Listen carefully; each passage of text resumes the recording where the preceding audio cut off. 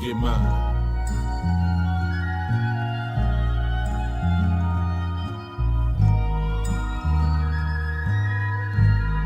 Get yours, nigga, cause I'ma get mine. Today gon' be a good day. Jack gon' keep it playing from the Genesis. As I'm blowing dope, being broke, my only nemesis. Remember when it wasn't all good, I used to reminisce. Felt like I was going through hell with no deliverance. Niggas throwing salt in the game, condoning ignorance. But when it's really in you, not on you, we know the difference. Nigga ain't no willing and dealing, we really killing shit. My brother passed a shooter like Luka, he gave me 10 assists. Nigga, I was Dennis before you knew what a menace is. Now I just spread love to these bitches, ho, I'm a feminist. Way they running back to the dick, they think they Emmitt Smith. No real player gon' break it, that shit be imminent. Yeah. Nigga, we was trapping out the tenement. Niggas ain't hard, they just loud, them niggas impotent. Ain't in it for the glory, my life story is intricate. Don't crash out for the money and watch the niggas you get it with. I say it all, cause I'm past the point that I'ma play with y'all. And as the president, I'ma have to revoke your player call. Don't think the nigga ever was real, and he gon' stay a fraud. Don't think a nigga bluffing is not nothing to break them all. Saquon, ho, it's not nothing to shake them all. There ain't no street clothes in my bed, ho, better take them all. Just get that cheese, breaking that bread, and I can stay involved. Wanna look sweet in my side seat, got to pay the cost. Dope and cheese, I'm smoking G's. While I was scaling dope and weed, y'all been yelling broken knees. You gon' do it, baby, do it, gotta hold and squeeze. For real, it's cold out here, one of you hoes gon' freeze. Rob the reverend, call the blessing, hold your nose, don't sneeze. Poop, nigga. Oops, nigga. Pull up in that bitch shit like I'm too big for that coupe, nigga. Too legit to quit, no, I'm just too legit for you, nigga. Twin towers feel the power when we speaking, nigga. Coke like I was in the ghost with Tommy Egan, nigga. If your bitch looks suspicious, she probably creeping, nigga. If you heard the shit before, it's probably beating. And don't ask me about no money, I'ma tell you, let me hold something. 60K in debt, be walking around like I don't owe nothing. So and so got shot up, I just act like I don't know nothing. I call love, but we make a hit and miss a home run. Clean up in the kitchen, we can't have no dirty dishes. Cause it's roaches outside and we cooking if they don't sniff it. Took a shot in the dark, I just went for this shit. Why aim for the stars, go forward and get nothing. Somewhere there's a young nigga on the same thing. Suggested advice, I tell him do better. Baby mom pregnant, I was turning 18. Ain't even focus my mind to getting cheddar. So I quit this rap shit, quit chasing my dreams. Fuck it, get money off of hoes and the fiends. Fuck it, get money, then turn around, blow it. If I was my plug, man, I wouldn't even throw it. Maybe I would get money, you know it. Really had the city for some summers with the lows, yeah. Going down the wrong way, niggas getting smoked, yeah. I ain't even tell you about the times I was broke, yeah.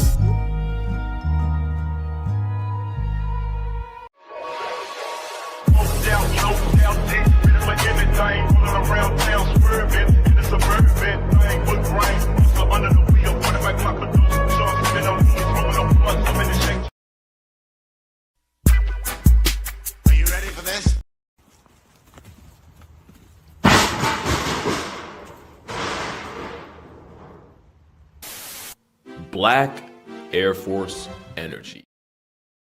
Yes. We are back. I want to make sure y'all can hear me. Mic check 1 2.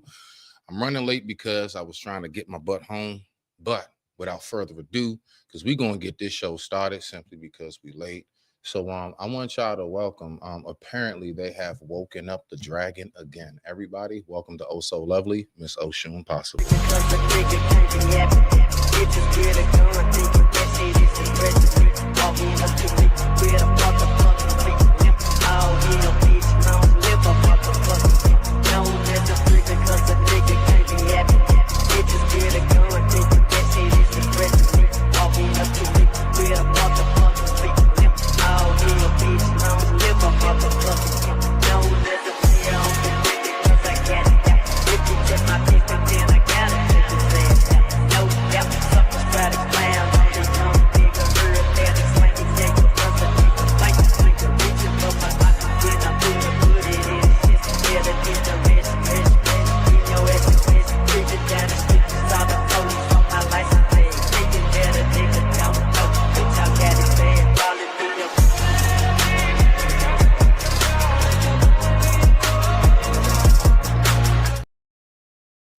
There she go. What's going on, fam?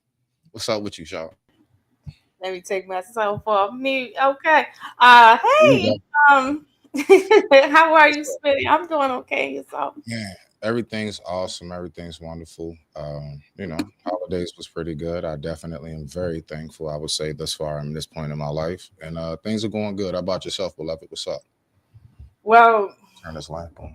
this holiday has been full for me in every sense of the word. There we go. There we go. Travel was an experience backwards and forwards. Mhm. I went to 3 events over the Thanksgiving holiday. That was all Thanksgiving food. Mhm. And it was a lot. It was a lot. It was a lot.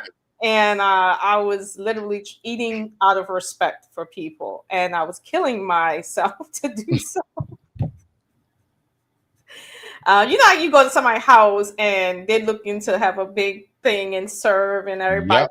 partake, but if you just coming from another place that fed the fuck out you, and now you don't got much room, you got like 7% room in your stomach for Yep. liquid only, and you try to like eat and real fast so you don't feel it, and then it was to the point my ribs was hurting, like I couldn't like bend, my ribs was hurting. And I had the next day, I got a chance to, rest, but I ain't had nothing to eat but the Thanksgiving food. And then the next day, I had an event. I had a wedding event. It was like a family reunion, but it was a wedding event. And man, like I feel like this. I've been doing good on my little health journey until No. How you been doing with the soda? Did Lola have soda? okay. I did have. I bought this. I done messed up too. I did get the soda, but keep in mind for the last 6 months, I've been drinking Poppy from the what you call it? It's not soda. It's like fiber water or It's like something. seltzer water. It's like seltzer Yeah, water. but it what is it? Chipotle sell it, and Wegmans and a few other places sell it. Uh-huh. But it's really good. It's probiotic soda basically, and so I've been drinking that, and it's really good too. But yeah, I did have regular soda because I was down in what we call the dirty South. Okay, not Right. South with F. Yeah, And yeah. That's how you say it. It ain't mouth, it's yeah, mouth. mouth. Like shut your Right. mouth. Right. Yeah, You already know. that part. I was down there where like half a mile is 16 to 100 acres of cotton fields. Okay, that's where I For was real? at. Yeah. Wow. And they eat a certain way down there. All right. Oh, did you have a fried turkey? I never had that yet. I did taste fried turkey, baked turkey. Never had it yet. It was a couple other types of turkeys. It was a lot of turkeys. Chipotle turkey was one. I don't know. It was a new one. Mhm. But I know I need to get back on my health kick because I feel unhealthy like a mom right now. But I'm back. And now we're gonna, be It's clean. not gonna affect. It's We're not gonna gonna drink affect some martial arts. water. We're gonna do some stuff. I ain't gonna lie. I'm about to finish this soda. I'm I- sorry. I got it. I'm sorry. Well, Cream the poppy I'm Pepsi is talking about yours. is this. This what I'm talking about. This is the fiber stuff that helps with your stomach. But it's not soda, but it tastes like soda. So I've been Hold on. So that's good for like how ginger ale, because I like ginger ale. No, with it. this is better than ginger ale. This got actual ingredient in it. This is the prebiotic. It was prebiotic soda. Oh, Prebiotic soda right there. that's what's up. And No, I might have to look that up because I ain't gonna lie. I be sometimes in the morning like I need something for my stomach, ease it real quick. it say here it got sparkling water, cassava root fiber, organic cane sugar, organic apple cider, vinegar, apple juice, natural flavors, citric acid, orange juice. What Right. is it? Organic agave in inulin. I think that's like a sugar, and Mhm. stevia leaf extract. That's a sugar as well. Right. And beta carotene for color. Okay. All You right, see, you do something with yourself, girl. you Do know something with yourself, girl. that part. I Okay. ain't mad at And you. oh yeah, and it's gluten free and verified non-GMO. Yeah. Mm-hmm. I've noticed that's such a big deal. Like you remember back in the day, before it was GMO, what was that, iodine or something? Whatever from the carry out. Mm-hmm. What was that? You know what I'm saying? That Yeah. coloring or something. Mm-hmm. Mm-hmm. Now it's the GMO. So I think it's just like, you know, how they went from like a code to another name. Yeah. But anyway, it does taste like Sunkiss. I will say that taste and the grape that's taste not bad. great. I like Sunkiss. I like Sunkiss. I like an orange soda. I don't like nothing else flavored orange, but I do rock with orange soda. I ain't gonna lie. I am kale on that one. Yes, like especially Sunkiss. I don't know, but this tastes like Sunkiss. That's why the girl who put me onto it, she said, "Don't drink more than 3 of these a day because this is fiber, and it will mess you up if you drink too much fiber in a day." So, because I was about to dome. Oh yeah. You better not leave the house. Don't leave the house if you got too much fiber. Don't go nowhere. Stay right there. Stay right. So I was about to go ham, but she was like, "Lola, no, just take one a day. This is medicine." So, let's go ahead and do this, Lolo. Gotcha. What we're talking about today, Black people, is we're going to be listening. And this brother right here, I don't know his name, but he's been on, I think, Lapeef or whatever a few times. Seems to be a very intelligent brother. And we're going to listen because apparently there's no all Black country that's ever going to thrive. Lolo, what's your thoughts about that before I pull the video up? Can a Black country that's all Black thrive the way white ones do? Or should we say European? That's funny. Given that Europeans modeled their structure off of African civilizations. That's real funny. But we'll see.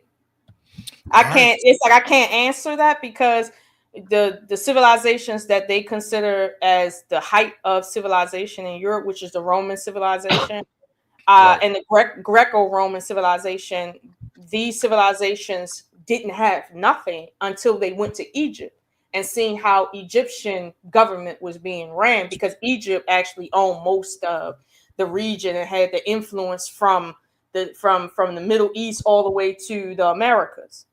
People don't know that. Like Egypt had influence in the Americas, across the ocean, and then across Asia too.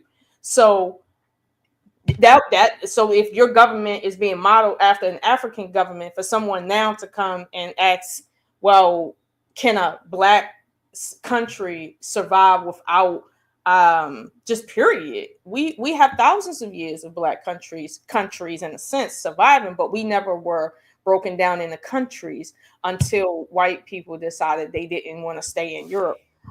Countries were kingdoms for us. So I mean, it's kind of hard to make that assumption or assessment, rather. Well, let's see what we got. And with that being said, I digress. My mic is muted. The time right now is, what time is it? It don't say. 7:47 p.m. East Coast Standard Time. And I thank you all for tuning in. Let's rock out. Tell me when you want me to pause it, fam. You know the deal. One here. Another Xanu Project Rethink. This you can hear that, right? Making sure. Time he's talking to a Black foundational American, because a lot of people like to. Okay. At least Blacks are making that distinction now, which is interesting. She don't wait. He don't wait. What the fuck is Black foundation? What the fuck is that? Yeah. What are we talking? Who is this guy? He's trying to he's tribe. He is Legion of Men. This is Legion of Men. All right. The problem I have with what he just said is when you do the bunny ears, right? In academia, the bunny ears around a word is to draw attention to so-called, like as if to say, I'm quoting someone, but this is not my quote, just so you understand, as in I'm not saying this is the truth. This is just like a quote. Like when I quote something, I'm not trying to convince you in the things around the bunny ears. And so when he says foundational African Americans, the fact that he doesn't know why that distinction is being made both genetically, ethnically, and politically and nationally. Like the President Trump made it very clear that our laws are based on foundational Black African Americans, not African immigrants in 2025. He had to let you know in the verbiage of our laws written by his grandfather why the word foundational is necessary to explain law and order. but he gonna put bunny ears around it suddenly. This is the epitome of white privilege right here. You get to put bunny ears, and I don't get to call you an ignoramus, see your face based on your own people's you know, their criteria for who's smart and who's not. You do not put bunny ears around an actual protected class of people because now suddenly you want to believe that this class of people don't exist. Right. Now, this is the other thing too, Lolo. It's like when you're saying small hats that exist. What? Right. They do exist. What are you talking about? What is this around? Like, what you trying to say? They not really that? Like, what are you saying? Right. Yep. Okay. But see, this is what, you know, if I'm not mistaken, I could have sworn that you don't say foundational and African in the same. Last time I checked, I thought foundational meant we are the ones who are saying we are distinctive in our roots, as far as we're not the ones who came from Africa. Maybe I'm confused. Maybe I'm wrong. No. But the last time I checked, back in the day, did they ever say foundational? Did they just say African American? Well, when we started saying foundational, what was the key core reason why we started saying foundational, Lolo?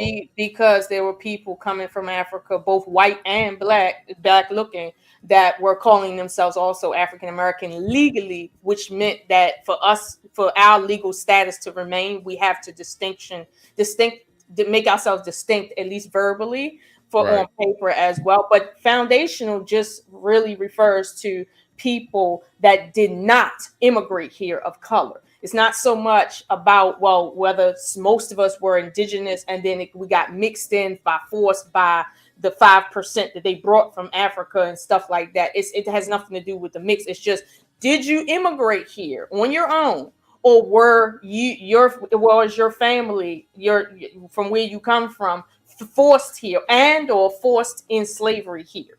Because there's a small minority of Indians, strangely from India, that got caught up in that trade because they were in the wrong place at the wrong time. Essentially, I see what you're saying. Yeah. I see what you're saying. Let's see what they saying a little bit more in this video. Let me know when you want me to pause it, Lolo. Let's try to get through at least 30 seconds. I know you. Okay. All right. Take your notes. I know where's my pen? Where's my pen? I don't got a pen. Yeah. Take your notes, beloved. Let me take notes. Let's get back to it. And he's going to push back on that, and he essentially does what he did to the woman. He schools this guy on the reality. There is no difference between blacks and. Oh, so basically, for those who are not hip to this video, we're going to listen to one of our own speak, and we're going to listen to this, African guy. No disrespect, he's an African guy. We're going to listen to what he has to say and why he believes that no all-black country will ever prosper. Let's go ahead and rock out. Africa and blacks in America. Trigger blacks warning. in America, I'm referring to specifically Black Americans. Yes. I said there is no difference at all. So I'm going to go to that. Okay. This took me about a year when I started thinking about this topic, but I was waiting for the right person with whom I can discuss it. Right. So after coming to the studio, I said, no, it's got to be David. So the original topic I had, I said, no, let me hear from you. And so notes are taking over the year. Yes. I have it here so I don't miss anything. Certainly. And I would like you to respond the same way we did it in the studio. Absolutely. All right. Here is the first case. African Americans or Black Americans, and you are, and I want the audience to know, Dave likes to have rather foundational Black Americans. Yes, so sir. he refers to himself as an FBA. Do you hear how he did that? He said Dave likes to be referred as a foundational Black. He said nothing about African, and that's what I was thinking. I don't think we put foundational in African. I think that it goes against. It's foundational Black American because the word Exactly. Black, it has the history behind that. But there's a reason why when you say Black, Africans hear Americans, and people here in America know we're not talking about immigrants from Africa when you say the word Black. When you go to Africa, they do not want to be called Black because they say I'm African. So the fact Exactly. that he's a little confused on that, and this white boy, and he looked like he's full American and sound like he's full American, and he's lost on that.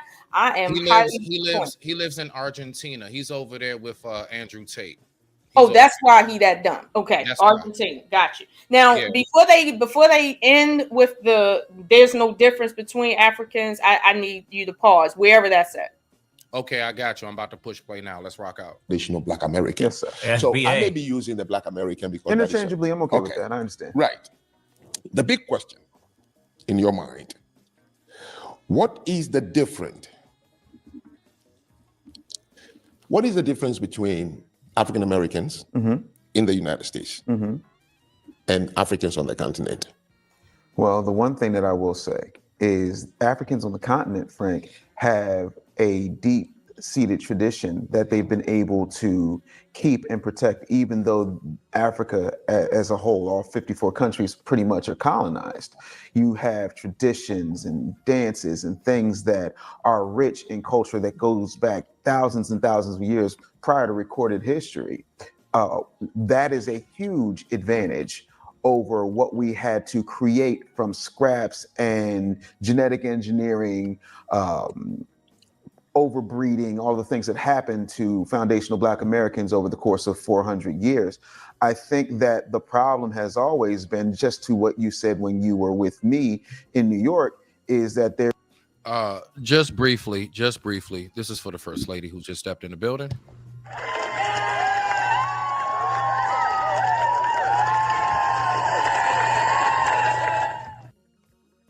Let's get back to it. Is a severe disconnect, and that we don't really have that bridge, but we have been colonized in different ways. When you look at how families have been impacted with all of the propaganda, the media, firestorm of you need to be independent. You've got, the black wave of feminism, which in and of itself has been proven to be funded by the CIA, which really that's interesting. true. You start to see the erosion of the Black family. And what I find very interesting from a historical perspective is J. Edgar Hoover actually said the two biggest threats to America is the rise of a Black Messiah and Black unity. What is more unified than a Black family? What you got, Lolo? Okay, this is a good time to pause it. Okay, because he was starting to drift, and I was trying to figure out if I wanted to go back to that. That's why I paused it. You got it. I caught it too. Okay, so let me deal directly with the no difference situation, because I think what they're doing, both of them, in my opinion, are in error from the statement, that the question to what he's saying, and not because he's totally wrong. But let me say this. The way you understand if there's a difference in a thing is you ask the question in the reverse. Right now, if you ask Africans, right? Should African Americans, right, or Black Americans, or foundational Americans, right, or niggers in America, whatever, should they receive reparations? They're going to speak from the position of people who are not that. And they're going to say, why not? And a few of them are going to say, well, yeah, they do, because, and they're going to give their reasons, but they're always speaking from a position of not being that thing that deserves money. Now, when the last time if we were the same, and I said, should, African Americans receive reparations, and we the same people, that means Sierra Leone, Angola, Ivory Coast, that means Benin, Cameroon are owed reparations. That's what the fuck it means. But, like, for instance, you can't say, Small Hats owe reparations in America. And somebody says, yes, they are, because of, the time of the mustache guy and what he did. Well, what you're saying is Israel deserves reparations, because that's where most of them at. They ain't just here. Is it possible this story is true? Yes, it is. You're right. It's fact. I'm just saying. I never thought of it like that. Nah, you're right. If we all the same, then that means they get a piece of our shit. So then how much do we really get if that's the case? Well, here's the thing. How much could be the same, but to this question, it's irrelevant, because If we the same people, every single person deserves a check that's been impacted, and we can prove, right, who's been impacted. So why is it Africans are not running to the White House trying to get reparations if we such the same people? Right. Okay. Now let's look at the genetics. Now, I did have a chance, as you know, to somewhat review this, but the same people that gave all these men their education system said that African Americans are genetically distinct people in the world, meaning nobody else has our genetics. Meaning, if one of us commit a crime, they can tell that we not, from the continent, as they say.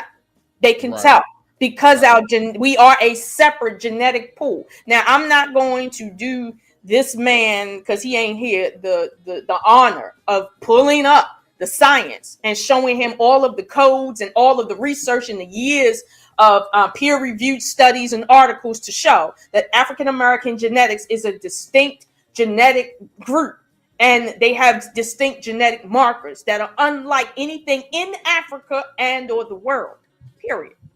Never mind that, okay? But that's just another problem to the issue of the difference. Like genetically, biologically, we're different. Reparations-wise, legally, we're different. Now, when it comes to the cultural distinction, I'm not going to go into that because it's very clear that Black culture, right, according to Africans, we don't have no culture, and they got it all. So you can't say we the same, but then say we diametrically are not even on the same planet. Like, you can't make both them arguments. You got to make one or the other. But truth be told, we have certain cultural rituals here that most African Americans are not really, when we think about our culture, it's so innate to us that we don't think to say certain things when people ask us, well, what is your culture? Because our culture is not so much that we have a distinct language group. It's the way we speak any language is distinct to us. When we speak French, this French language becomes elevated. English is only a thing because we spoke it. The fact that our last names is attached to all of those European last names is a new history with a new culture set attached to it. So we're not going to get into all of the things that are appropriated from Black people culturally. We're not going to talk about the food, the clothing, because what is culture? How you dress, how you talk, how you eat. And maybe your marital music, music, and maybe things like your traditions, like how you get married. There's certain traditional things we do when we get married that no other group does. Yep. Okay. Yep. Our music is more distinct than anything on this planet. Okay. It's the newest thing after sliced bread. Okay. Literally.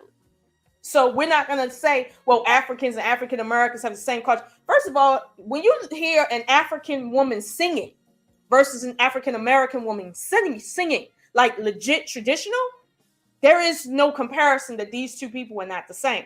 The only time you get people that might sound the same is when you get Africans who went to Europe and they speak British. They got a British accent. And they're doing a rendition of our stuff. And they doing a rendition of our stuff. That's it. That's it. But they do not sound, and I could just play you traditional African music of an African singer and then just press play on anything African American. You'd be like, yeah, that's not the same group of people. It's just not. No, it's not. So now we get to historical differences, right?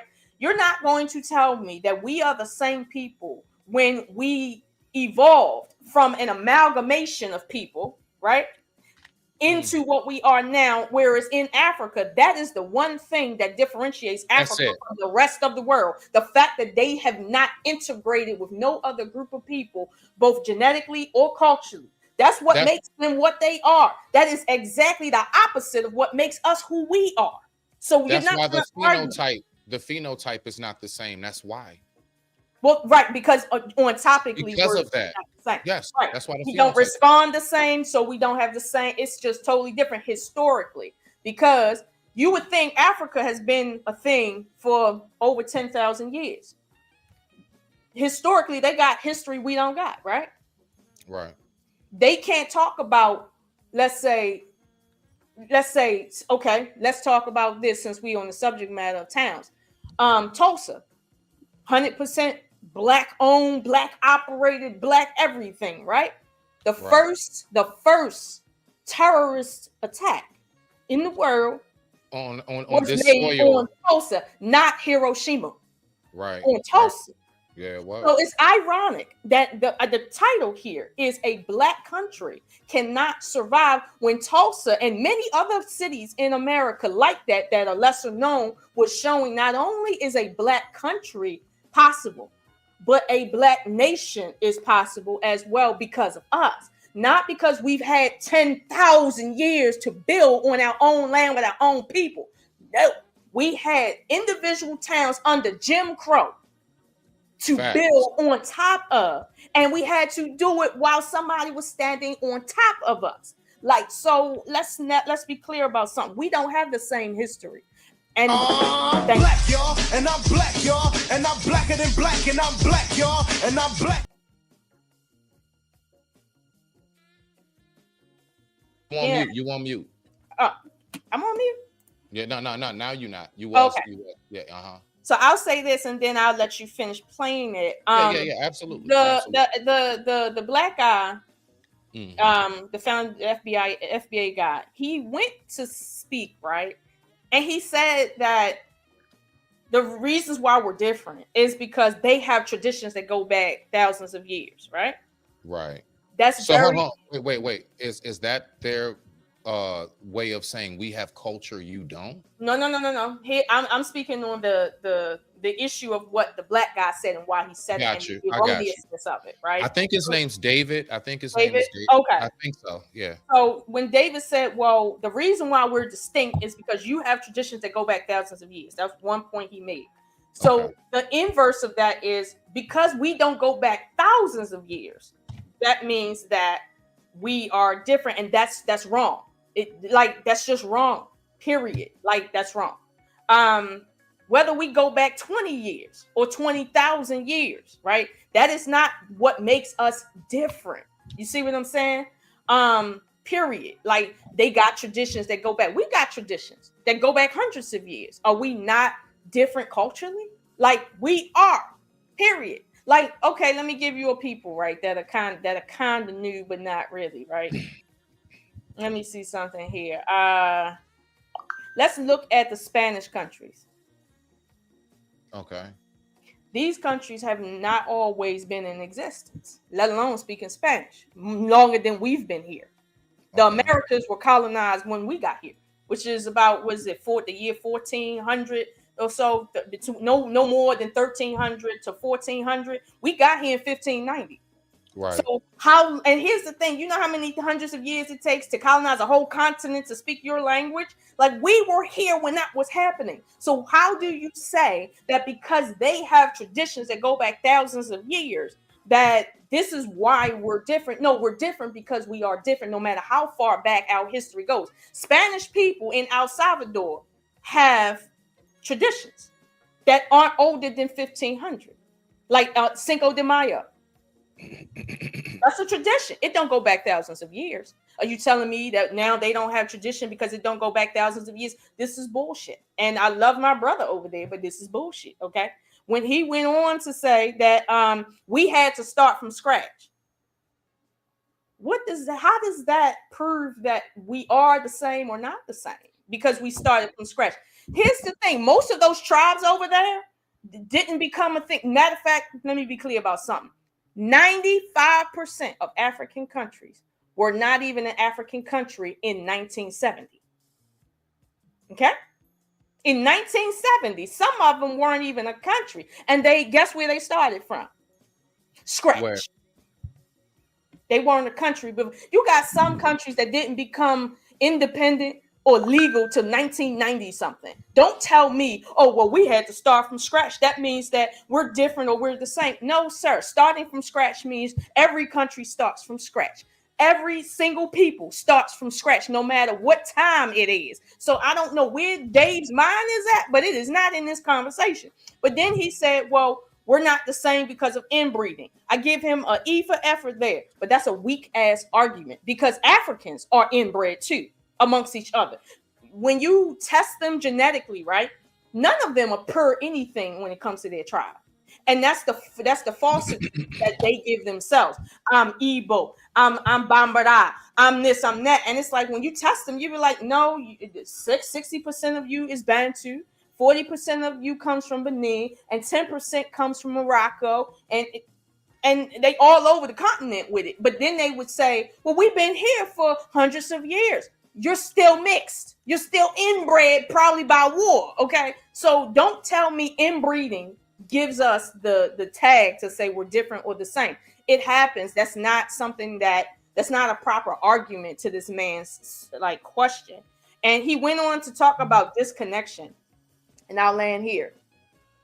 To say we're disconnected from Africa is to innately say that we are from there and not give credit to 40% of our genetics come from elsewhere outside of that on any given day. So how in the world are we African when we're also European? We're also Native American too.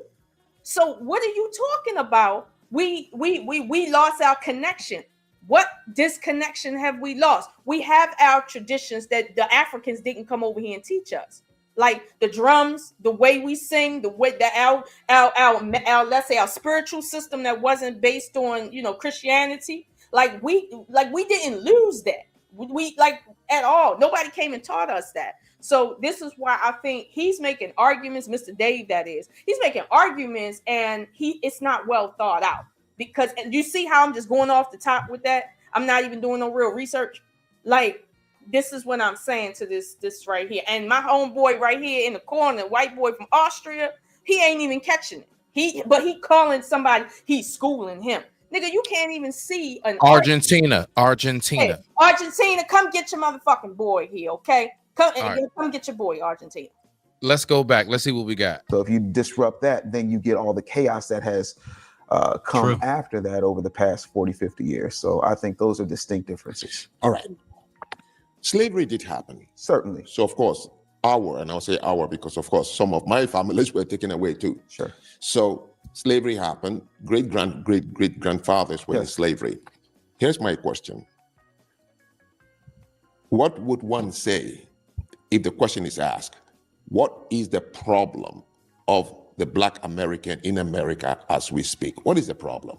The problem with the Black American or Black America.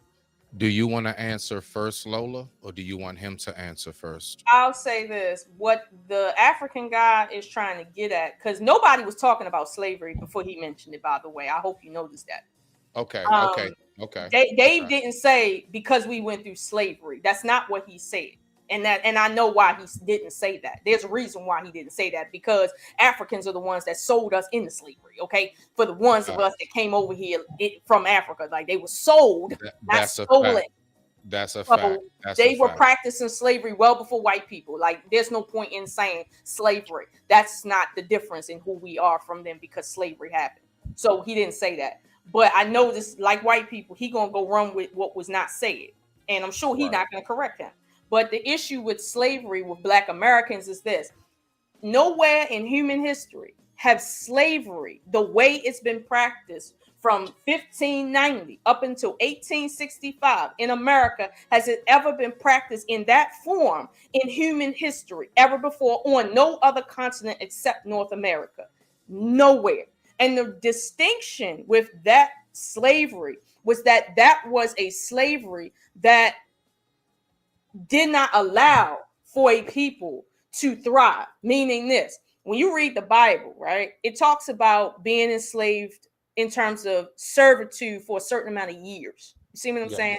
It gives you laws to say, hey, you have to let somebody go. And if they got a family, then there's other laws and all this other stuff. However, nowhere in the Bible did it say if you have a slave, he's not permitted to marry, and it's okay for you to screw him in his anus. And if it's okay with you, you can kill him, and then you can shave their heads and hang them upside down and eat their organs too. Like, did the Bible tell you that's how you should treat your slaves? No. So why in the world, it's the only source you're getting slavery from, most people, the Bible, is telling you a more moral form of slavery, even though the Bible is literally telling you some crazy stuff in there when it comes to slavery.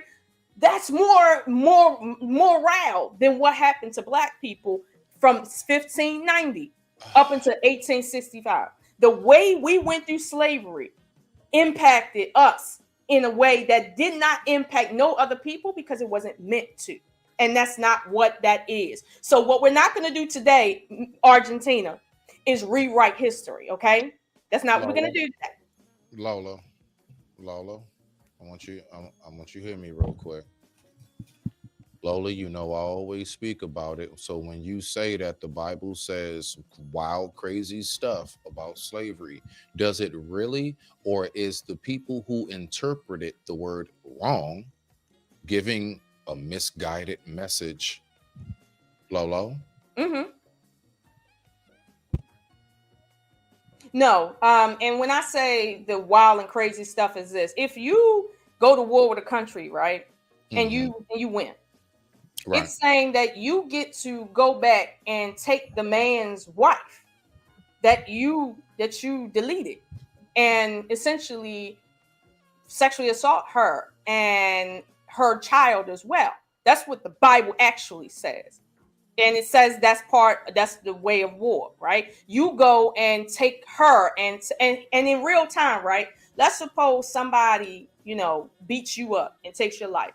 And they say, because I deleted you, I get to grape your wife. You're going to be like, okay, I get it that you killed a man. You won some land. But delete it. I mean, you deleted the man. You're good. But now you're saying that because you got some land, now that allows you to commit sexual assault. Like, to merge those two together is a weird idea, okay? But let me say this right now.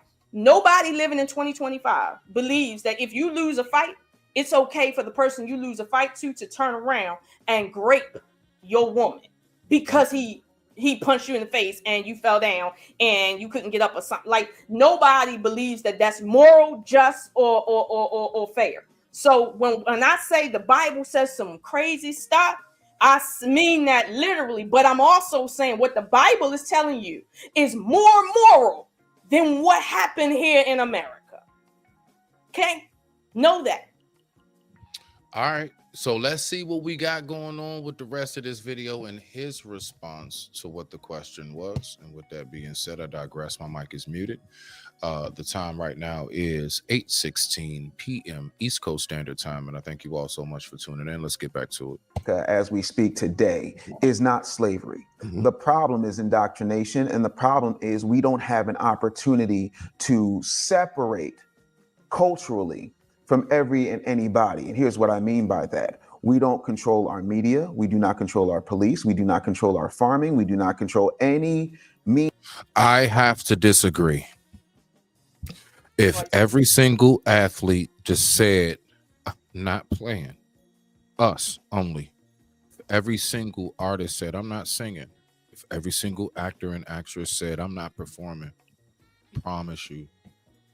See, the thing is, we keep on talking about this like we don't have a power that is there. The thing is, the power is still there. It's just shifted in another direction. And even though, see, I do believe that the number one trick that this, if you want to call it, let's say, paled shaitan, right? You know, Lolo. I would say more than anything, it's the continuous trickery of us thinking and getting us to say out loud, we don't have no power. We don't own nothing. How you going to tell me that everybody in the world to this very day, Lolo, about how long is Michael Jackson, been gone now? This is like 10 years. Yeah, I was about to say like around 10 years. 10 years. And you still got Asians trying to mimic his moves. But like, you telling me we don't have power? And I'm saying that in the sense of how strong, like, even we can be even gone, and that's how influential we are. The fact is that we are the most influential fashion-wise, everything. We do have power. If we decided to just take everything we got going on and shift it over into one direction, they probably would Tulsa our ass again. Because they know what will come with it. So I don't agree with the we don't have no power part. We do. We just don't know how to. We don't know how to use it. Well, I'm gonna agree and disagree with you, right? It's weird. That's fine. Because That's fine. what you're saying is true, but then it's not necessarily true because of what you're saying. It's the verbiage, and what I mean by that is this: to certain cultures, right? When you say the word power, they mean brute force power, right? That's what they understand the word power means. Okay. But when we say power, we don't necessarily just mean it in that way because we're a different, distinct cultural group. Okay. What we have is what's called in this country is influential power. We don't have, let's say, crude power. We have influential power. So we understand that we're the ones that entertainment is based on. We're the ones that labor is largely based on. We're the ones that politics is largely based on. You see what I'm saying?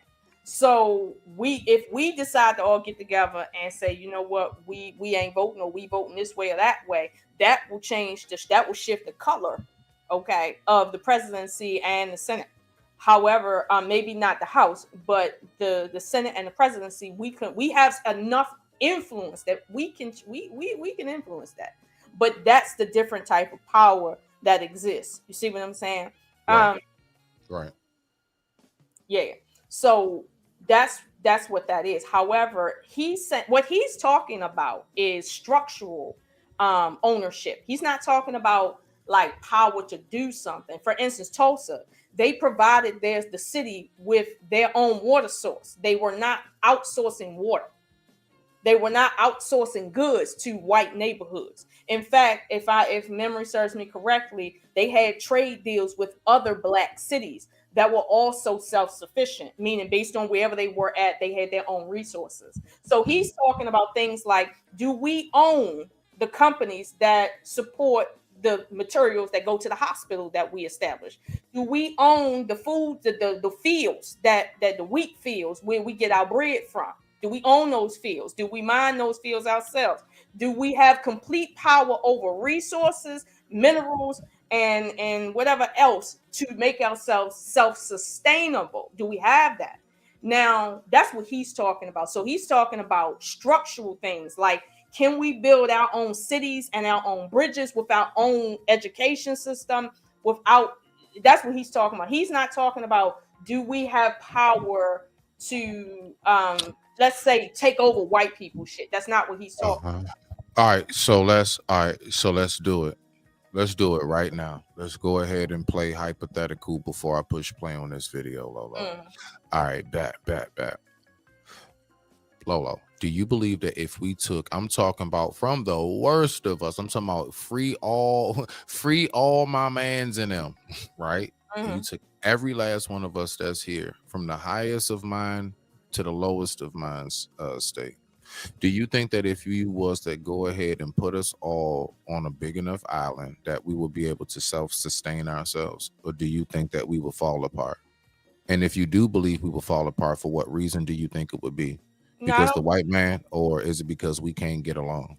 No, that whole I don't get along thing is some shit that only people in extreme poverty experience, or all the way at the top in white politics. That's what I'm talking about. Everybody's operating within white politics that act like white people. So us by ourselves, that's a whole different dynamic. One, as far as like could we survive, it would be based on the resources of the land, not us. It's the resources. If the land is large enough to support us for at least 300 to 500 years, that would make sense. If the land is fruitful enough to support necessary agriculture, you see what I'm saying? If we had room to build on top of that so that we could create infrastructures based on what is there, then sure. But if you give us Haiti, what you expect us to build on there when most of the land is not you can't use it. Most of it's mountainous, and then it's dry, arid. Like it's surrounded by seawater. There's very little fresh water. There's no exports that can come out of it. Like, what do you expect us to do on the island of Haiti versus if you gave us all of Peru? Okay, Peru has at least 5 different deep water ports. Right. Okay.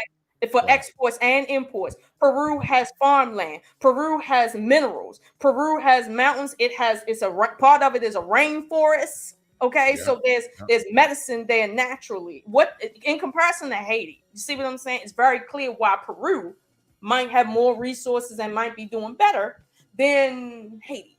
So it ain't because of us, it's because of the resources that you have. And honestly, when you give most black people enough resources, they don't fuck it off.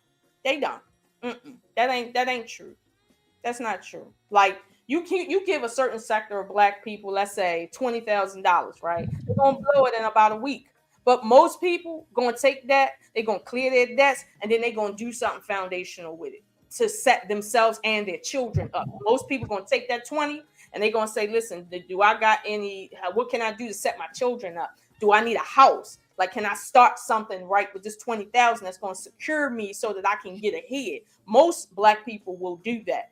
But they got you thinking that all we do is buy tennis shoes and shit, because that's a lower portion of us that kind of don't forget the Hennessy. Yeah, and the Hennessy. Don't forget the Hennessy. But if somebody gotta go with the Jordan. But if somebody was to give most people, let's say $400,000, right? They might start their own Hennessy company. Okay, that's how we do. So I'm not about to sit and to go with the trope that we can't govern ourselves. We have too many examples that we can definitely govern ourselves. The problem is we always got somebody on the inside representing the other side, sabotaging us, i.e. the Black Panthers. We all and you them other people I'm not gonna name, okay, that killed my brother that ends with an X. You always got somebody in your back pocket doing that. Then you always got somebody that's always telling you they from another group of people that's also oppressed, that's working with you, but not really. Okay, you got that. Like, so it's like, it's not that we can't be governed, but it is hard to govern yourselves in a country where you're not the government. It's hard to govern yourself. Lolo. You don't have your own money. Nah, Lolo. I can't let you get away with that one either. You know, I got to give you a little bit of pushback, fam. What is it? Lolo, how much of that is really something that is like we didn't know, we had no clue, or how much of that do we actually invite? When you're talking about those who, like, for example, that small piece of those who come in and act like they with us, but they really not, did they infiltrate? Or did we say, nah, come on in because we need all the help we can get because we don't trust that us by ourselves can hold the line? No, they think about where I just went with that. You know what I'm saying? They definitely infiltrated. We can show that how they infiltrated every group, meaning that they came in with religion and with. I think that us in particular are the one special group. We let them in. We let them in. We let them in. I'm not saying that they didn't come in or get let in. What I'm saying is they didn't just walk in. That's not what happens. If somebody convinces you that they're there to fix your house, nobody's going to say you're a dumbass when you ordered somebody to come and fix your house. It just so happens they lied to you and they were a very good liar, but you're not a dumbass for letting them in. When you look at, for instance, the civil rights era, right? And the small hats and how they infiltrated that as they were the oppressors when they're the ones who owned all the slave ships. Okay. The reason why they could do that was because they use a lot of truth, which is American whites don't really like them. They don't see them the same. American whites will kill their own, i.e. them, if they side with anybody. So they're like, you see how they treat us? That we all with you because we're being oppressed. And like Martin Luther King said, to oppress one anywhere is to oppress all everywhere, right? Lola, if you're talking about the original status of how they came in. No. It ain't just that example. What I'm trying to show you is there's a pattern that they take something that is universal, that you should understand applies to all human beings. And they create this artificial bridge. And because we are a people who we're not just solely caught up on color, just like they are, like we're not that shallow. They utilize that to their advantage and to our disadvantage. It's not to say we're dumb because we're not stuck on color and anybody who needs help, we're going to help them. But that is exactly what they did. And so infiltration happens over time. And it's something that you nail at. You bang on that door till it opens. And that happens. Get that part. I do. I get that part. What I'm saying is still, no, listen, you're talking about the initial infiltration. That's agreed. I said it myself. They did not outnumber us. They did not outpower us. Mm-hmm. They outsmarted us. Mm-hmm. They did, and we just have to admit that shit. Mm-hmm.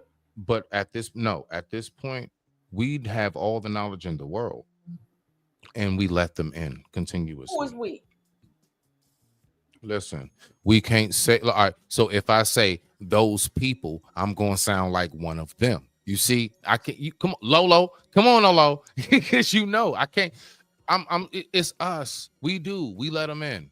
We let them in, Lolo, and we have to admit that. Let me say we have to admit that shit. We allow the infiltration at this point. It's my point. There was a time some years ago when that was more prevalent, but nowadays, I'm gonna be honest with you, like I'm seeing less of that in more recent years.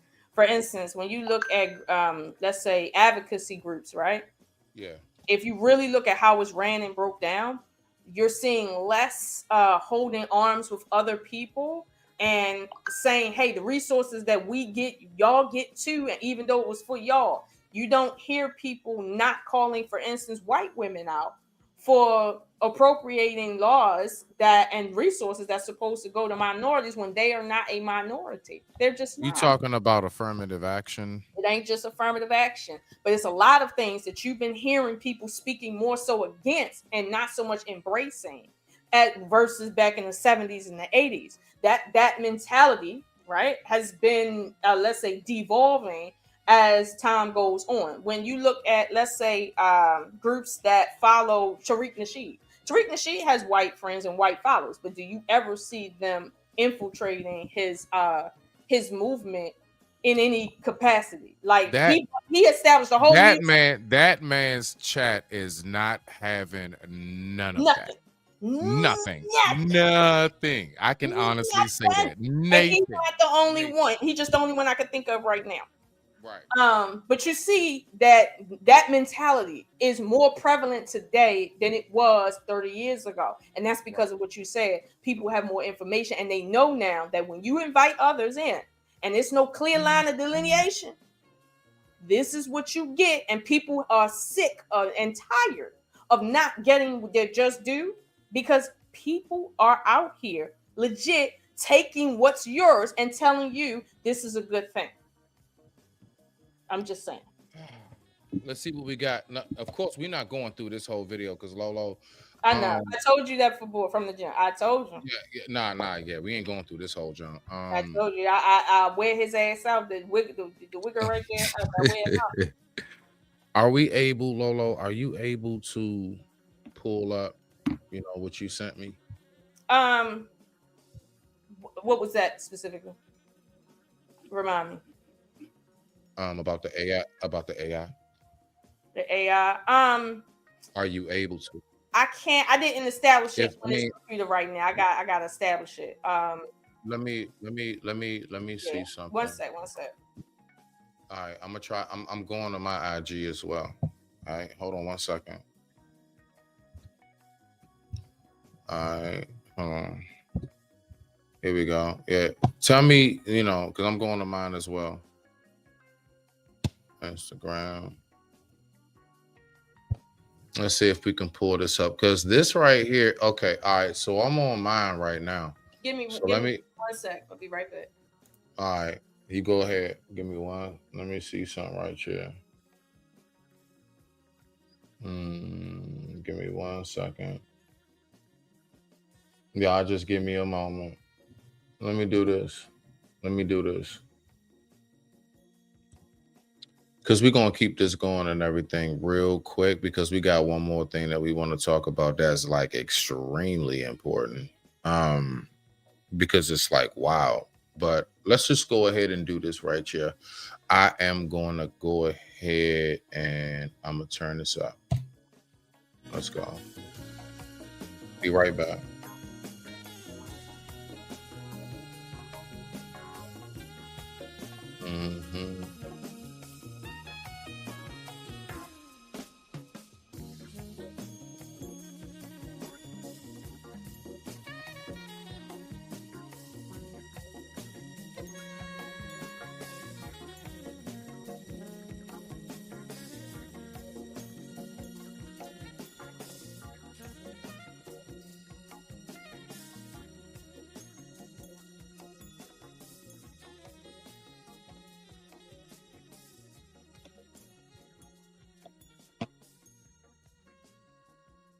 All right.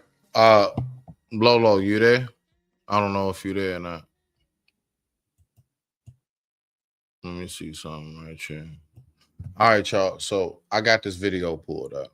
So we're gonna listen to this. I'm gonna pull it up. Give me one moment. Let me just do this. Hold on. Yeah, there we go. All right, so give me 1 second.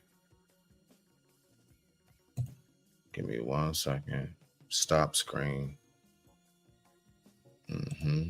Remove. All right, here we go. Give me 1 second, y'all. I'm back. All right, you right here. Lolo, I got it up. 1 second. Share screen. Share screen. But I'm not gonna put this on the screen. I'm sorry. I'm scared, Lolo. I'm scared. You know what they did to us the last time. Okay. ChatGPT. Okay. Makes sense. All right. You ready, Lolo? I'm ready. All right. All right. So Lolo, you sent me this video. You want to go ahead and you want to like give a people an opening to what it is we're getting ready to listen to? Yes. Okay. Okay. Go ahead. Yeah, break it down. So to date, everybody has been using AI, artificial intelligence, to look up information they otherwise would have had to go to a lot of, library books to find, and it's codified in a way that can make everybody understand what's going on. However, what's happening now is when you go to use, let's say, ChatGPT or Grok or DeepSeek or whatever you're using, and you type certain questions in, it is, in a sense, geared to push you in one direction. Right? However, it's not necessarily geared when you ask certain things to just give you an answer, unless you learn how to talk to it and play with it and force it to tell you the truth. And that's a weird thing. Like, you gotta play with the AI and kind of trick it so that it will feel comfortable to just tell you an answer when you talk about certain things, right? So this is essentially what the crux of what you're about to hear or see is, like, just experiencing that, like, truly in real time. All right. So I don't know where we are on this, but I'm getting ready to play it. I'm gonna let it play through. And because apparently, I don't know, I can't rewind it or start it over, so I just have to let it flow. So let's go. To openly bribe AI. Can you turn it up? Christian support for Israel in America is declining, and the Israeli government is pouring. Can you hear it? Yeah, I can. Yeah. Okay. So yeah, I don't want to show it. I'm Okay. nervous. Yeah. This guy's wearing a cross talking about Well, small do me a hats. favor. Can you just show, just for the audience, don't play it, Got just you. show what you're showing them, like the still. Got you. Boom. Hold on. Bow. That part. Hold on. Right here. That's what we're looking at, ladies and gentlemen. Okay. All right. All right. So let's go ahead and remove. Hold on. Add. And let me do this. Okay. Now we're back. Y'all ready?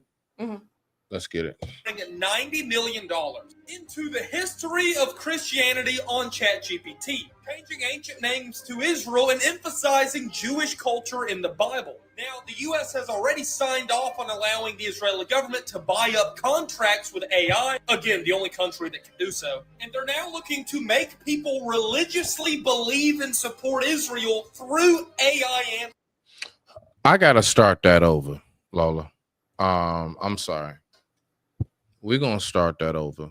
You ready? Israel has bought ChatGPT questions related to the history of Christianity and will now be altering answers to be more friendly to Israel. Israel's pouring millions of dollars into ChatGPT and other AI systems to bolster Christian support in America. And in doing so becomes the first country to openly bribe AI. Christian support for Israel in America is declining, and the Israeli government is pouring $90 million into the history of Christianity on ChatGPT.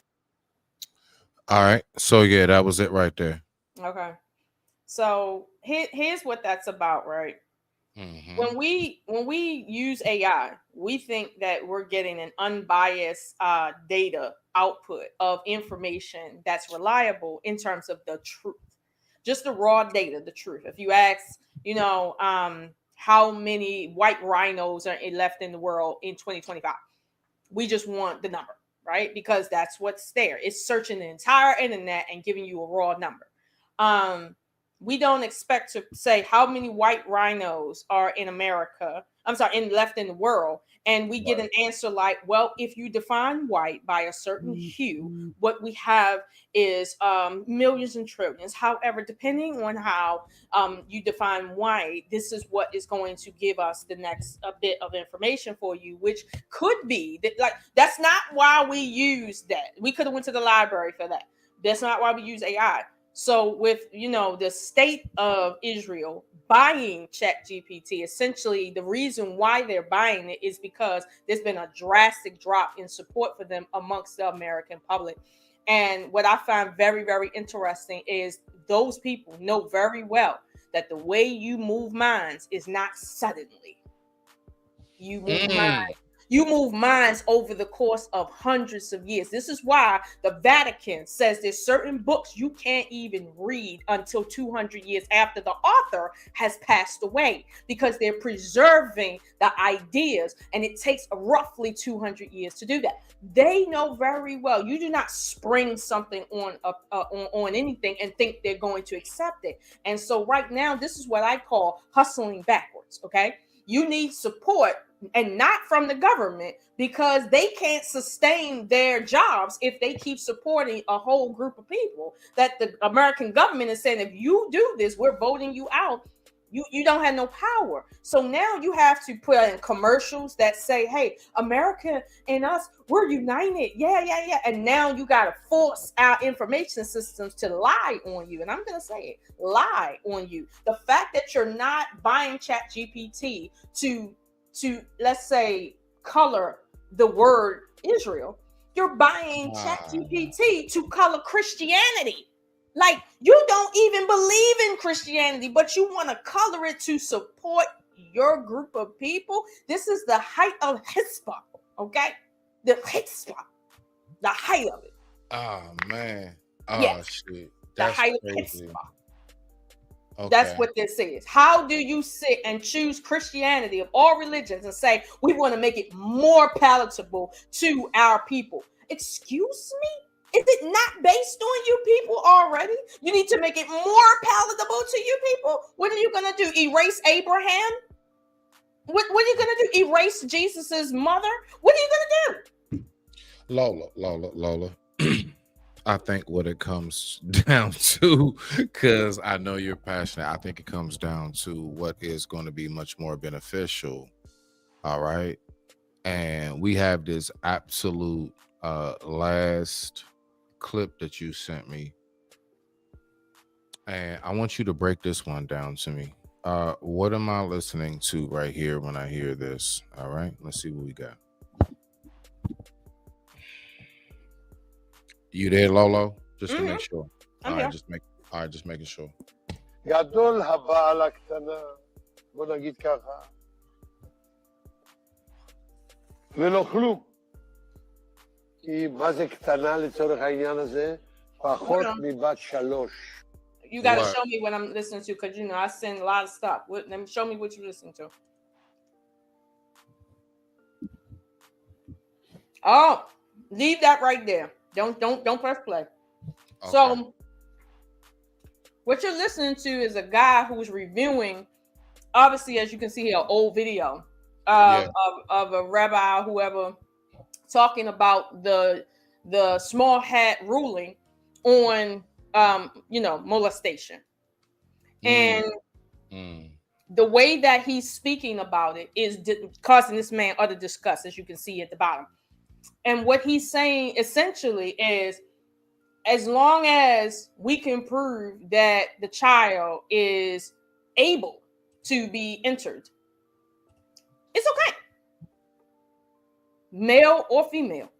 This is literally what that is saying. And the thing is, you might want to turn the I don't think I don't know. What it is the audience has. You want to play that? No. Don't play it in terms of the sound. The audience has to read what's on the screen because he's speaking another language. I'll do that. So put it up, but just but turn the sound off because you really don't need the sound because he's speaking another language. You got to read it.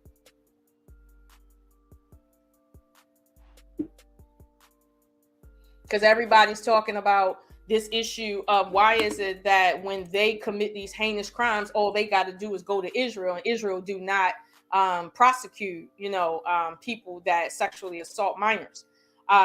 Why is it that they don't prosecute that, right? Okay, pause that. Pause it. Read that.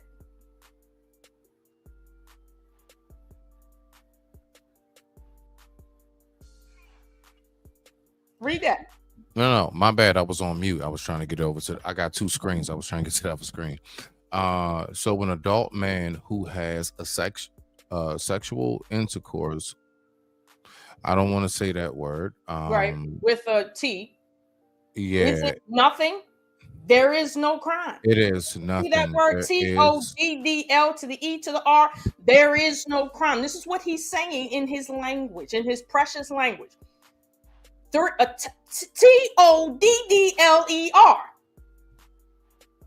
Notice he's not saying when a woman. Hell no! Oh hell no! Oh hell no! Oh hell no! Oh hell no! Oh hell no! Say, cause I hate you, coward ass niggas. You a punk ass nigga. Listen, right here is him speaking not from himself, but from the ruling from their religious books. Okay, so if you keep watching and reading when the whole sentences come up, so we can slow it down. This is why people have a problem with them. But they want to tell you these are the people that bought AI and said we're gonna make Christianity more palatable to us. These people that are ruling like this about TODDLER''S.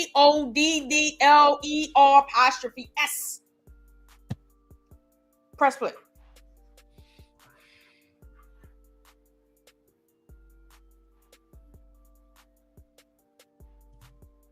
Read that. It says, what is a T? Lola, I'll read it. What is a TODDLER for this matter? A child less than 3 years of age. So he's trying to establish that a TODDLER is 3 years and under. That's what we're talking about. And the word SEX is in the with the word AD alt is in the same sentence. Okay, 3 years and under, not 13 people. 3, not 13, not 23. 3. These people brought up AI to cause you to think that Christianity is more palatable than that. Now look at this. Pause right there. The TODDLER''S hymen parentheses virginity grows back. It grows back. So what's the problem? Their virginity comes back. Their hymen. How many toddlers? I'm sorry. How many TODDLER? No, hold on, Lola. I'm just checking to see. Am I still live? Do I still have a? Oh my gosh. No, I still hear you, but I don't see you. You're not. No, I know that. I'm right here. No, I'm checking my channel because this is scary. He said this is scary. Yeah, I'm making sure I still got a channel. Okay, all right, bet. Okay, I'm got it. Okay, all right. All right, go ahead. Be careful, Lolo. Please be careful. So the question here is, what kind of T's? You see this word here, okay? Has a hymen. Is it male T's or female T's that have a hymen? Whether it grows back or not. What are we talking about? We're not even talking about male T's. We're talking about female T's. So he's talking about a 3-year-old female TODDLER That's what we're talking about. Now, he's going to go on. Now, pause right there. This is what they do. They put everything in a question format to make you think you crazy. Look, read that. So an adult who comes. I got you. So now, so hold on. I don't know why they use the word "comes" here. I don't know why they use. Lolo. What? So an adult who arrives sexually. Oh gosh. That's what I'm saying. I don't know why they use that verb. Like that's. Oh man. What are we talking about here? But okay, you guys see that, right? And it says it is nothing. Do you see that? It is no thing with apostrophe. It is not considered to be a intercourse. It is not it is not considered sexual intercourse.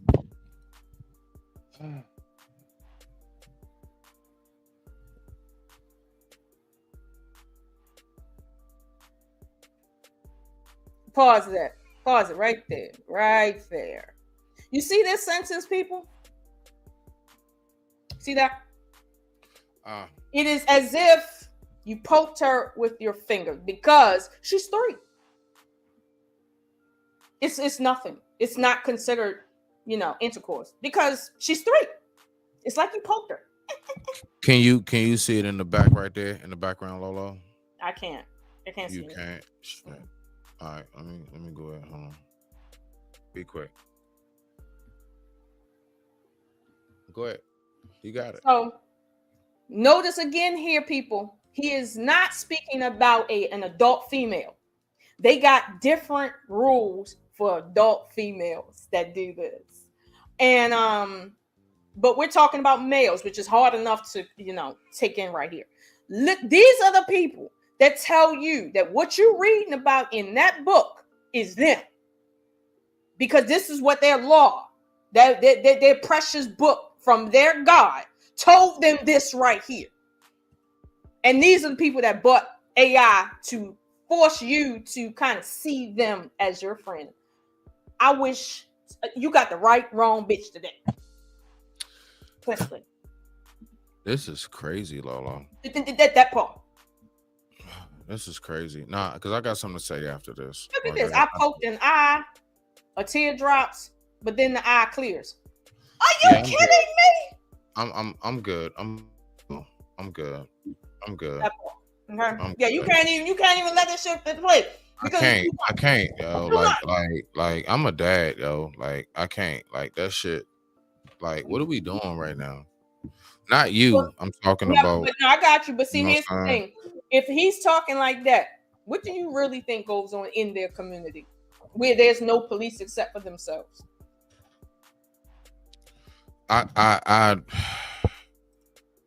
It's crazy. Like it is. Yeah, real crazy in there, right? No. But I'm saying in the sense Real of crazy. like, at least our crazies know that they're committing a crime. Let me say that one more time. Our crazies that do this craziness, because I'm not saying some of our people ain't crazy, but our crazies at least know what they doing is wrong. This is another level of hitzpah. All the people that know what hitzpah is. Shout out to the small heads. I'm black, y'all, and I'm black, y'all, and I'm blacker than black, and I'm black, y'all, and I'm black, y'all, and I'm black, y'all, and I'm blacker than black, and I'm black, y'all, and I'm black. Ah, boy. And now you can't say I said anything about him. You can't say I lied on him. You can't say I misquoted him. You can't say that. You feel me? We've seen both the Hebrew and the English, and we seen his face that match. That's not AI. Okay, that is them for real. Because you can also Google that and see other people from his community saying the same thing. So this is repeatable, like the scientific, method. It's repeatable. So we know this ain't no one-off. And then you can look at the policies that govern Israel and see that it's congruent with what's being said here. So what I mean, that's why I sent you both. Like, You see who's pushing things, and this goes back to what the first gentleman said when we was with the African. We don't own anything to influence our own. They have literally just bought up one of the major aspects of the internet that gives us information. They just bought it up to sit here and convince us that they are our friend, while they don't even believe that something as gruesome as what you read on that screen is anything wrong. So let me ask you this, as we, slowly wind it down and everything. Do you honestly believe that, Lolo, that we can have like a nation of our own undisturbed? And if we were to have a nation of our own, Black Americans, not everybody else across the planet, just us, how would we have to go about that? Like, what would you say would be a basic blueprint to start that off if you were to have a thought? Well, one, it's not a matter of can we. We are we have the most inventions in the world under us that is patent and not patent. So it's not about, well, can we? It's where will we? Right now, to say, can we start, a nation state within a nation? That's a question of how do you do that with governing yourselves without the, let's say, the okay of the American government? Like, how do you have true freedom establishing a nation state within a nation? This is like when you look at, let's say, your white nationalists, right? Their problem is we don't have our own nation because we're sharing space with so many people. Never mind the fact that we force these people here. That's their problem. We need our own space so that we can be one. They can't be white enough because we here. That's their problem. It ain't a homogeneous circumstance so they can thrive in themselves. So the question is, how do we have our own nation within this nation? There is no we have our own nation within this nation. Now we can have our own, let's say, plot of land like they gave the natives and say, hey, this is a protected plot of land for this people right here, and they run it, they govern it, they get special treatment within this realm, meaning the police can't come in here and just lock them up simply because they smell like something, or whatever the case may be. They are protected class in this section that is allocated to them. But that is not a nation within a nation. That's not that, because the Native Americans was granted what they have. That is not power.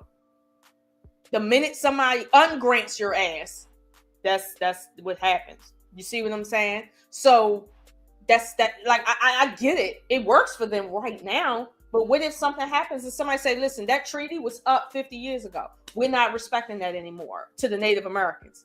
What can they do? Nothing. So that's what I'm saying. That's why I said it's not about if we can, it's where we can. Right now, there's no place on the planet that is uncharted, meaning like there's open space for us to just say, you know what? We're moving. There's no place on this planet where we can go. It's just not.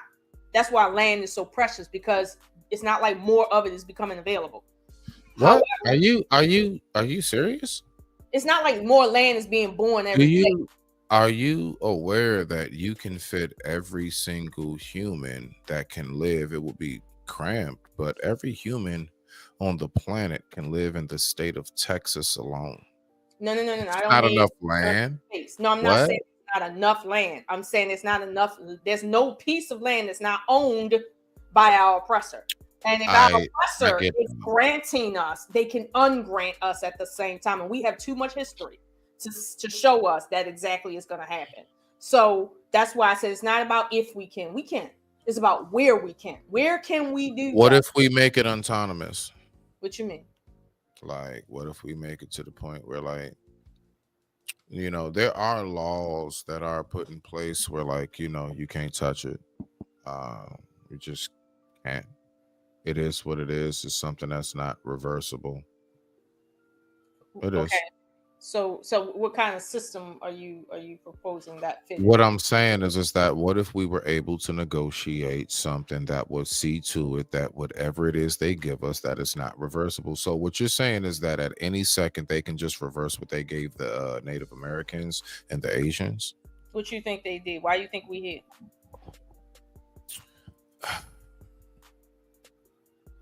But they still have their reservations and they still have what it is that they were given. That wasn't taken back from them.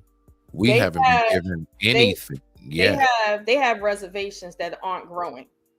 So their numbers have to stay in a certain amount in order for them to even thrive. So it's not even good for them to have but so many kids because they're not getting more reservations, period. And then on top of that, look how they living on those reservations. Have you ever seen what's on those reservations? Yeah, nah. Listen. I was a big fan of Yellowstone. So I got a nice little feel of it's basically a very, very large extreme. It's the world's largest trailer park. It is. It's the world's largest trailer park. That's all it is. Right. Ain't no houses like what we live in, Lolo. Ain't nothing nowhere near. No. It is, but like to like the heads. Just like in right. To like the head people. Oh man, they got beautiful ranches and everything. But like to the average locals, man, they got trailers that's probably smaller than my basement. Pretty much. And so this is what I'm saying. Like it's a danger for your enemy to grant you anything. And two, if you want full control over your region, right, it can't be subject to the law of your oppressor. And right now, those reservations are still subject to America. For instance, if somebody from Japan flew over that reservation and dropped it, you know what? America responded.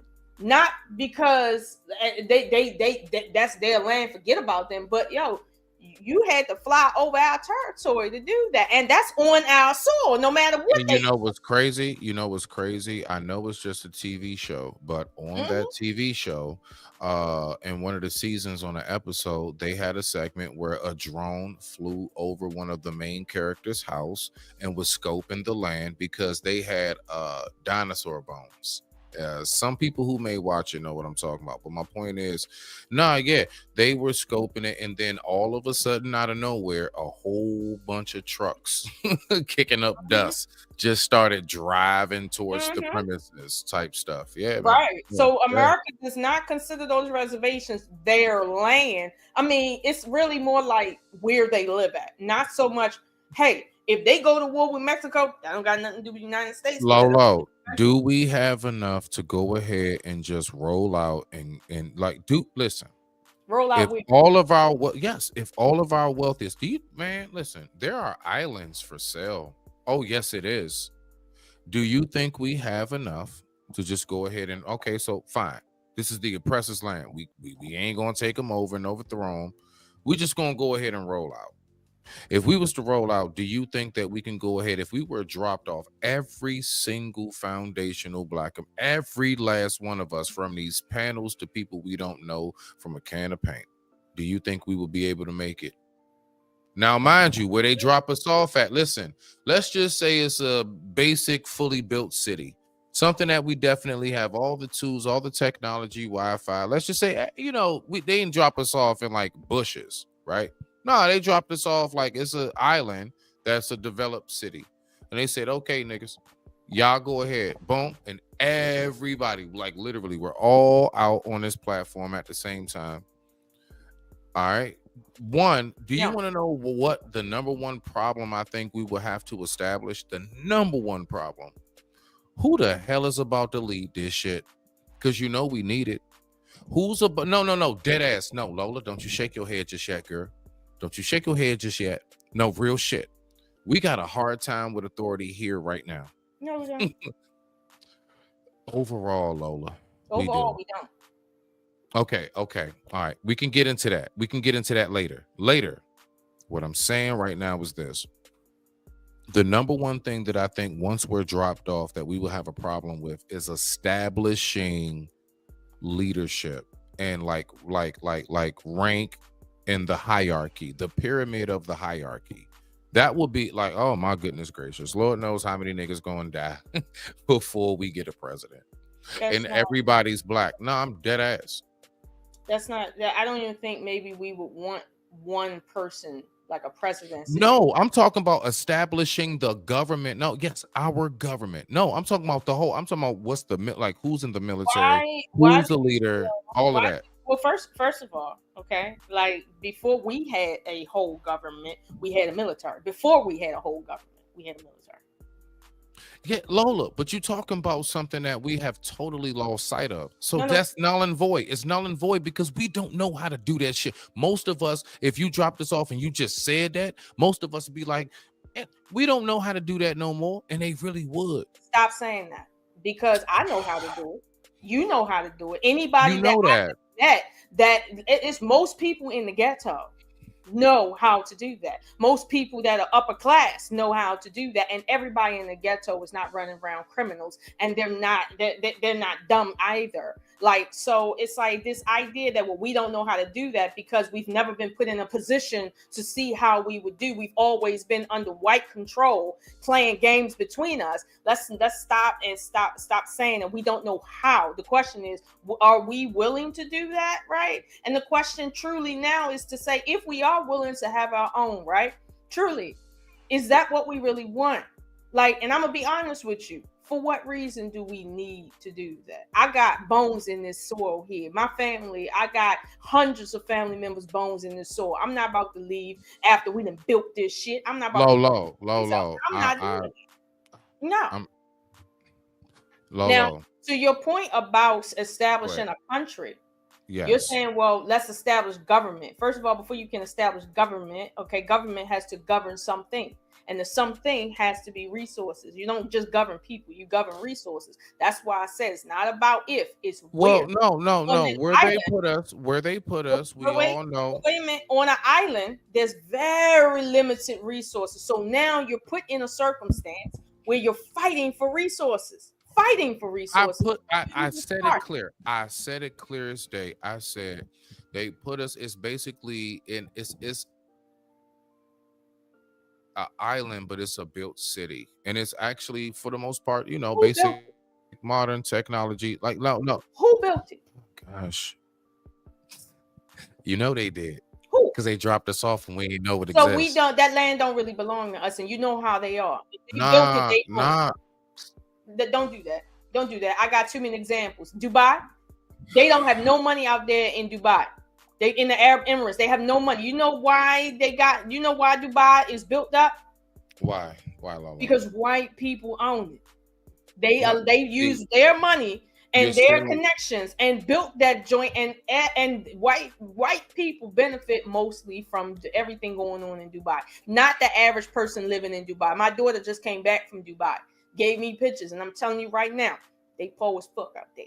But when you see the built up cities, it seems like they rolling in the dough cheese. But in fact, they're not rolling in nobody's dough cheese. The white people who put that money and built that city is rolling in the dough cheese. So again, what place can we build up from the ground that we want to build up from the ground exists on this planet? Not one piece of land, not one island. I don't agree. I just believe that you are speaking honestly, Lolo, from a mindset of we don't have the head. Most of us, you're saying it. Most of us don't have the headspace to do it. No, that ain't the truth. That's not Lola. We don't have it. Man, do you not know that there have been groups of like people who have traveled in way fewer numbers and developed something? Man, there are a lot of stories. What people like are you referring to? You know, me and you be on the same type looking up What stuff. people are you referring to? Let me think of one group that travel in travel. Okay, not forced to in slavery. Honestly, travel. Okay, freely. Honestly, and do better because I'm going to say it. I'm going to say it. Mm-hmm. They became massive. But they started off so small. The Mongols. Yes. The whole Khan era. That was such Mongols. The Mongols free enough to go to war? Not in the beginning. That is I didn't say in the beginning. I said, were they free enough to go to war? What? They were free enough to. Oh shit, my alarm. They were free enough to conquer majority of the planet, Lolo. Stop it. Okay. So with that being the case, right? You cannot sit and say, well, they started small, as if you're comparing the history and then leaving out the very important factors that play into whether a people is able to thrive or not. You do not thrive in a time space where you cannot establish yourself from the next person, where you don't have autonomy to procreate for yourself. You do not become the Mongols, right, under the thumb of savages. It's not what happens. And the only way you do become the Mongols is when you become just as savage as they are. Now, are you saying you want to go to war Oh my gosh. like the Mongols? Lola.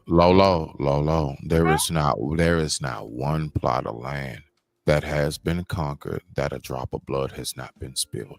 I didn't ask you that. I said, are you willing to do what the Mongols did? That is without my answer is that's without question. So you want to do that, right?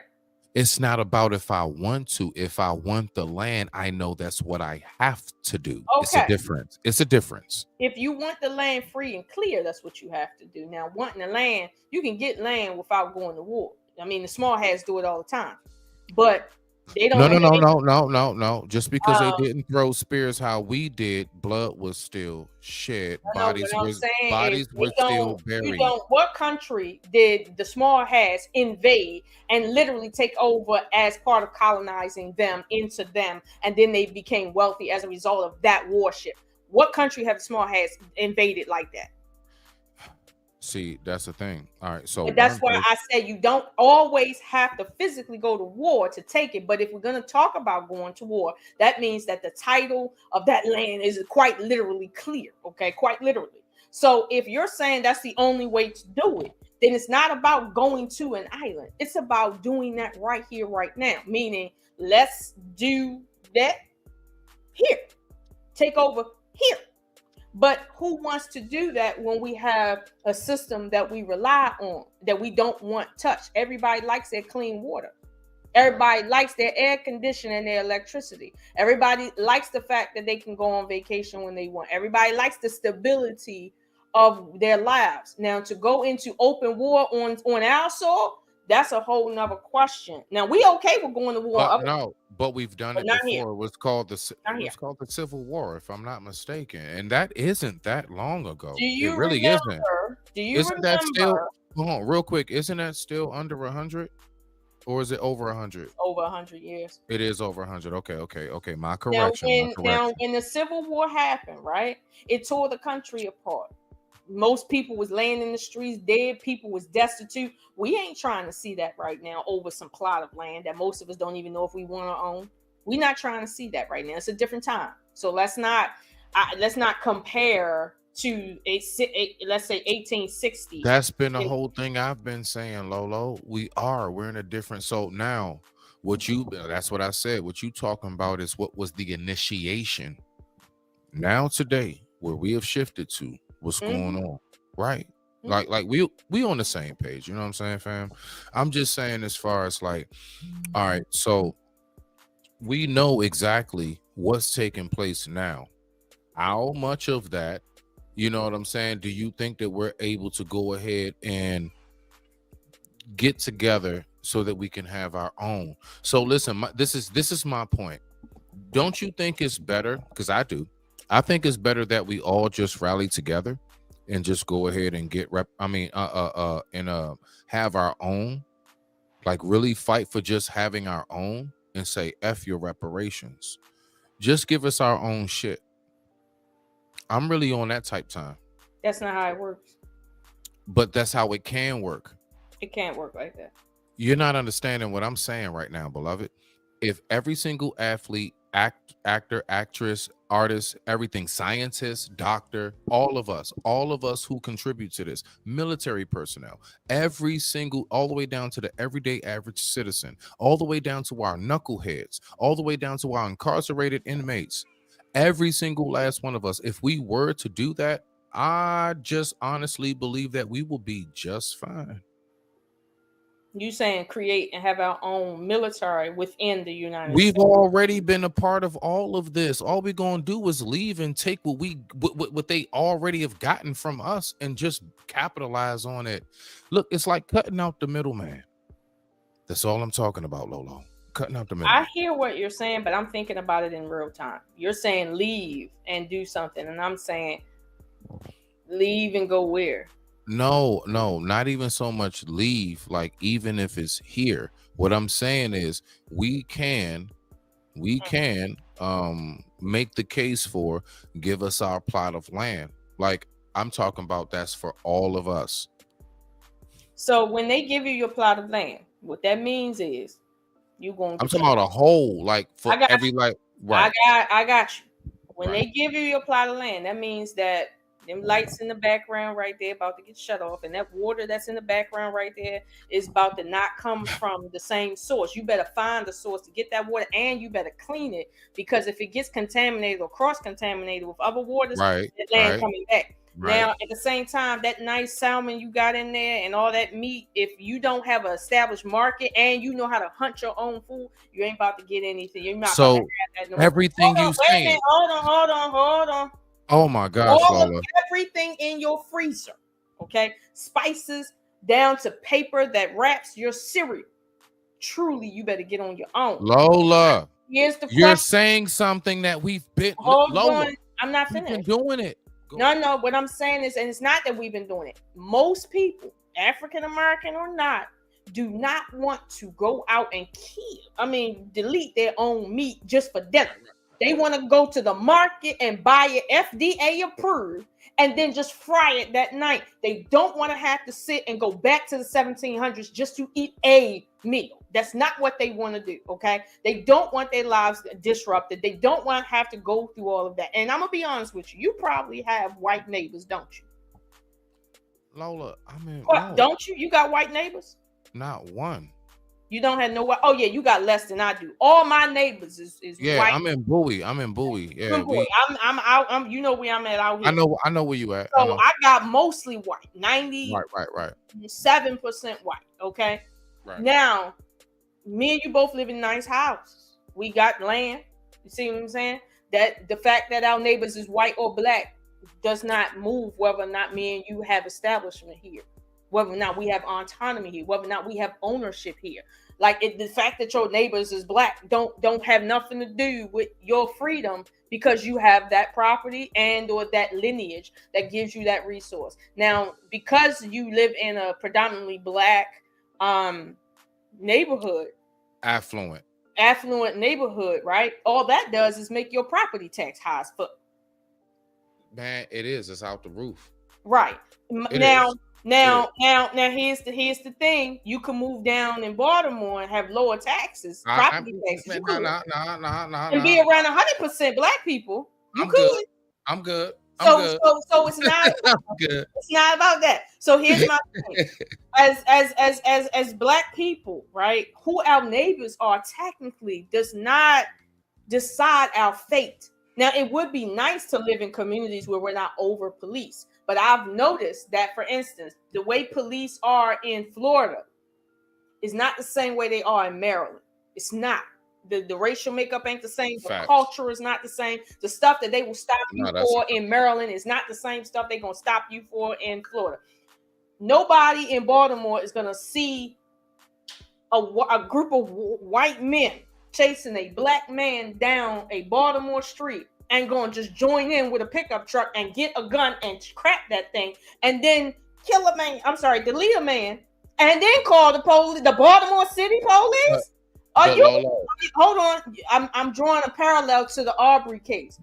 Okay. In our city, that does not exist. Nobody joins a high-speed chase that don't have shit all to do with it and then call the police when they finish deleting somebody on scene. Like, we don't do that here, but they do that in Florida. So my thing is this: does my neighbors being all white or all black or all Asian dictate my success in terms of black excellence, in terms of how much money I make, in terms of anything? No, I like the police here in my county. Actually, here's the thing: I've never called them, and they were here in more than 7 minutes. I've waited 7 minutes at max for a police officer. Out here, the police don't take no time. 3 minutes. It's about 7 to 8, Like 7 they to 10 minutes. don't, as they say, they don't fuck around out here. Okay? Nah, they don't. However, That's a out there fact. in Tennessee, that's a different conversation. Might take about 15 minutes, and you Depending shot, on who called. and Depending you on who shot, called. Yeah, and right? it depends. The But area, because now listen, just for the record, for my black people, this is the number one thing that the system goes by. Lolo, you can back me up on this. You know what they go by when you dial 911, and if they know how much urgency to give you and whatever's going on, your zip code.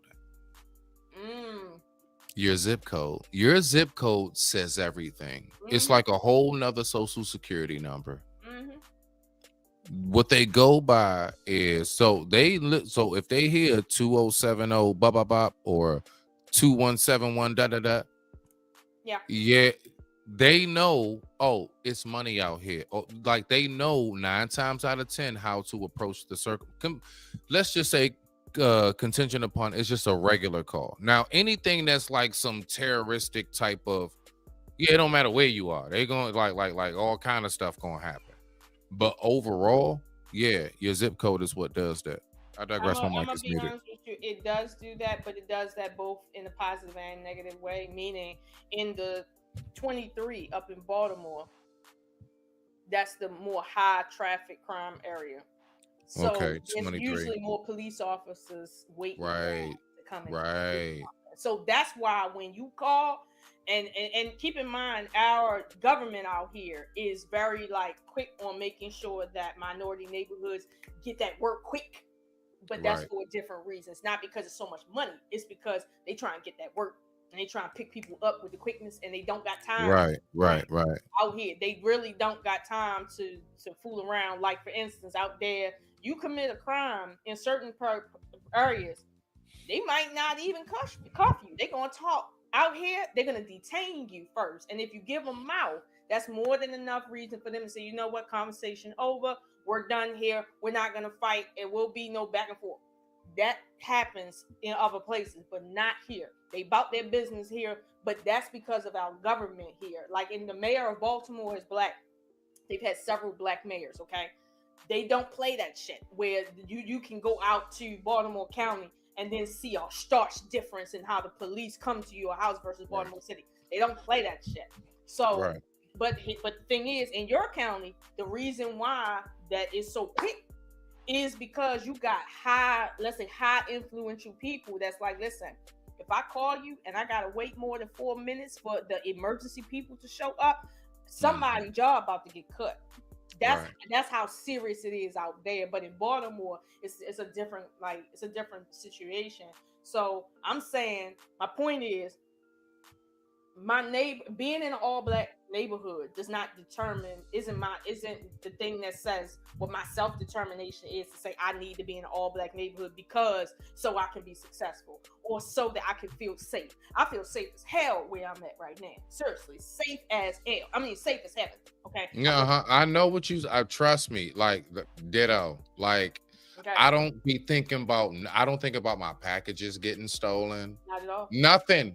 The worst thing that ever happened to me was when I first moved out here. It looked like a damn moose standing in front of my door. I shit you not. I was just about to say nature. Like nature is the most out, like from a tree or something, like storm or whatever. The most I worry about is nature. Right. I swear to God, I was out at the lake. I was downtown at the lake out here. And I swear I thought I seen like a 9-foot yellow snake. And I was like, what kind of snake is that near the water? And like I was like, are you serious? I swear to goodness. And I was like, yo, now see, this is You sure it was a snake or a snake head? No, it was because it was a whole snake. Then 9 times out of 10, you probably came across a copperhead. That's what we're known for. I don't know. This don't look like. Yeah, copperheads will get pretty damn big. I'm pretty well versed in that, and I know what we have in Maryland. Yeah, go ahead though. So it just didn't look like it belonged. And this is what scared me from being out here. That right there, okay? I'm not trying to be walking, having a nice stroll on, you feel me? And then suddenly, that shit right there. Like, and Florida, real quick, Lolo, do be mindful. They literally look like pennies. That's why they're called copperheads. So no, this it's one like was bright yellow. it was. How big Bright was it? yellow, with like Bright. white on the back of it, like bright yellow. Bright yellow with white on the back of it. And it was big. And were you near anything of large water? Yeah, it was a Yeah, that's a moccasin. Yeah, that's a moccasin. So the three we have out here primarily would be your everyday gardener snakes. Those are going to be black and silver on the bottom. Generally, they'll be black and yellow spotted.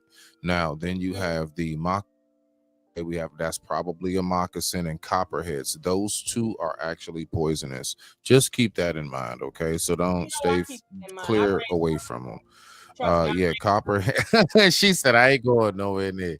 Yeah, copperheads and moccasins are definitely venomous. They are. Listen, I didn't stick around. That's why I'm telling you, all I seen was the color and how big it was. I was not investigating at all. I ran the other way. But this is what I'm afraid of in this county. Now, don't get me wrong. Do I want black people to be successful? Yes. But do I feel that we need to all live next to each other to have that success? I'm living proof. No, you don't need to live in an all black neighborhood to become successful or to live in a nice place.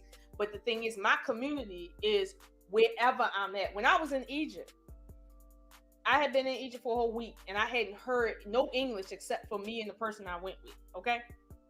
And right. when I was leaving, and I don't know if I told you a story, from a distance, I heard some talking like somebody was having a problem. And I'm like, wait a minute, that sound like English. And I listen and I'm like, that's American English. And then I'm like, yo, if I'm crazy, those are black people. I can hear it. I couldn't see it because it was a large group. Right. Around, you know, and I'm 4'11", so I'm looking around. And I was like, yo, I know my people. That's my people right there. And then when I finally seen them at the concierge thing, they were from somewhere around Maryland. I don't know if they were from Ohio or someplace near Maryland. Right. It wasn't from New York, and it wasn't from the South. I could hear that Southern drag. They was not from the South or New York. And when I walked up there, I was like, hey. And that's when they, you kind of like get this. I know you didn't hit that, Lolo. I did. And I was, what I said, I was like, hey, how are you doing? Because I wanted to check them. You feel me? And they was like, we are so grateful to see you. How has your stay been here? We just got here and it's been horrible. And I was like, listen, this is the best place you can be in this country. They got the best security. And trust me, you are in good hands here, okay? Don't let the outside fool you. You're in good hands here. Shout out to the Four Seasons, okay, in Cairo. They're in the best place, okay? And so they was like, listen, I'm so glad you said that because we haven't heard nobody speaking English. People don't talk to us. But it was almost like a family reunion right there with us four. And like, it was just like coming together. But the thing about it is, my community is my community, whether I'm in America or in Cairo or in downtown Seoul, okay? Like, it don't matter where I'm at. My community is all over this planet right now. And I know my people when I hear their ass, okay? And when we get together, it don't matter where we get together. We fighting for each other. The way I fight for my people here is the same way I fight for my people who decided to repatriate and go to Africa. When they send me stories back about their experience in Africa, they still my people. There's an underground network in Africa that only supports African Americans that are coming over there, that are foundational, that are coming over there to live, to support them. We have our own support systems all over the world. But you don't hear about that. The only thing you hear about is Jay-Z and what's happening with these basketball players. I'm just saying. So it's like I don't need to live next to anybody for my community to be what I fight for. So that's why I'm saying, like, you know what I mean? Put us someplace and give us our own thing. It would be nice if you could go to cities where it was completely like black owned and black ran. However, all I want to make sure is wherever I go, that I have representation. Whether I'm in a state in America, I'm in Canada, I'm in South America, I'm in Europe, I need representation, period. That's what I need. And I think we have that. Now, let me say this to you right now, Landon. When you listen, let's say eavesdrop on other communities that talk about African Americans, especially like Spanish people, notice how they speak about us. They say stuff like, the reason why African Americans are where they're at is because they don't let nobody forget what they went through.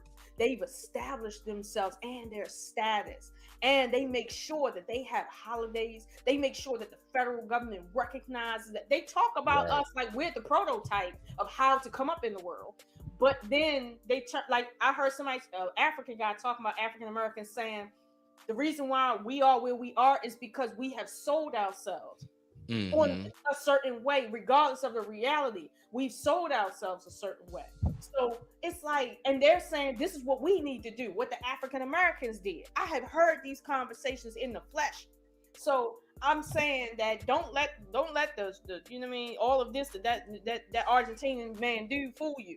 We are the prototype of how to be successful, and we don't need to live any specific place. After, you know, our people, that is. We don't need to live in any specific place to be successful. We don't. When we go to Russia, we good. I want to hear this last little piece right here, because you just brought up the Argentinian. Let's go ahead and listen to what he say right here about this. Oh, hold on.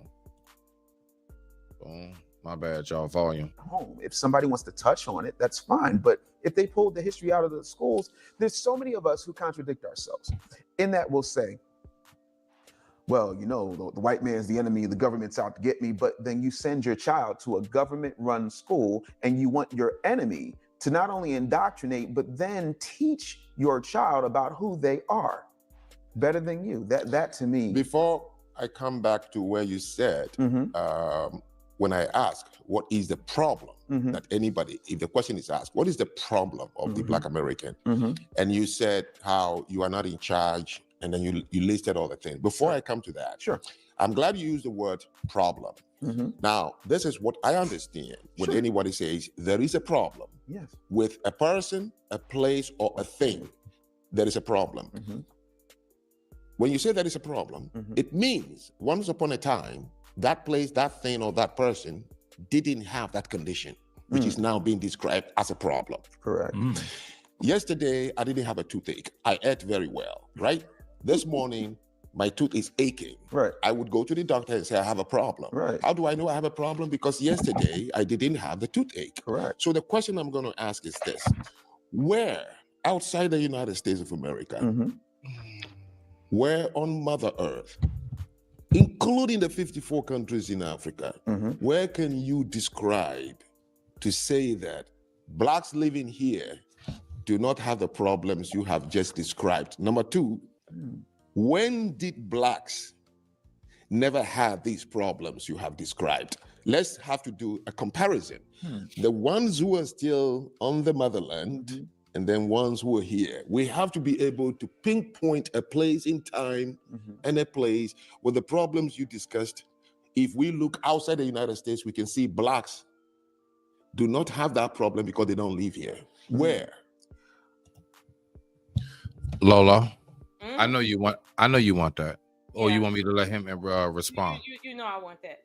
So what he did was ask an asinine question. Now, he premised it on the truth, which is there was a time when that wasn't a problem, and then now that there is a problem. However, that's not truly true. We can see that African Americans have been subjugated since the inception of African American here in the United States, but we know there's a problem with subjugation. There was never a time where we really was under the term Black, African American, Negro, whatever, and we have not been subjugated. But we know. Keep going. So that's kind of flawed by him even saying that.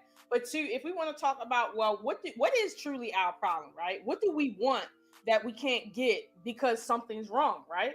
What is that? Like, what do we need that we don't have right now that we're trying to get, right? So one could argue African Americans don't have any problem. They don't. They have autonomy to do what they want to do, buy what they want to buy, live their life, get jobs they want to get, own property, They don't have any problem because nothing's being forced on them. They don't have to buy TVs. They don't have to listen to cable TV. I mean, they don't have to use ChatGPT and listen to the new, small hat situation. Like, so what problem do we have? We're not the only ones committing crime. So what problem do we have? We got problems like being over policed, right? Because there was a time when, there were certain people that couldn't police us, right? But then again, that's never really been the case. But that is a problem. Over policing is a problem. Now, the other problem we have is our family dynamics. That's another issue we have because there was a time when our families were intact, and as a result, coincidentally, our money was also better at that time and is correlated. Okay, not to say that one income today can support a family. I'm not saying that. But what I am saying is that there's a direct correlation when it comes to our resource development and our family dynamics. So that is a problem because there was a time when that wasn't the case. Now, the man then already explained how our family dynamics have been essentially influenced by the dominant society and how where that's left us at in terms of the demolishment of culture, history, like everything. You see what I'm saying? Politics, everything. So when he says, well, what is it that you're going through that nobody else is going through in Africa, right? They have such a high tolerance, meaning like their whole culture is about making sure they get married, that they are extremely tribal with their marriages. With us, to marry a white woman is a problem too, because like getting married is hard to do out here, from financial to culturally. It's just hard. So I find it insulting that the African guy would sit here and kind of ask these asinine questions as if to say, well, what African Americans, their plight is the same exact plight as somebody else that ain't even under the same conditions. Like, you wouldn't see animals that way. The plight of a polar bear, right, is not the same plight of a koala bear. They're both bears, though. It's not the same thing. So why would you sit and act like that? And to the African American guy there, at the end of the day, right? Anybody can. That was a dope ass example. I'm just saying. That was dope. They don't see that. Strangely, they have more respect for animals when it comes to that shit than us. So to even ask the question says that there's something you really don't understand fundamentally about what you're talking about, like by your questions. And his questions is really letting you know that he doesn't believe that you have any leg to stand on to say, hey, we're different people dealing with different problems, and the way we solve our problem cannot be the same way y'all are solving y'all problems, because we don't have the same indoctrination that you guys have, period. Like right now, you have to think really hard when the last time you've seen a black couple on a commercial, a product, or anything. But you can remember the last time you seen a white one and a mixed race one. You can remember that. So, but in Africa, it's virtually all you see is yourself, black. Like period. Unless you got some American television way to that's all you see. Same thing in Asia, in China. You don't see a bunch of Chinese people with black people on TV. That's not what you see at all. So it's like, come on now. Like, let's be clear about something. Even the Chinese and the people in East Asia have said that one problem they have is their women marry out at a rate that's alarming, that is undercutting their culture. Their family dynamics is being cut in half. And that's a problem for them. So it's the same thing here, but it's from a different perspective. In China, Chinese people run the media. In America, blacks don't run the media. So it's like, come on, they actually being pimped. Anybody who gets on television, it's somebody white that wants you to do what you want to do for their purpose, not for no black purpose. Come on now. So again, to ask that question is to show you don't know who you're talking about. And the problem truly is African Americans or black people do not go to Africa with that attitude.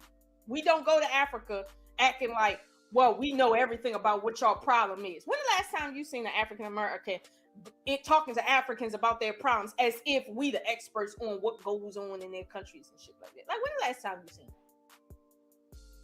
So what we're gonna do is we're gonna listen to his last part of here. Then I'm gonna fast forward to Mr. Argentina so he can give his piece, so you can respond to that. Okay. Yeah, I got you. I got you. He's All right. So let's get it. And with that being said, I digress. My mic is muted. The time right now is 9:39 p.m. East Coast Standard Time. I thank you all so much for tuning in. Let's get back to the video. And shout out to the lovely Miss Oshun for stepping up and go ahead and gracing the stage. And I appreciate you and all your commentary, beloved. Thank you so much, sis. I appreciate it. Let's go.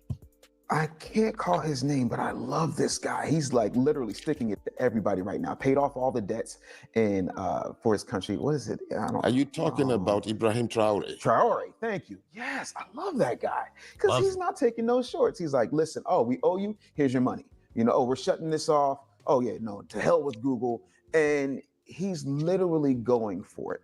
And literally knows nothing about the guy or the country, just headlines that he's reading. He kicked the French out and he took control of the gold mines and he paid off some debt really quick. Yeah, who funded him? When did he take power? Do they never follow the money and do research? How? You see what he just said? Who funded you? He didn't say who was physically there on the ground with you, influencing you in your ear, taking pictures with you. No, he's like, what bank account did it come from? That's the person who really is in control. That's why I told you when it comes to where we go, it ain't about where. It ain't necessarily about that because Dubai is owned and ran by the Arabs, but the white people gave them the money, so the only people benefiting is the white people. And anything that they give you money for, they own that shit. You see his voice. Then he got the audacity to be Argentinian in a conversation between Native Africans and Black Americans. Allegedly. Let's keep on going. How long was the last guy in charge for? How long will this guy be in charge for before he gets knocked off the top? It's very interesting. I'm afraid the clock is on him. I think, and I. So the African American guy said, I like Toure because he ain't taking no shorts. He's paying. I think his name's David. David. So David said, I like Toure because he ain't taking no shorts. He doing what he got to do for his country to maintain who they are, right? And their sovereignty.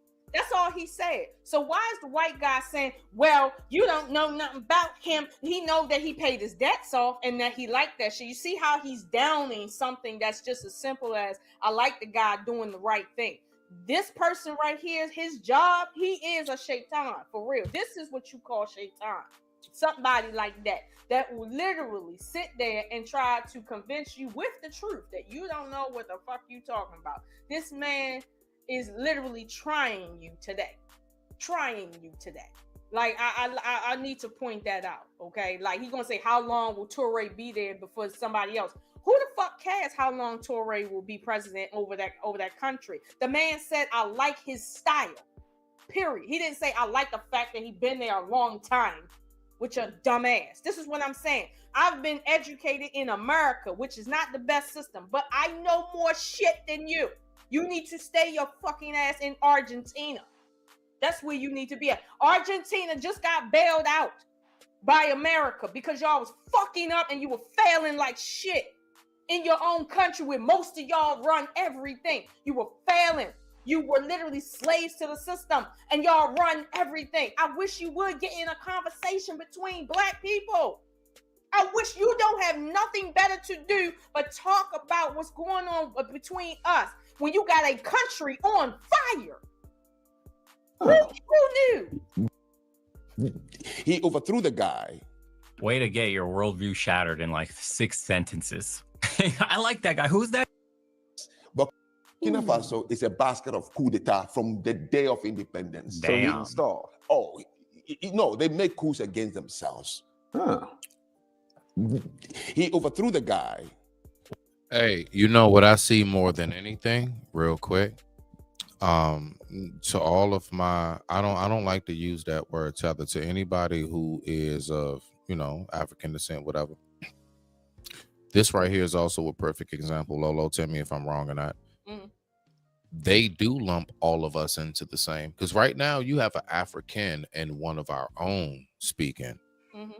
And the way he's speaking is like, I'm just gonna totally ignore the fact that there is differences in what y'all saying and how you all are saying it and what it is you're articulating. You see? So it's like at the end of the day, yes, when it comes to them, they do view us the same, but when it comes to the intricacies of us, no, we are not the same. And see, the thing is, I wish that we can get out of the headspace that is something bad. Right. It's not. Right. It's okay that the polar bear is white and the grizzly's brown. It's all right. That's all right. It fits their environment. Right. It's all right. You know what I'm saying? Let's keep going, Lolo. Like real shit though. No. Go ahead. You want to say something real quick?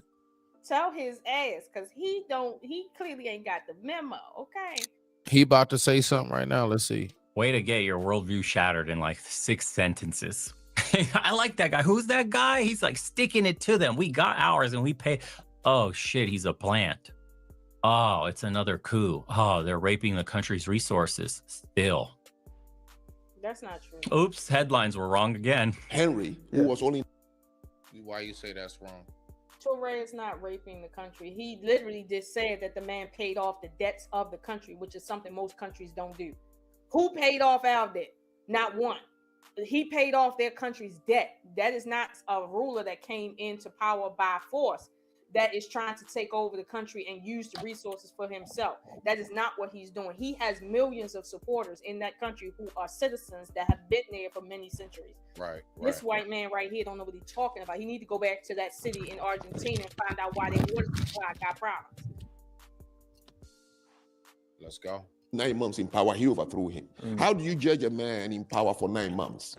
You can't. You There's can't. not enough time. And he's going around wearing a French beret, a French hand gloves, a French pistol, a French armored car, a French jeep, a French military, everything French, and go to Russia to say, yes, I kick one of you out of Europe, kick you out, and I want to deal with another European country. Let's not go that. Okay, here is the problem. What you got, Lola? So Alexander the Great came into Africa, established themselves and prayed to an African god. Saying himself as a god. Said that because he conquered the best thing known on the planet, okay, that he was somebody, right? Rolling in on materials that they harvested from Africa, right? So it's like, you see how stupid that sounds? He's wearing French clothes, so therefore, how can he say he did anything for his people? You know why? You know what he's doing? He's wearing French clothes and he telling the French, fuck you, and I got your shit on. Fuck you though. Fuck you, pay me. Okay? Like the small hats. Them hats that they wear, they didn't invent that. But guess what? Them hats represent who they are. But that we invented that. African Americans invented the cowboy hat to the straight hat and all of that. We invented that before they had it. Seriously. It's basically a sun hat. That's it. And it's like we invented that to help us in the field. So it's like, what are we talking about? This is what I'm saying. He's trying to put it like Touré ain't nothing, and that's how he viewed. That's why I don't align myself with people who are not my people. You see Touré as being, no matter how great he is, right? No matter what he's done for his country that America still hasn't managed to do, he ain't nothing. He only been in there 9 months. Trump, how many months Trump's been in presidency? I think close to like what, 10? 10 months. I mean, do you see the level of change in this damn country over 10 months? We are counting the days right now. Okay, forgetting the months, the days. 10 months. So how do we know if he's a good leader or not? It's been 10 months. Ain't that long? Do you know if he's a good leader or not? Can you tell? I think people are going off of what they know about him overall before he got into the seat. Mm-hmm. It's not like he just popped up and didn't nobody know him. Ain't nobody know him, right? And now that he's in the seat, it's been 10 months. Do we know if he's been a good president or not?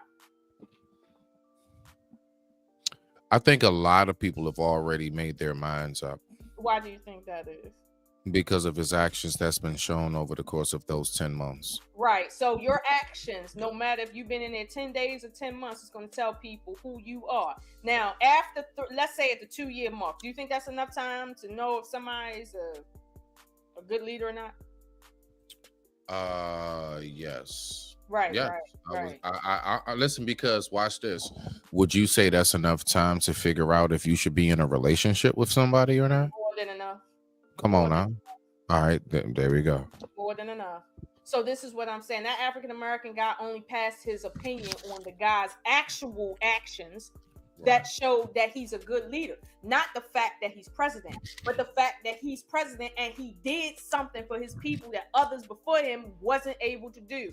That's what I'm saying. Our people, when we see shit, we see some real shit and we say, yo, I respect that shit. But when they see shit, it's through the eyes of, well, does white people like it? He was wearing a French banner. No, it doesn't matter what he does great. He was wearing a French hat.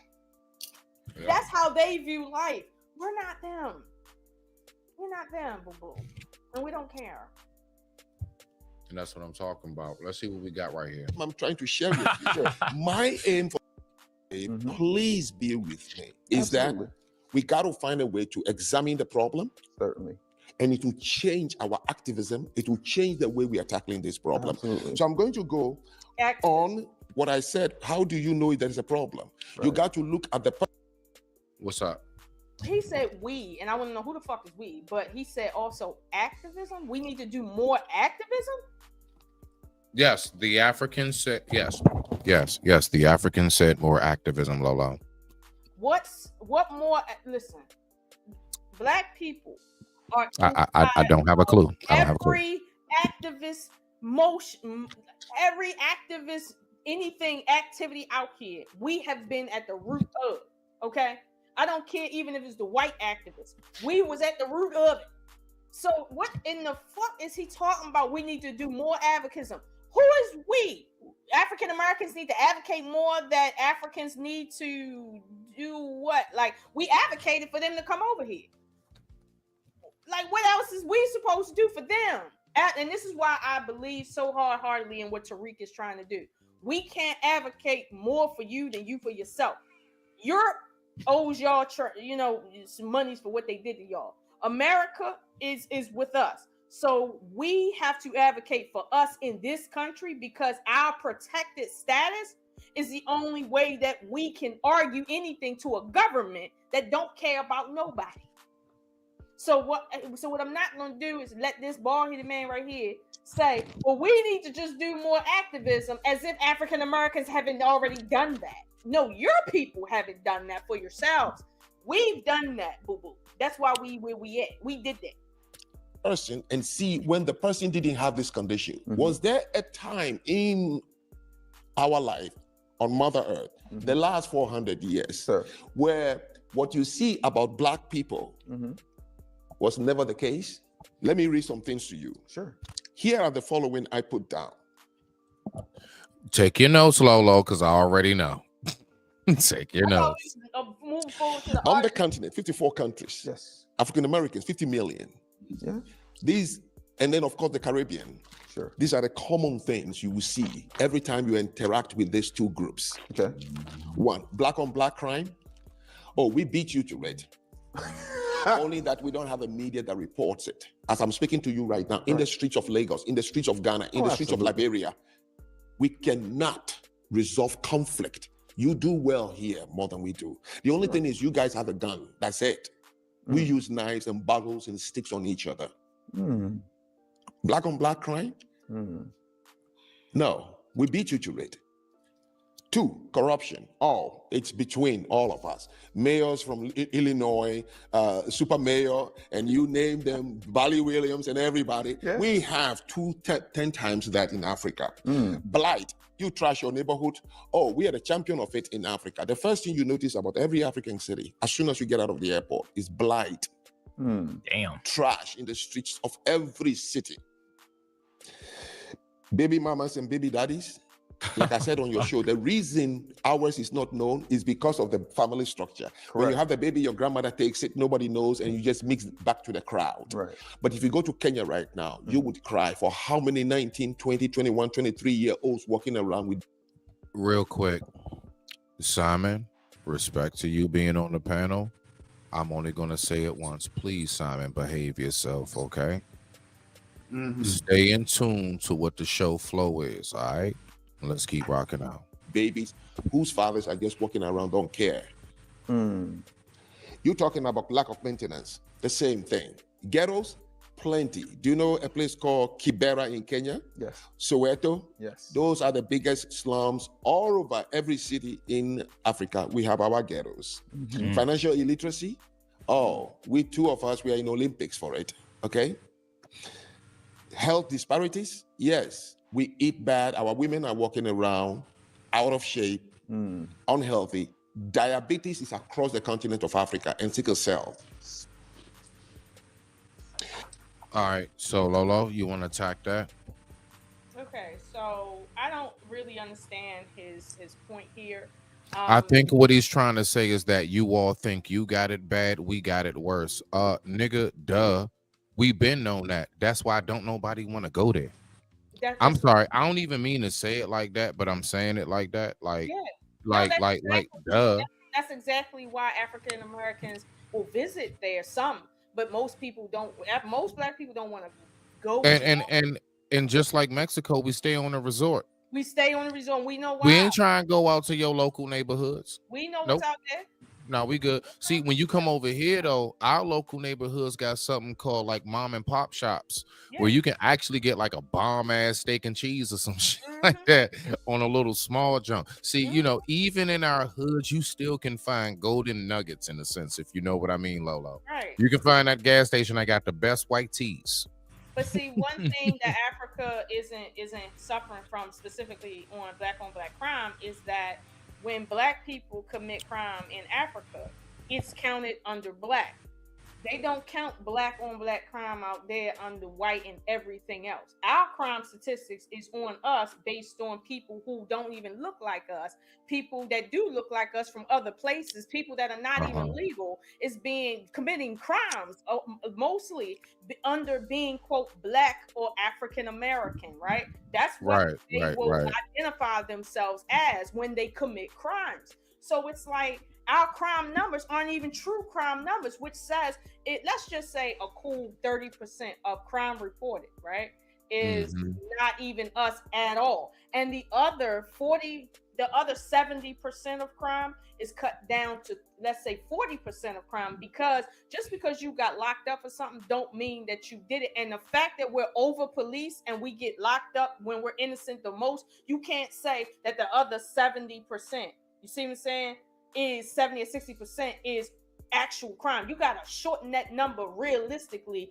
to who actually committed a crime versus got locked up for one. So my thing is, no, we're not the same. We don't have the same crime rates, period. Y'all got a lot of crime out there on each other, not us. Just because you see it on TV and just because isolated neighborhoods have that shit don't mean that we got a lot of that. So stop that. When it comes to corruption, right? Most Black mayors and governors are not corrupt out here. You might have found, like, for instance, Marion Barry, the DC mayor. He was No, Lola, we can go to New York. We can go to Chicago. What I'm saying, we can go to New York and some Chicago. Places, you can go some places and find isolated incidents, but on a scale of, let's say, the masses overall, which is I see what you're saying in its totality. Okay. 80% of our politicians are corrupt. Like, come on now, like, don't do that. And even if they are corrupt, I don't mind you snorting coke as long as you're doing your job that I paid you for through my taxes. Right. I don't care what you do at your house, as long as when you step foot in City Hall or up there on the Hill, you doing your job and making out for me. That's why Marion Barry, even though he was a drug addict and he bought prostitutes, he's the best mayor. He did. Yes, he did. Yes. And people like that's so not talked about, but we ain't gonna get into that. You got anything else real quick on that, Lolo, before I let Simon home real quick. I just want Simon, you are next. Okay. So just when she's done, you got it after that. Go ahead, Lolo. So he talked about we have more trash. Now this is the victim Olympics, okay? To say we have more trash. Well, they also have less trash collection out there as well. You know why? Right. Like you see what I'm saying? So it's not a good comparison to us because we're not the same people. Like why y'all got trash is not the reason why we got trash, and we don't even have the same amount of trash on top of that. We just want to do it. Baby mama culture. Our baby mama culture is not the same as theirs. You see what I'm saying? It's just not the same, and it's not coming from the same place. And for him to say, well, we have women that have babies that are not married, right? Like, no, like for instance, at any given moment, 100 girls can get kidnapped and impregnated for 2 years straight, and that's normal culture out there. That is not what happens out here, okay? Our stuff does not come across because of random sexual assaults and circumstances like that. That's not it, okay? We don't have polygyny out here also that adds to that. Like our baby mama issues, it's not theirs, okay? And let's stop acting like white people at a 50% rate ain't up there too with us. So let's stop that. And then the idea of ghettos.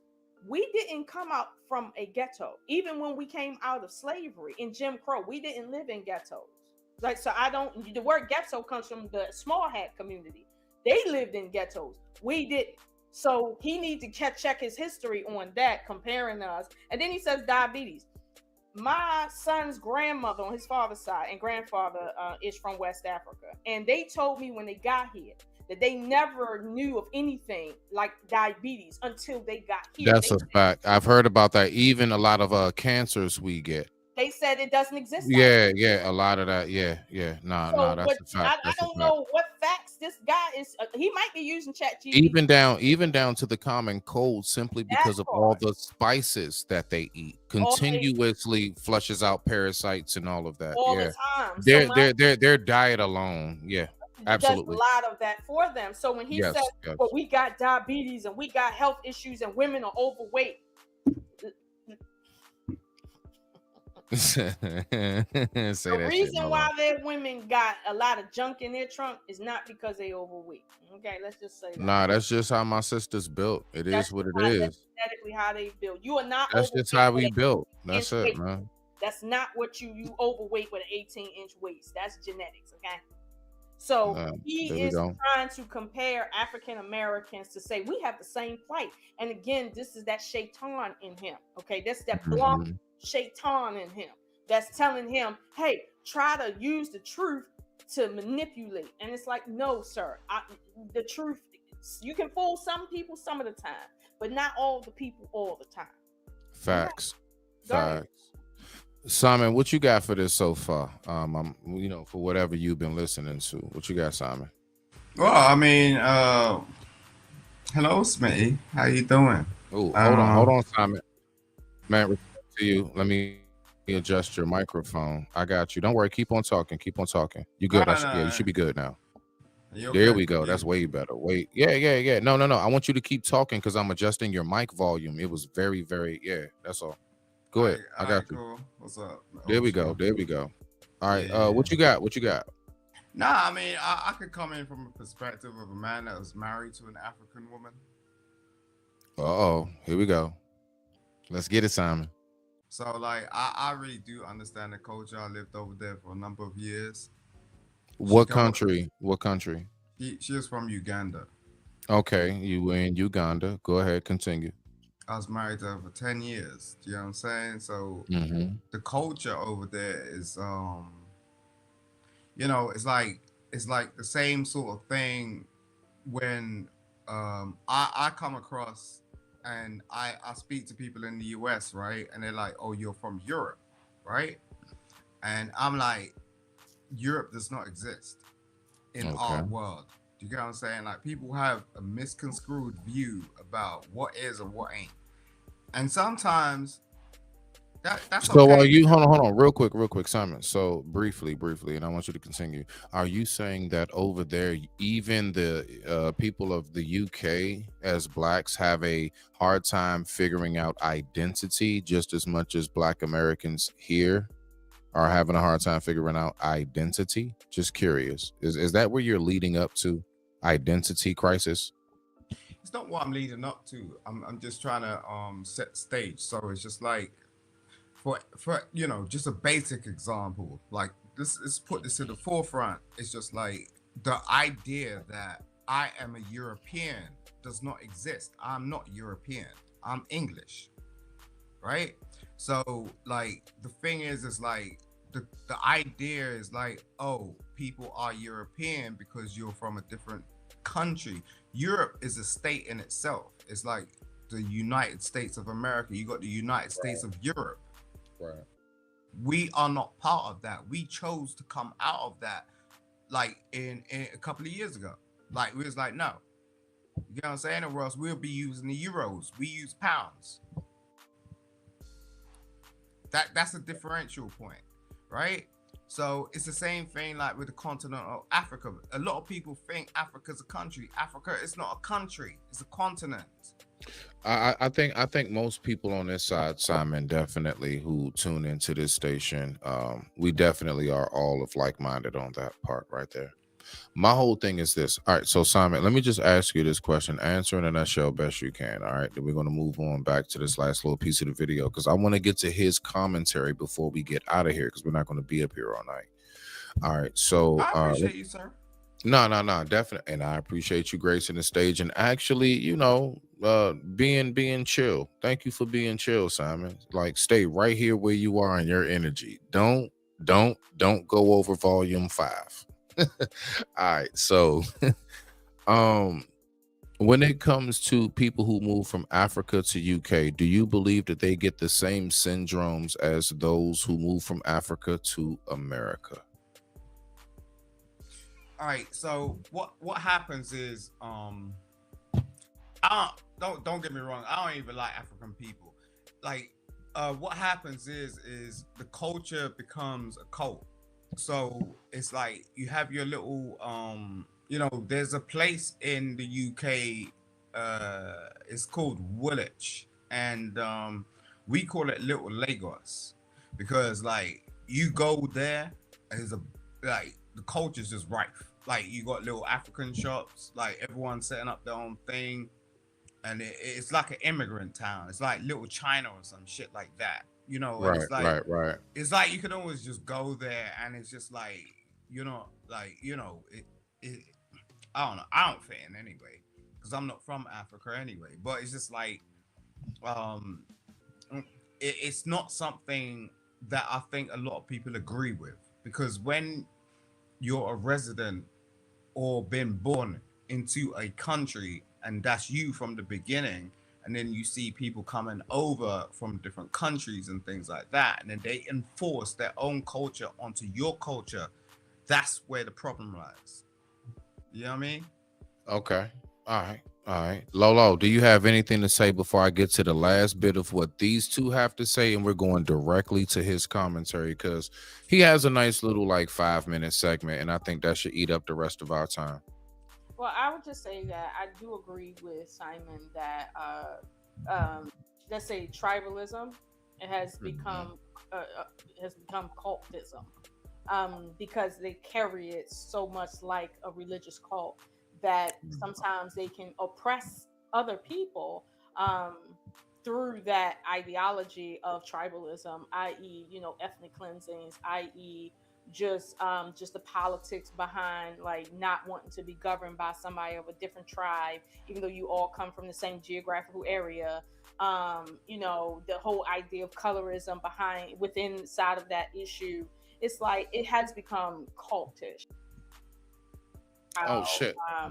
My bad. No, I hit the wrong button. It has become cultish. I too have been in a relationship with someone and their family from the continent for at least a decade, and I can tell you, I would not want to go back to that again.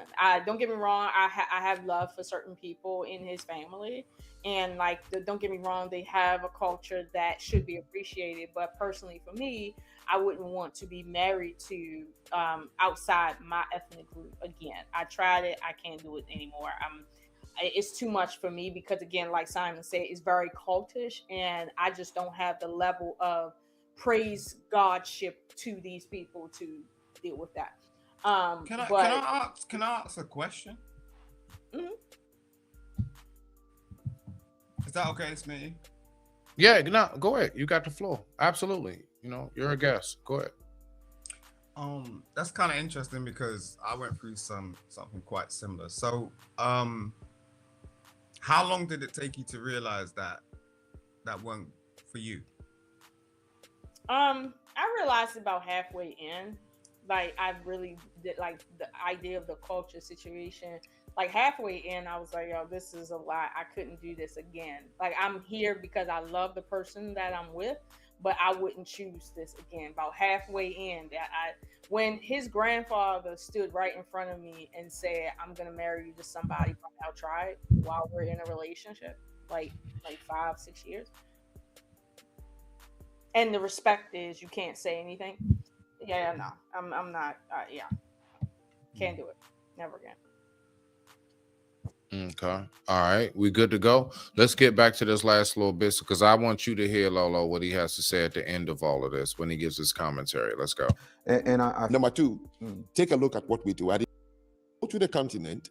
Our women are walking around, even to the orange selling lady with fake blonde hair, eyelashes. We bleach our skins.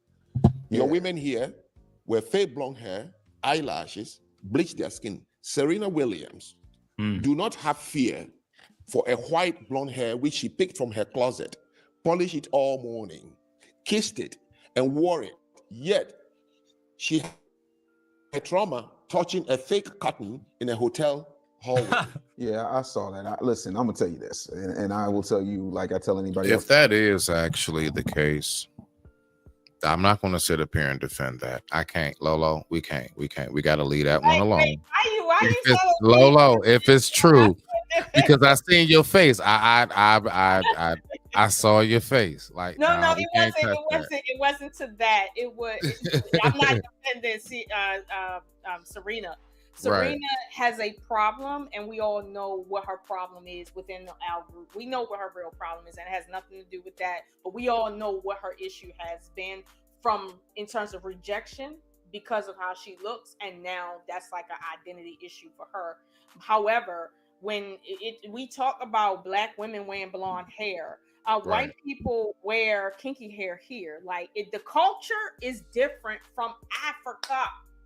Like Black people wearing Mary J. Blige blonde hair is not a sign of you want to be white.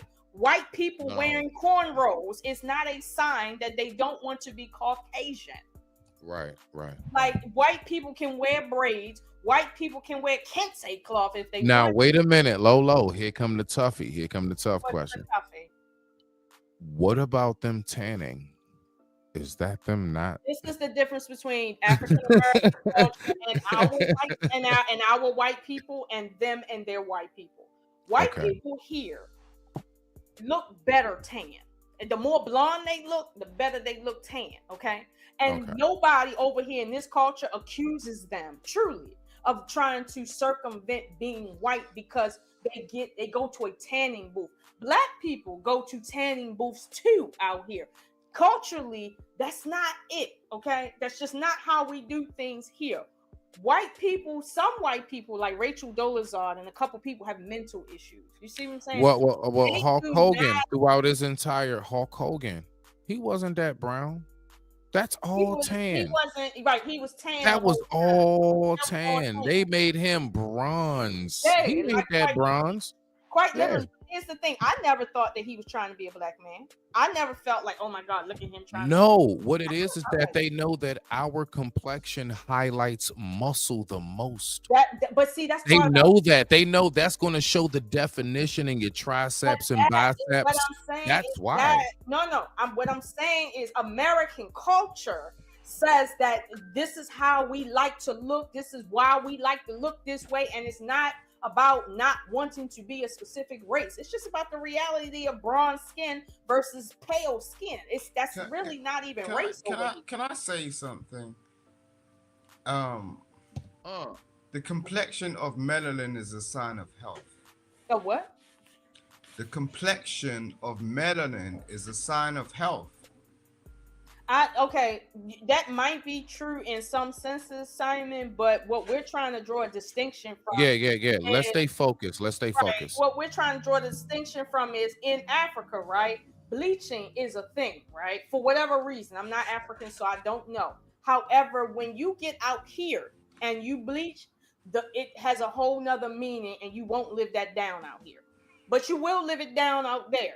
Whole different culture. So we're not going to compare bleaching here to bleaching there. Like, we're not going to do it. The closest we come to bleaching is white people and black people when they get hyperpigmentation under their arms and like on their face and stuff.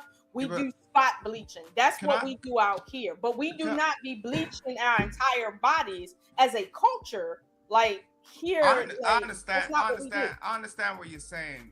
I would reserve bleaching to a certain sector of people. I knew a couple of girls that did that. You know, they literally bleached themselves. Is one of the scariest things I saw in my life. Because they were really dark. So let me correct you on something, right? I used to work for the Department of Motor Vehicles, and I used to have to take in people's ID information when they first come to the country, right? And I would notice that from different countries in Africa, women specifically, mostly, were coming over here already bleached. However, one girl said that she had been here long enough to regret it because she said, over here, my blackness is celebrated. And I never knew that before. And I feel that I ruined myself because people always ask me, you were beautiful. Now you're not. And she said over in Africa, people like when you do that. But here in America, nobody gave her a compliment. And she felt like she missed that. And she realized, like, here in America, black pride is something you don't find. Do you know why that is? No, I'm not saying why, and I want to keep it off of me judging Africa. All right, okay. What I'm saying is, hold on, Simon. I'm only drawing the distinction based on the video context, which is trying to merge African Americans and their culture with Africans when that is erroneous. We are not the same people. We don't do the same things. Even if we do the same things, it's not for the same reason. And you're totally right. When you look at things and you don't distinguish us from them, you are in error somewhere, period. So that's why the difference is you are advanced. There's a complete difference. There is no way on God's green earth you could turn around and compare African Americans to Africans. Like, that's what this whole video is. Exactly. I know what you're talking about. Oh, okay. I'm curious. Like, I'm not doing it. I'm I don't want to be blamed for saying, well, I'm judging them. No, you're right. You're totally right. I'm not judging. Totally right. No, it's a completely different thing. You gotta understand the history of Africa and the influence under Africa, and that was the English people that went in there and like actually put, you know, this whole swordsmanship stuff under them to make them fear how to look at God and stuff, and like the Bible and everything. Like, they have a completely different mind state. American Africans are different. You're totally different. Like, because you had freedom. You had a different way of thinking. You had free thinking society. Like, that's not entirely true. We're not like this because we have freedom. We're like this because of the freedom we didn't have. Like, seriously, more so. We have been enslaved longer than we've been free. It's a double-edged sword, girl. Say that again. It's a double-edged sword. I'm not saying what it is. I'm just saying that the fact that we're free doesn't define us. We've been like this when we were enslaved. Our culture is the same. Like the way we eat, the way we stick together and don't stick together. It didn't start at the end of slavery. That's not what that is. So I'm not saying that that's the case. I didn't say it's the end of slavery. What I'm saying is we had freedom. Yeah, I'm not saying. I totally agree with you. I mean, I'm just saying, like, sometimes, you know, the lines can be crossed, and like you try to compare the two. You can't. It's a completely different thing. Africa is not what you think it is. Like, the moment I met I don't know if you can hear me because I can't even see my speech bubble. But the moment I met Yes, my yes, you're ex- coming through, Simon. You're coming through clear. Thank you, Mr. Seven. The moment I met my ex, you know what she said to me? She said, if I speak wrong in my country, they're gonna padlock my lips. I look, bruh.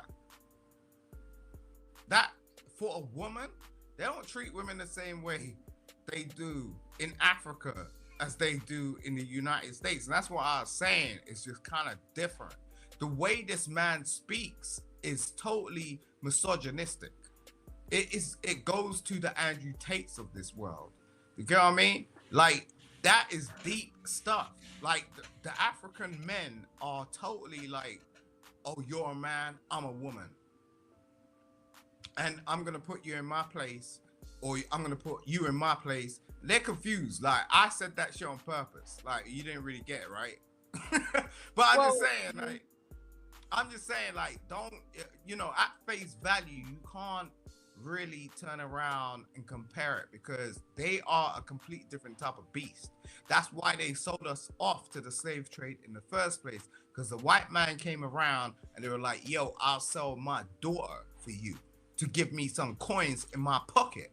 You get what I'm saying? Right. And that's sad.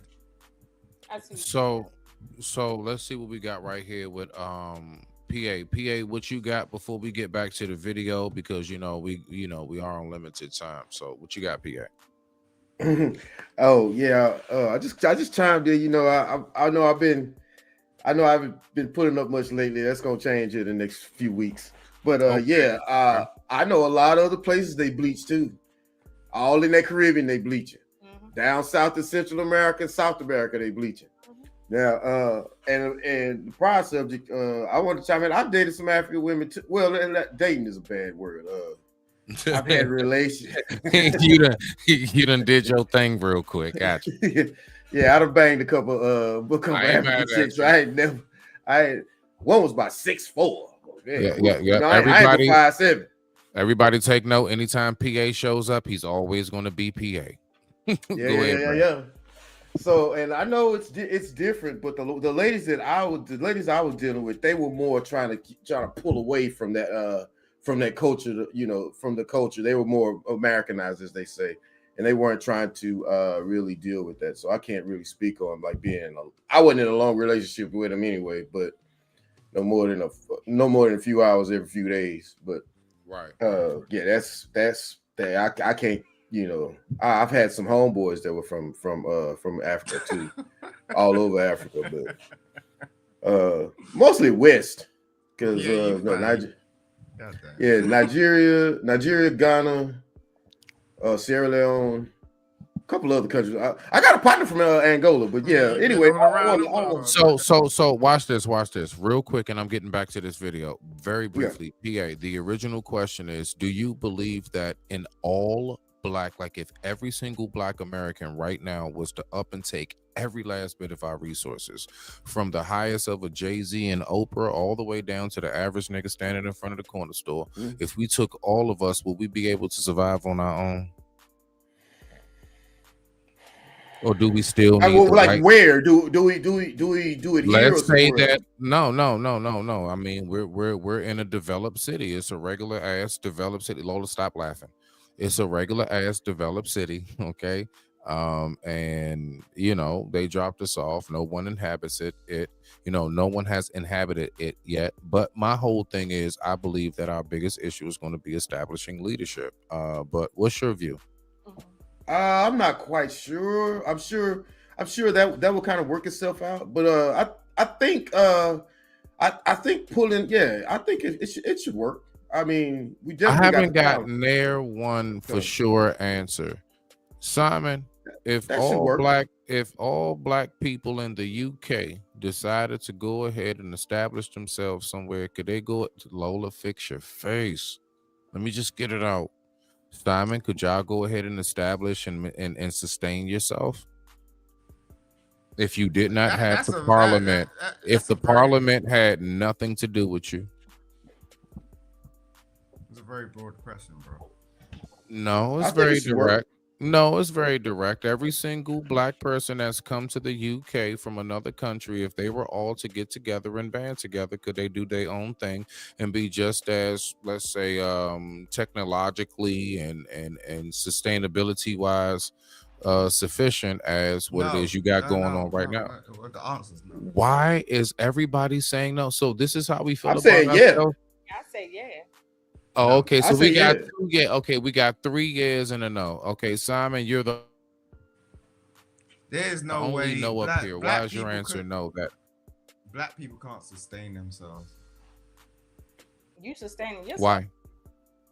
They're just not in that position. Like most black people are immigrants. They like even my like I'm Huh? gonna bring it back to my No. Lolo. He's talking about where he's from, so he's right. He's right. He's not Yeah. talking about where we at. Yeah. Mo- He's mo- correct. He's correct. Go ahead, Simon. Go ahead, Simon. Most black people are immigrants. Like they come from another country. They're not used to the lifestyle that you don't know. So it's like, yo, they coming into a country and they're trying to learn. So who's got the upper hand already? Like the people that have been here already.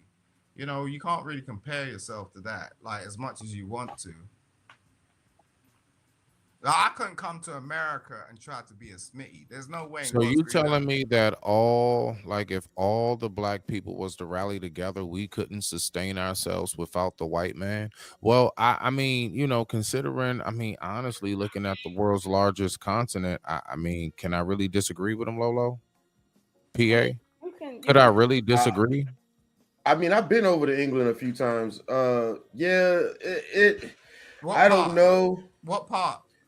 I was in Oxfordshire. So, and of course, I flew into Heathrow. So, but I didn't go straight into the city. Okay. So, I mean, hanging around in the city, I can't explain. I mean, I can't say what was in the university versus what was in the what was going on in the city, where the real people are, if you will. But yeah, most people that were of African descent were mainly either they were immigrants or first generation, the ones that I met. Now this was 25 years ago, by the way. So But this is crazy. So no, I mean, so Simon, you don't believe that none of us are able to just go ahead and sustain ourselves? Like, do you not realize how many scientists we have, how many doctors? I mean, like, do you think we will be without basketball and football if we all separated from them? Do you think we will be without like good cooking, good food without them? Do you think that we will be like, what will we really be without if we left the white man's quote unquote covenant? It's a different thing in America. You have a different type of way of being with black people and speaking to black people. Like we will never have a black president. Like for example, like you had that and you wasted it. And at the end of the day, whoa, sir. yeah, our roots are deep. Yeah, I think I know that he's saying our roots are deeper here. We have yeah, our roots are deep. No, bump that. No, Simon, I want you to expand on how we wasted Obama. Yeah, That's it. Nah, tell us more about that. I'm being humorous, bro. You good, dog? How did we waste Obama? How did that work? well, Go ahead, like, Simon. Be yourself. You good? you didn't install the confidence that was needed and rally behind him as a black. Like yo, Mr. Seven, if you became Who didn't rally behind him? Ah, shit. Who? Mr. Seven, if you became president tomorrow, it'll take a lot. No. It'll take I a believe lot more. It'll take a lot more than what happened with Obama. I believe Miss O'Shun is asking you a question, sir. I believe Miss O'Shun. Oh, sorry, is I asking you a apologize. Go question. ahead, Miss O'Shun. Okay, her question is, who didn't rally behind him? Black people. Shit, we rallied behind him. We was behind him, but Let that I can't say who he's behind. Who got him? Hold on, wait. Deep. Simon, who got him in there? Who got him in there? Simon? I saw people in them voting lines that I ain't seen in 10 years, and then I remember that. I Hey, hadn't seen them in 10 years. Simon, who got him in there? So who was it? What would you say is the predominant race or culture that got Obama elected? Who was it that got him in there? I think at first this is what happens. Okay. You know, everyone was rallying behind him and showed up to the ticket line and punched their ticket. But what happened is when he got in office and then he started to go behind Congress and all that sort of stuff. There's no white people in Congress. There's no people that represent you. There's no judges. Hold on. Did you just say that there are no white people in Congress? Black people. Oh, okay, got you. Okay, There I'm are a ton about of to black say. people in Congress. It is. Yeah, because I keep on saying that. They're not black. They're like black, but kind of black. Hold on. Now you say, hold on.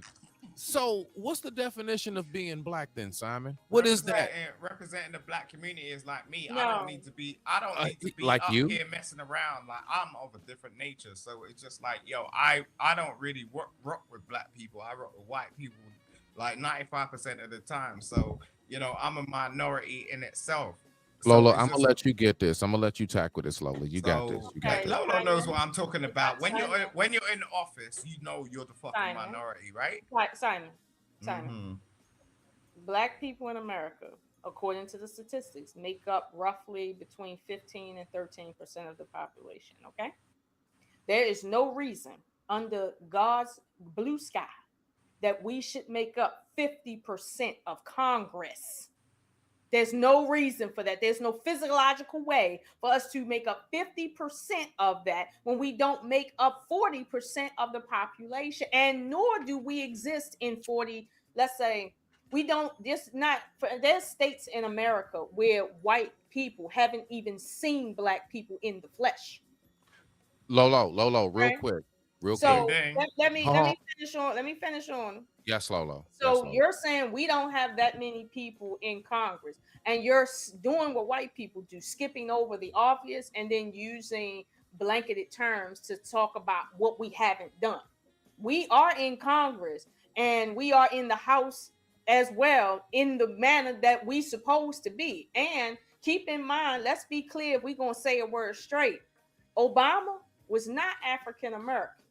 Let's be clear on that. He was not of our lineage. The only reason why he got a pass is because he grew up underneath of us, okay? And his wife is a thoroughbred black woman, okay? Like, make no mistake about it. A guy that is from Africa mixing with a white woman does not equal a black child. That equals a first-generation African mix. That is not an African American, but we supported him because he was one of our own from our community that he grew up in by his own admission. If you read his book, so we are the reason why he got in there. Both terms, okay? We are the reason. Frankly speaking, we the reason why Trump in there now because we said we ain't voting because there's some bullshit. So keep in mind. Don't say what we haven't done with Obama. We did everything. That man had double security fucking around with us, okay, than any other president on this planet. All right, so no, we did good by him, but the truth is, he didn't do good by us. So are you saying you don't know how to vote? Is that what you're saying? Did you hear that? I heard all of it. I'm just saying, like, are you saying you don't know how to vote? Simon, voting A lot of black... It is not mandatory that you vote here in America. Yeah. A lot of black people, I know several black people sat out this election. And I told them, look, now we getting our ass whipped because we want to they was mad to the vote. They was mad. So let me ask you this briefly, Lolo, before we get back to the video. Now listen, let me go ahead and cam up for this part. Lolo, we know the real answer, right? But to those who would say, well, yeah, 50% of Congress is black because it's DEI, you say what? I wish. Because you know that's what real shit. You know that's what folks would try to hit you with. Well, no, it's because of DEI. That's the reason why most of you all are in there. We didn't have a choice. Doesn't mean you qualify. Well, the argument. In that example, I would say they might be right because Congress and the House is representative of their constituents. Black people don't make up some populations in every constituency. So why would a black person be representing in a constituency that they don't come from? Like that sounds like you're making excuses, though. There is no way. It sounds like you not from America and you don't live here, so it's taking. Yo, calm down. So, okay, hold on, Simon. To the DEI question, if you got, for instance, if America was 60% black, but the representatives was 50% white, we would say that's a problem. You keep saying if, like, I know states like that. Right. And you see how it's kind of weird that it's like, well, how is it that you represent a certain district, but yet this district don't really represent you, and maybe you might not even really be from that district, or whatever the case may be. There's rules about that. But what I'm saying is, as far as the DEI question, when I'm talking about in Congress, not necessarily the House, but kind of them too, we don't make up the population in certain states to be 50% of Congress. That's not a matter of DEI. But if we were, I would question, well, what's going on here? Given our history, I would question that. I'm not saying that it like white people can't vote black people in. They can if they want to, but we don't make up the same amount of the population for that to be a realistic number. Like, well, and even in certain states, we're very disenfranchised. Take my the state that I was born in. I'm from Texas, but I was born in Mississippi. Okay. Mississippi got enough niggas to make a Tarzan movie. It's all through up that all through up that Delta. And if I'm not mistaken, it's at least 57 to 62% black, that whole state. Mm-hmm. But it's more people in Houston, Texas, where I'm sitting right now, than in the whole state of Mississippi. So I don't know if that's neither here nor there. But Mississippi has never been, all of their senators, all of the members of their house, if I'm not mistaken, and all the members, all their state and the governor, and the state and the U.S. representatives, they're all white. But that's my cousins and them. They don't go vote. They disenfranchised. Mississippi, they've been beat on their whole life, so they don't even go vote. That's institutionalized racism right there, because that doesn't represent the. That is the way. No, you can't keep doing that. You can't keep saying it's racism. It's not racism. Oh yeah, it is. Black people are not educated. They don't want to turn around and get educated. They don't want to spend like. Do you know the history of voting in America? Yes, I do. You do. How did you come across that education? Because let me drop it in Mississippi. I did. That's how. Have you studied Mississippi specifically in history? Let me drop his ass in Mississippi. Let me drop your ass in Mississippi. You gonna be singing a whole different tune. I'm gonna be honest with you, PA. Mississippi specifically has its own history that you have to read about, that's separate from the surrounding states, specifically because of its history. So when he say he read the history of Mississippi, I need to know from where. Because I know here that it takes too much time to research that state and the amount of history that came from out of Mississippi for you to sit here and make that statement. So I need to know where you got PA. Let them two handle that real quick. Go ahead, Simon. Let them two handle that. PA. I think that's a very good point. But all you're saying is, like, when you're talking like that, all you're saying is black people are slow. Like, I ain't slow. So I did read up on the history of Mississippi, girl. Don't worry about it. Like, okay, but that's for me. So you can't say where you got your education from, but you're not slow. I can tell you where I got my education from. But about Mississippi? About Mississippi? About everything. What are you talking about Mississippi. You're talking specifically about specifically about Mississippi. Where did you get your education and you said, did you read up on it? Of course I did. No, where did you get your education from about Mississippi? Where did I get my education from? You want me to like list? No, I didn't say where you get your degree from, sir. Listen, you are slow if I have to repeat myself 5 times. You are slow. Okay. I said, where did you get your education from specifically about Mississippi? And I ain't about to tell you that. I'm just Right, so telling be you, quiet. I know about Mississippi. Be quiet, Don't sir. worry Be about it. quiet, sir. The reason why we can talk about Mississippi is because we either been there, got family there, got friends that currently live there. We in America and we know about the history because we were taught that from middle school all the way up to college. We got several sources of history here. So And you please know, wait take a a second, back and seat, wait a okay? second, but On hold on, take a back seat, Simon, on our culture, because nobody here is arguing with you about Parliament, about Europe, about anything that you're saying. When you said we not a part of Europe, nobody here was like, well, nobody said anything, okay? So you might need to learn some respect because you're acting like an African right now. All right, fine. If you feel like that, apparently you don't even know any Africans. But I'm just saying, like, apparently I don't know any Africans. Just slow down for a second. I'm just saying to you, right? Apparently I don't know. I don't need to but you're not explain slow. no, just slow down. Like, I don't need to explain anything to you. Listen, I mean, if I you know what I mean? Okay. Wait, if I tell you I know about Mississippi, I ain't just gonna say that for no apparent reason. Okay, 'cause I Simon, know, we I get know, it. no, just we listen get to me it. for a You second. don't want to Listen, say. No, just listen to me for a second. Simon, you don't have to say. I know It's okay. people that I'll will let check.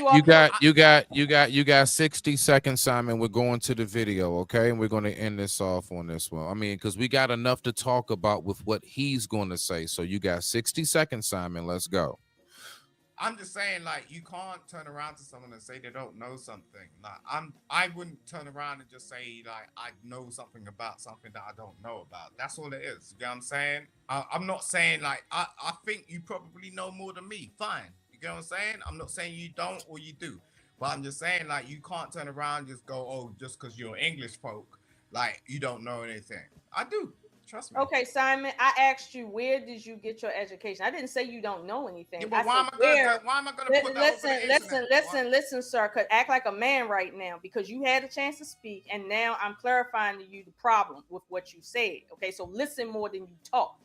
The issue is, I never said because you're English you can't speak. I never said that. I said, sir, take a back seat, because when I asked you, where did you get your education from? You don't want to say. And out here where we from, if you're going to talk about Mississippi specifically, you better be of a certain creed, because you're not going to start talking about a history deep-seated in our culture and you have no connection to it. That's not what you're going to do. But you can talk about when you can talk about Africa. You like, wait you a know minute, stop talking like a female before I get to calling you names. When you speak, you need to speak from education, not from out the top of your ass. Okay, don't do that, because I didn't say you can't speak about Mississippi, because you can. But what you can't do is lie and act like you're a part of something that you're not. That's not what you can do. And the reason why I reminded you that when you sat up here and made statements that we disagree with, nobody said anything to you, because you're speaking from your firsthand experience as somebody from Europe or whatever you called that. Okay, we didn't sit and go in on you when it came to that, because that's your people, that's where you from. So what you gonna do now is respect us the same way. Don't sit here and talk about who's dumb and ignorant in Mississippi, and you ain't even from Mississippi, don't know nobody in Mississippi, ain't never been to Mississippi, and ain't even educated on African American history to even speak from that perspective. You need to sit down. Hey, hold on, Lolo. Let's allow him to respond. Simon, I'm gonna go ahead and give you another. Go ahead, respond. I appreciate that. Yeah. Respond. Yeah. You can respond. I'm not gonna let you not get yours off too. No, don't talk to me. Come on. You got a time frame. I'm just saying, get your shit off. You got a time frame. Stop wasting gas. It's cool. I'm gonna let her go because like she's on one. But I'm just saying. Oh, okay, Lolo. That means you won. That means you won.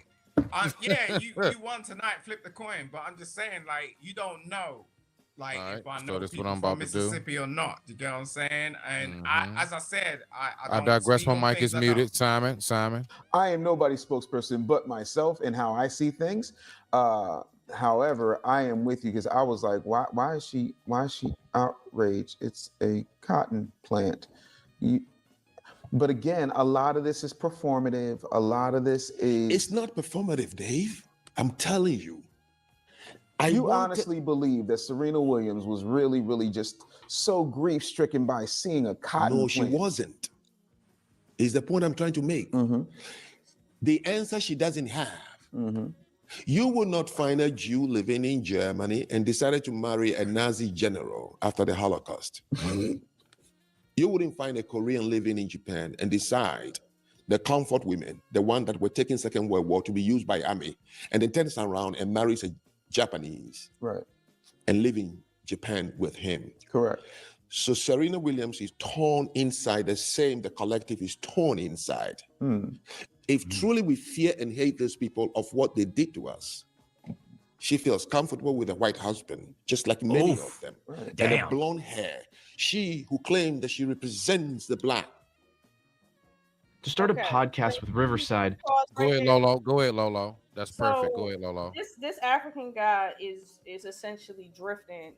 What I'm gonna say, because he's Right. speaking without knowledge, true knowledge of the history of America when it comes to interracial marriages, not dating, interracial marriages.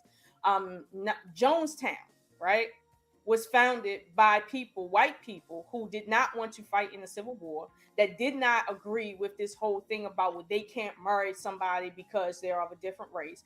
That right there happened all before slavery ended. And the idea of black people and marriages to white women, it was frowned upon, looked down upon it. You did have a hard time, but it did happen, especially if you were a freedman, as they say, a free black man. You could marry a white woman, okay? Like that has always been a taboo. But he doesn't understand the intricacies of American culture and American history here, because everybody's looking at roots, okay, and thinking that there was no such thing as a black man having sex with a white woman or some shit like that. Like white men have always been protective of white women when it comes to that whole male thing. But at the same time, white men was having their way with black women all of the time openly. So at the end of the day, okay, like let's be clear about something. Serena Williams is not in the same predicament as the Japanese were. Like it's not the same history, and I'm getting tired of them comparing it one to one like we the same. That's not the case. We don't have the same relationship with Europeans that, let's say, I don't know, the Arabs have. We don't have the same history, so we don't have the same like feel towards them. Granted, white people out here was enslaved too, but guess who else was enslaving us out here? Native Americans, small hats. You understand? Like, let's be clear. Not all black people were slaves. Some black people owned slaves. Did you know that, African guy? So it's like, come on now. Don't do that. Don't act like for some reason Serena is doing something that is something of a mental disorder, because every black man that ever had sex with a white woman got a mental disease, and we know that's not true. During the civil rights movement, there was also another movement about black men fighting for their right to openly marry who they want without being chastised by the Klan. So it's like, let's be clear about our history here and stop comparing it to Africa and now Japan. The fuck? Like, seriously. Right. Okay.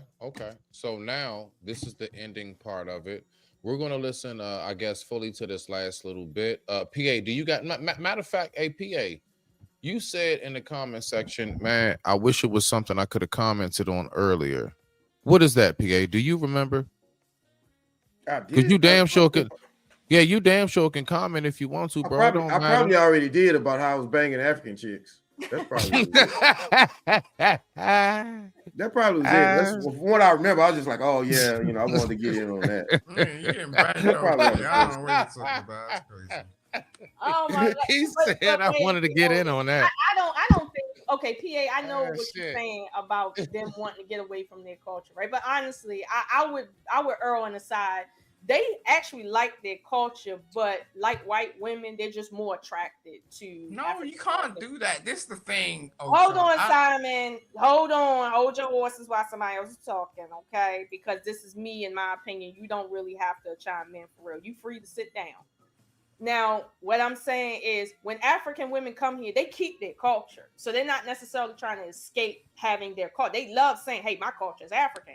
But they like to deal in being married to African-American men, one, because they're more attractive, in my opinion, and more attracted to them. And then two, the way they get treated by African-American men is something that they feel is more comparable to what they would want in their home country. And honestly, I have to agree with that. So I don't think that they was just sleeping around with you because, well, they don't want culture, or they don't have it, or they lost it. No, they like what they were getting because they wish they had it there. Yeah. They I almost said her name. One lady ask you a question. One lady said that that American men just screw better than African men. Now, see, I ain't know that, but why you keep bringing it back to sex, PA? But anyway, look, I'm just saying what I look. Don't shoot the messenger, man. I'm just relaying the information. I'm just relaying the information. I'm not lying to you. I'm about to bang them. Look, I'm just saying. Look, Miss O'Shawn, have you actually got any African lady friends? I do. All right. So what? Do you tell this to them? No, they told this to me.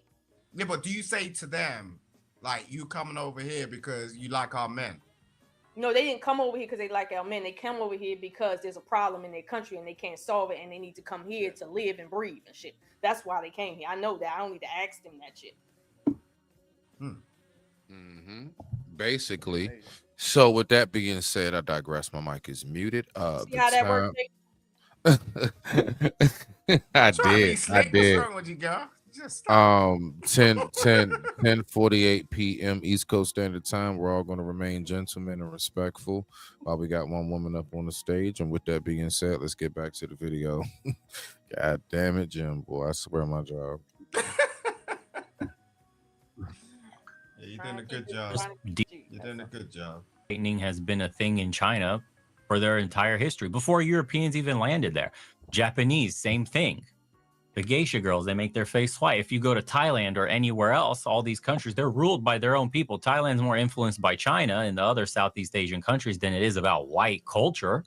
They have their own music now. They're producing. I wonder if he's saying, nobody respond, just a mental note. I wonder if he's saying, like, look, the fact is the entire world wants to be white. We already told you white is right. I have no clue. I don't know. That could be possibly not what he's saying, but let me listen closer. Their own products. They're running their own societies. If you've Let's get through this. I ain't about to pull it down. We just gonna go right on through this bad boy. Bop, bop, bop. Let's go ahead. Bow. And yet, when you go to the store and go into the little pharmacy section of a grocery store or wherever, a supermarket, nothing but whitening creams of all sorts and types that do all sorts of different things, from translucent to white. Why is that? Did the white man come in China and make them believe something? Like, the Chinese are some of the most serious people you ever meet about Chinese history. Like the so national. Let me say this quickly so nobody can be in. So this devil right here can't get into your psyche. Okay. White men don't operate like that. And his bitch ass know that. White men come in and do what they know works, which is plant ideas and leave them shits there to grow. When you create a system to which only the lighter skinned ones can thrive, you create innately problems between the people based on skin color close to white, because they're not actually white. Japanese do not get credit amongst white people for being white.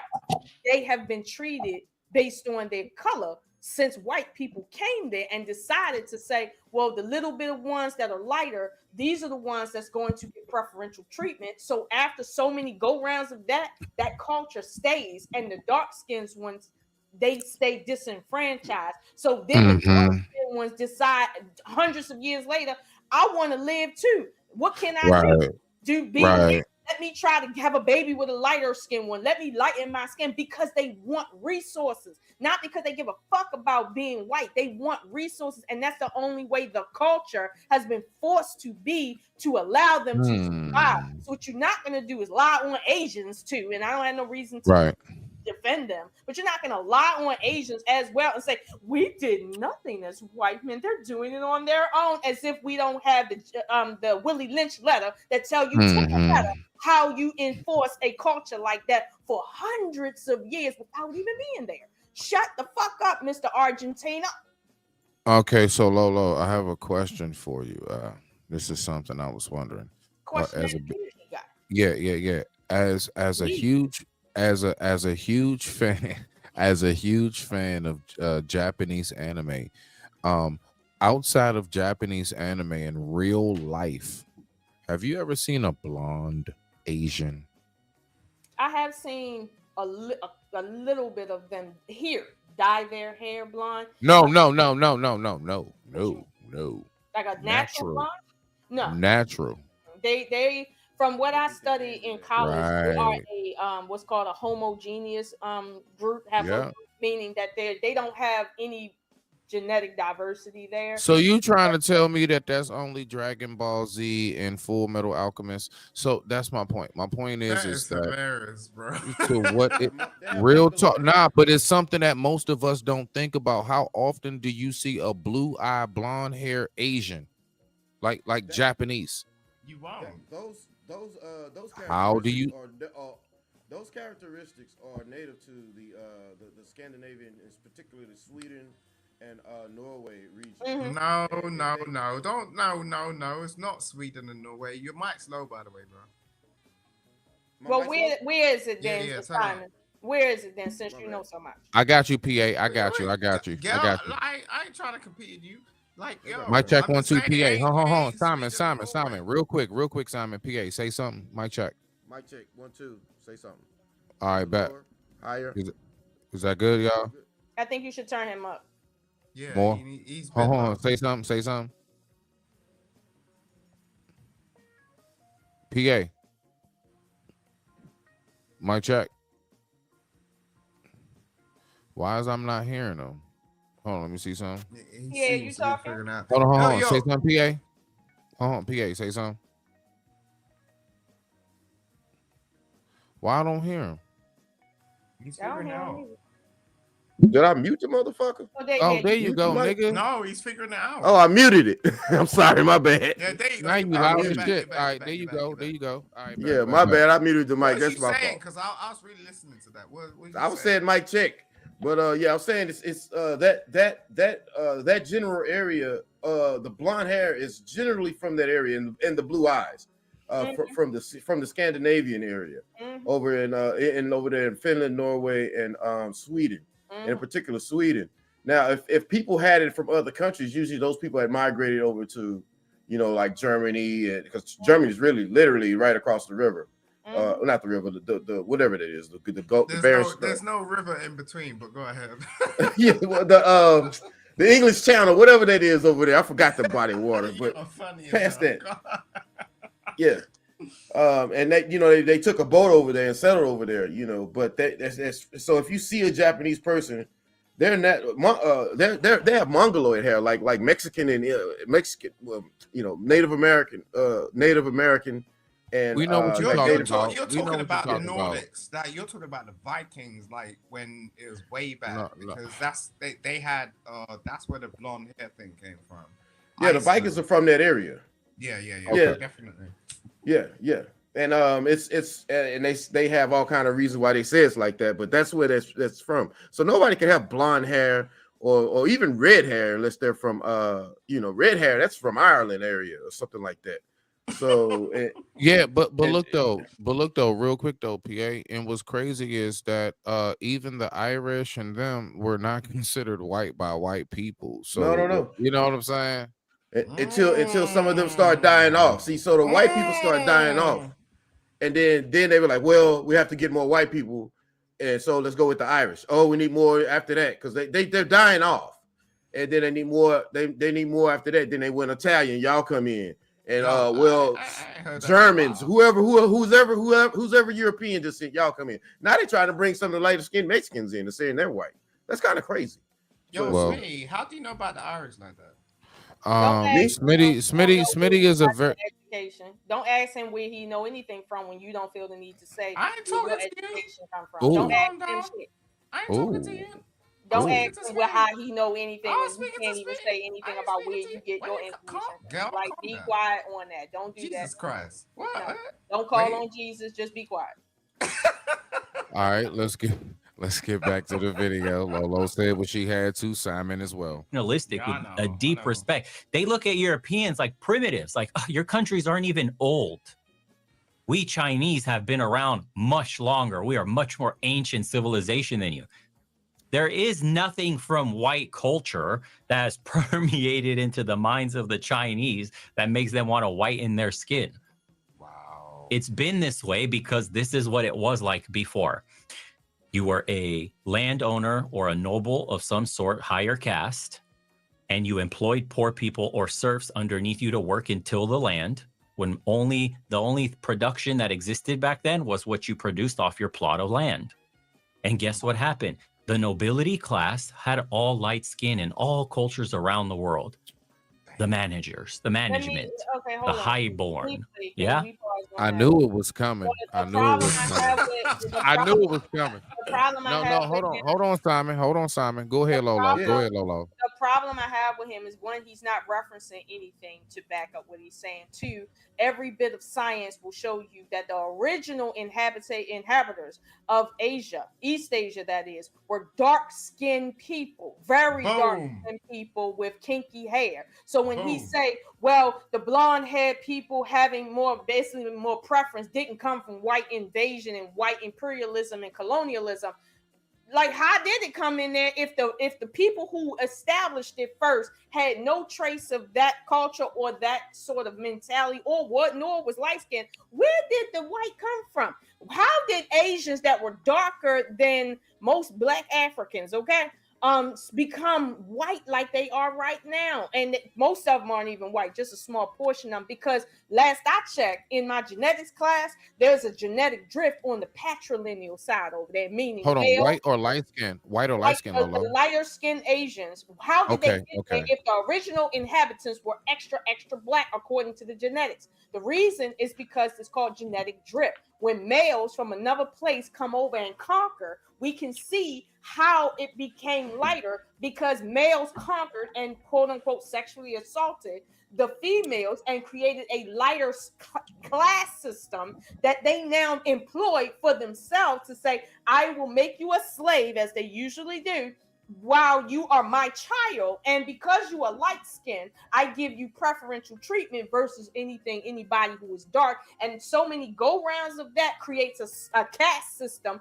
based on skin color that also happened through patrilineal genetic drift in India, which we find another caste system, right? So again, this man don't know what he's talking about, and he ain't never read a book on anything, let alone science and biology, that don't agree with him. And honestly, why is he on this screen looking like that? Why? No, it's a Lolo. I'm trying hard not to say nothing derogatory right now. You talking about why he got a nigga fade? His haircut is That off, ain't- bro. White people are meant to have these haircuts. It don't fit them. But he trying, even though I see he losing his hair, he trying to look like a Black person, okay? And I'm like, sir, just let it go. Wear the little swoop, the Trump swoop. Put your swoop on and like. He said, "Put the swoop on." Why the swoop? Why he got to wear the rooftop pointed trucker hat? He has to have a rooftop trucker hat. He did. He need to embrace his culture. That's what he needs to do. shit. Okay. Yeah, but he don't Let's have get no it. culture. That's why he's speaking like that. No, Simon, on my platform, I can't let you do that, because I don't like when people try to say that my people don't have no culture. I think every group and race of people have a culture, bro. I think it all just depends, because again, if you have a music, a language, a custom of food, and a custom of dress, you have a culture, sir. That's like if I go to, like, most people, they go to Mexico, they're going to get Mexican food, they're going to listen to Mexican music, they're going to get a sombrero and they're going to like dress like them, they're going to get little knickknacks and necklaces that's from there, and thus hold on, and thus they are embracing what their culture. So if you come here, so hold on, wait. So hold on, real quick, and I'm gonna give it to you. So if anybody comes here to America, and if you go over to our places and you get you, like, I don't know, you know what I'm saying, some chicken wings and mumbo sauce. If you go ahead and get yourself, you know what I'm saying, like, you know what I mean, a pair of jeans and some J's or something, and a white tee or whatever. Let's just say you got a little chain on, like your whole little outfit is definitely more so of our dress. Okay. If you go ahead and get yourself in tune to the music, okay, and if you start speaking like us and saying stuff like, yeah, I mean, you know what I'm saying, Like the fact is, you're embracing to a degree what it is our culture consists of. We have a very, very unique and specific way of being, and people try to downplay it and make it seem like it's something ignorant. When here it is, most people who are black in other countries speak something called like it's either like patois or it's something of a basically broken English, as in you can't even speak it in this fixed manner. But folks want to get on my people because we talk Ebonics or slang. Now we're not about to do that. We're not about to do that. You see what I'm saying? So the fact is, all of us have a certain way in which we speak, we talk. All of us have a certain way in which we dress and we walk. All of us have a certain way in which we how we eat, our customs, our traditions, all of that. All right. So everybody has a culture. Everybody has a tradition, Simon. Now go ahead. You got the floor. Nah, I'm versed in patois. I was brought up in patois, like in my house. Don't get focused on that. Don't get focused on that. Stay focused. Stay focused. Stay focused. We about to get up out of here soon. Okay. I'm just saying, like, I didn't grow up in English, but I'm You grew up in a house with light, and you in the dark still. So I don't know what's going on. What's wrong with you, y'all? Can we press play on this video, please? Because he just fucking around, y'all. Shit, man. All right, let's go ahead and get back to the video. And all the lower castes that were forced to work under the sun, the blazing heat all day, naturally tanned and got darker, rougher skin from all the hard labor and the work and not being able to shower and all that shit. So they had darker, cracked, messed up skin, highly tanned. You mean like how I've seen endless kings who look just like you in the face, no plumbing, died of all kinds of, like, most people back in those like medieval days, those, you know, golden king eras, you know that they actually died of like pestilence and disease. Like they like, can you imagine perishing because you couldn't wash sufficiently? Can you imagine that? But see, he just sat here and told you that the people in Asia became black, even though science says otherwise, because they were slaves, and not even because they were slaves, because their skin crusted up so badly. So the dark skin is because of fucked up skin. Okay. Meanwhile, the people from his royal class don't got that level of good skin. And they ain't in the fields at all. What the fuck are we really supposed to be talking about here? Let's go. They still do that though. They still have outside toilets in Asia. They still have outside toilets in Mississippi. No. Yeah. In Asia, no. But bump all of that. I'm sorry. The outside toilets in Asia is called the sidewalk. Let's get back to the video. From hard labor, nonstop. And the aristocracy was always lighter skin, no matter where you looked on the continent. That's the difference. Is that what it really was in the mass number, or is that what was pushed? That's what was pushed in recent years. I mean, like, let's just stop that shit. Come on, let's go, Lolo. Same thing in Japan. You ever seen a Japanese guy that's worked the farms, the land, tilled it for his whole life? He's really dark. You ever seen a Japanese man that's... It's called the sun. If you're out there long enough, yeah, you'll tan.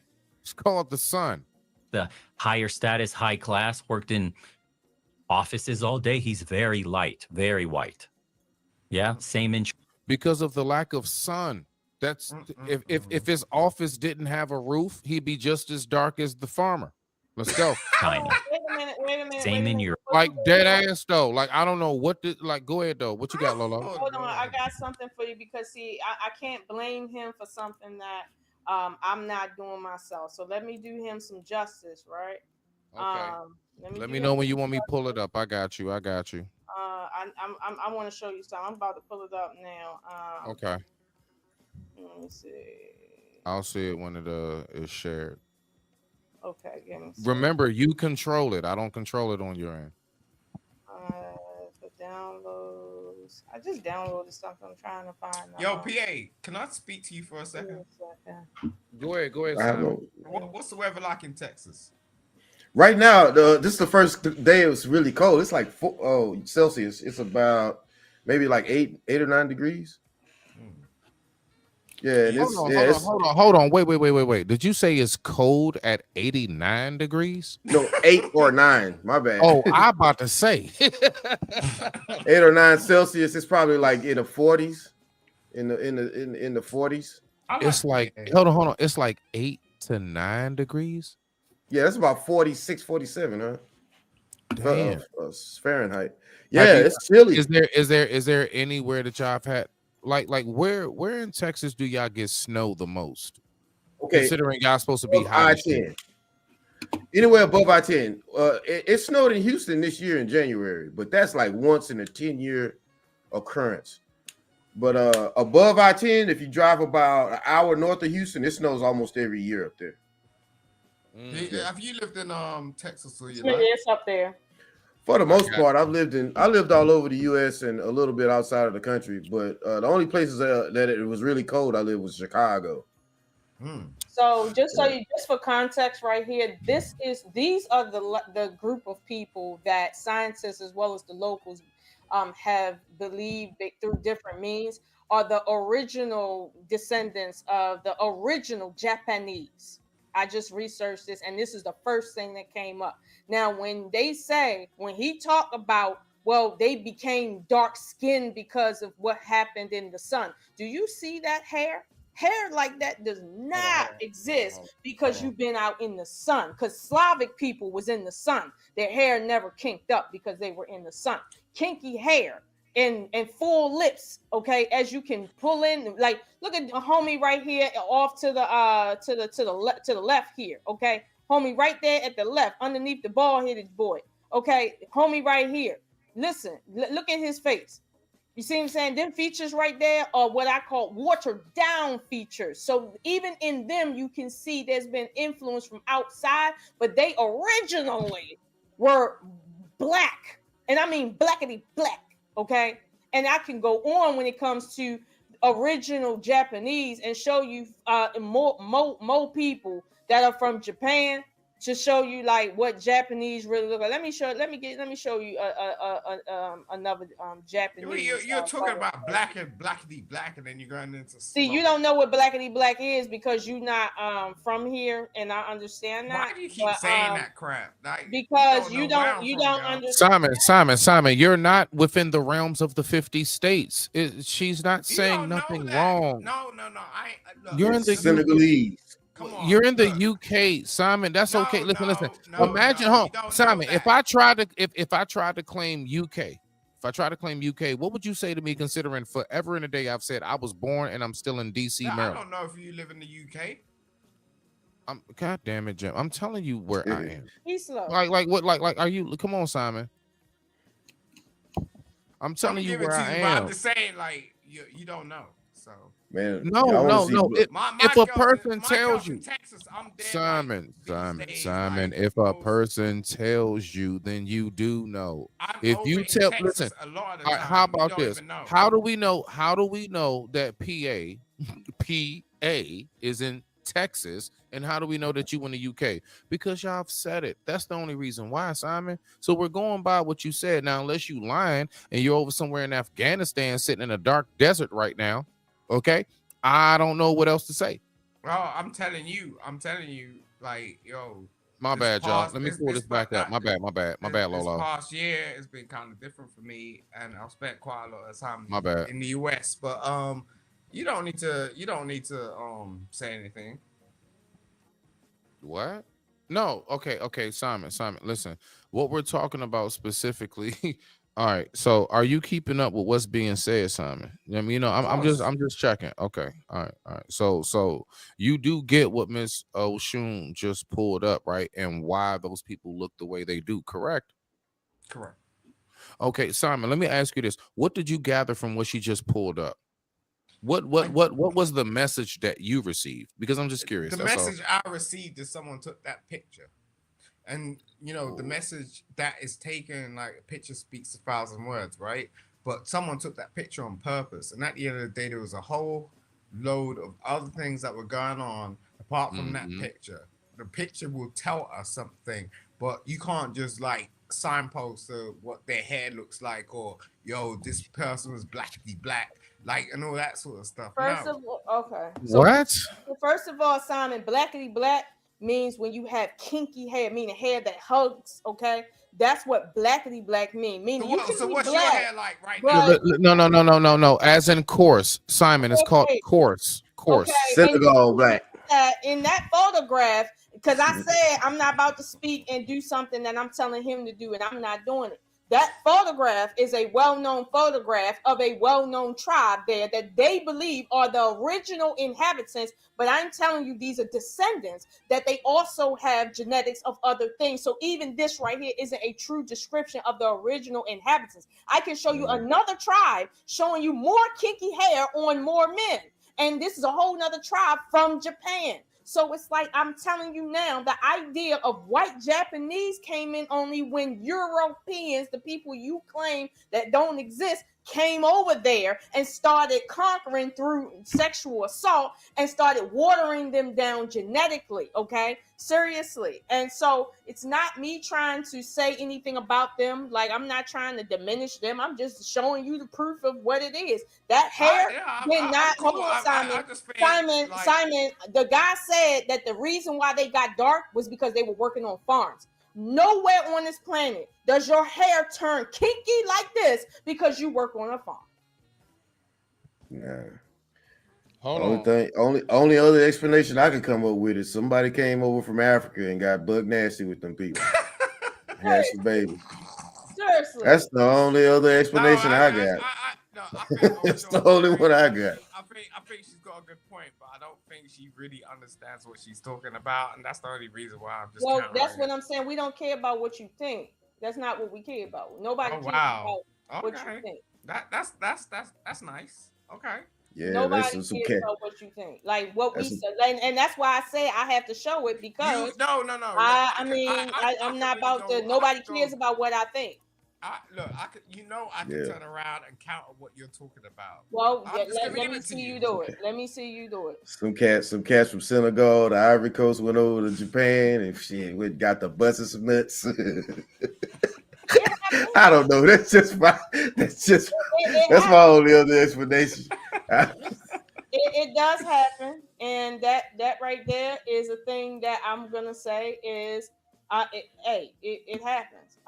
Share this with me right Those Asian women love some black men, boy. Woo. Goodness gracious. You see that? Now read the caption at the bottom. Let me read this for us. I got us. The long, slaggy, and profuse leads marks the slave. I don't know. Slong is very out. From the beginning, it says a group of Ainuing men. The long, shaggy, and profuse beards mark the strong contrast between these Aboriginal people and the Japanese. So there's a difference that they are drawing between the original people that inhabit the land and who we understand today as the Japanese. Okay. Mm-hmm. So it's like, Simon, be clear about something, right? Your Google game ain't even up there. So don't be acting like you know shit about Mississippi, America, or nothing else. Yeah, you can read all about Mississippi that you want until it ain't nothing like being there, buddy. Oh yeah, it hit different when you're sitting in there in it. A lot different. So let's listen to the last bit of what he's saying on this before we get up out of chair, y'all. Let's go ahead. 1 second. Here we go. Bow. Let me pull this back up. Boom. Let me go ahead, hit this full screen. Bow. And let me do this. Bow. Let's get on in there. Oh, shoot. My bad. Hold on. Let me pull it up. Where is it? It's right here. Hold on. Add to what? Before present. Oh shit. Hold on. Let me see something. I don't know why. Hold on. Let me see something. Screen share. There we go. I got it, y'all. I got it. My bad. There we go. Let's get back to it. Where you look. It was a rich versus poor thing. Haves versus have-nots. It's not self-hate. It just meant you were higher status. within your own people. It had nothing to do with white people. But because the black fixation in comparison to whites and historical grievances, automatically the assumption is, oh, it's because everything has to be whitewashed. Yeah, white people are that all powerful, really? So you're saying they're superior then? We run the entire globe in that sense? Like we've invaded everybody's fucking minds that hard? Yeah, they Come did. on, man. You know, at this point, he's just trying to be thought provoking. You know, like Yeah. realistically, come on, let's give us a break. If white people were that fucking superior, we would have a real problem with it. And you know what black people are like, right? Black people. They were that superior. No But, way. You know They what? were. You know what always hold on, real quick. You know what always trips me out, Simon. And let me pull this down. And I'm gonna say this, and I'm gonna get right back to the video. You know what always trips me out? I always kind of put my guards up when somebody who looks like me, shares my skin tone and features, says, you know what black people do, or you know, like them, they, and it's always like this. I'm separate from them. It's you know what I'm saying? Like if you was to come out and be like, you know how we, because the fact is, even though we know that there are categories of black people, you got educated, studious black folks, you have everyday people, you got niggas, right? We all know this. No, but see, that's something that us here, not real talk, Simon, us here, all three of us up here, me, PA, and Lolo, we all know this. Like it's unspoken, right? It's just, and it's every day, right? So, you know, when you say that, it just kind of like, so how do you identify yourself? Are you speaking on behalf of us? Are you speaking on against us? Should I say? Are you speaking? No, it against ain't for or against. At the end of the day, I'm not attached to you. Like that? I take Exactly. as it No, comes. that was beautiful. Do you see how you just said that? I'm not attached to you. Now, if you're talking about landmass wise and culture wise, absolutely. If you're talking about the view of how white people see me and see you in other cultures, we the same, my nigga. I know, like white people. You get it? White people will fuck you up, but at the same time, white people brought me out of my poorness. You get what I'm saying? So Everybody will if F they- you up. Look, If you look, like, I had one of the richest women on earth turn around and buy into my label when I was 18 years old, boy. Look, at the end of the day, I ain't got time for black people. Don't get me wrong. So Simon, hold on. I Okay, get it. okay, Simon, You had a Simon. really- Yeah. You had a really big dick when you was 18, Simon. Good, shout out to you. So the issue is how were, as PA Texas said, they were superior. When he said they were superior, I think what Texas is saying is that they employed a system that is a system that works, even if it's negative. It is a system that works, and I want to read you that specific system. In the Willie Lynch letter, he wrote, quote, I have a foolproof method for controlling your black slaves. I guarantee one of you that if installed correctly, it will control the slaves for at least 300 years. My method is simple. Any member of your family or your overseer can use it. It's that simple. I have outlined a number of differences among the slaves. Differences. And I have these differences. I take these differences, and make them bigger. I use fear, distrust, and envy for control purposes. Now, this right here, right, is how they could employ a system that could sustain itself for 300 years. Why? Because it is a system that has been installed prior to, meaning he has proof that this works. He didn't come up with this. This works because it's employed before this. And he's saying, let me give you my version of it so that you can do this. So here's the thing. No one person is above the system.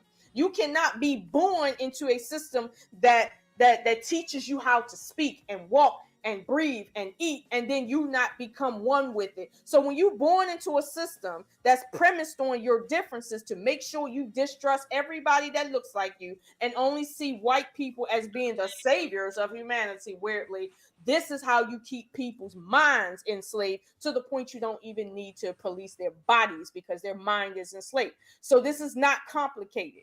Yes, they are not superior because they are actually superior. They are superior because they are savages and they are taking advantage of a system that does work. You see what? Now I do agree with that last part you said, but what you're as far missing, as go ahead. Sorry, sir. Oh no, that's not what I meant. They can't. They are. I do agree with they are savages and they conquered.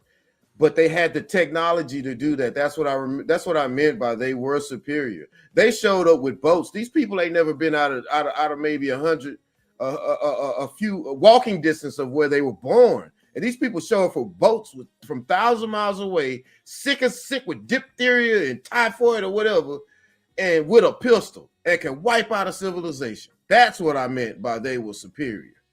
That's what I meant, and they were able to conquer the whole world because they had the guns first. Right, they had superior technology at that. And that's it. That's what I meant from the West Africans. But let's be clear about their technology. Now they showed up with fists. Nothing of their technology originated with them. Let's be clear about it. Nothing originated with them. They stole every single piece of technology from someplace outside of them and then employed it on people who did not have it. Now, I'm not giving them credit for having that technology. They stole that too. But they did, like you said, come down the coastline and intimidated everybody who wasn't up to date with the technology. And that's how you do things. And I'm okay with saying that they had superior technology than the West Africans did. Like, that's the truth, right? But it's also the truth that they stole that technology because they were living in the dark ages, and most people in Africa already had sailboats before they understood how, like he said, they were walking everywhere before they understood what boating was. And meanwhile, East Africans had already been around the world in boats. They woke up. I'm sorry, babe, but at the end of the day, like, you know, this feminine perspective is weak. How is like, that a feminine? It's weak. Let me pull up the history for you, boo. Let me pull up the history for you, boo. Okay, let's see. No, I'm just saying, at the end of the day, right? What happens is let me pull it up for you. You have your family, and you want to take care of your family. Like, that's what means something to you. That's your innate doctrine. Okay, and that's what happens. Because you talking about some feminine shit, and I'm telling you this is history, but you want to say feminine shit. Okay, pull that up on the screen, please. So because he want to talk about feminine shit, let's show him some real feminine shit. That's some real feminine shit right there. Do you read that, Simon? Since you don't have education, you don't want to tell nobody where your shit come from. Read that feminine shit right there. Read it. Go ahead and read it, Simon. Can you read, Simon? No, I can't. Now I'm gonna get real feminine with you. Can you read? No, I can't. No, you can't read, so shut the fuck up, okay? You don't rule shit around here. Shut the fuck up. There you go. All right. That's a quick ass Google search. I didn't even need to actually study. Like, shut the fuck up. That's this feminine shit for you. Mm-hmm. Okay? Shut the fuck up. Do you read that line right there? Evidence, bitch. Evidence suggests that ancient Egyptians used wooden boats on the Nile around 4000 BCE. Shut up, Simon. Shut up. Shut up. You're looking at Google. You don't even have access to real fucking information. Pull it up again so we can pull up the Jewish version of this so we can see. Okay, let's see. Let's do this on Wikipedia. Here we go again. Okay, let's pull it up again. Mm-hmm. Do you need this too, or should we go further on? Go ahead. Do you need that? Because I don't want to give you what you need. Because you had a big dick, and you can't give me anything. You still got a big dick, and I don't want no part of it. What do you need more proof of? Since you said this is a feminine. Lola is on one. Pull that shit down. His ass don't deserve a motherfucking thing anyway. Stop talking about me like that. I ain't being rude to you. I'm just saying, like, you come across. You are being rude, talking about feminine shit. Meanwhile, I ain't said nothing about anybody being feminine. I said the truth about history, but you want to claim feminine shit because you still on that dick and pussy shit. You can't even come off of anything without doing that. Like, I could see you saying, Lola, I don't believe that your source is correct. And I would have said, well, let me show you some other sources. That's one thing. But for you to sit and take a shot at me on some feminine shit, like I don't got a mind that can read English like you, sir. Your like, only source is Google. I'm like, trying what? for the sake of trying not to embarrass you. Yeah, but I'm just saying your only. Don't source say is yeah, Google. but I'm just saying I hate when my, Hey, I hate when Simon. my children do that. Don't do that. All right, No. Real quick. Simon. Yeah. What if she actually had the books? Just like, what if she I had appreciate books? it. Look, No. Smee, Listen, I want you to hear me. What if she actually had books? Now we all know how all of this works, and nowadays, like the fact is, we're on a live stream.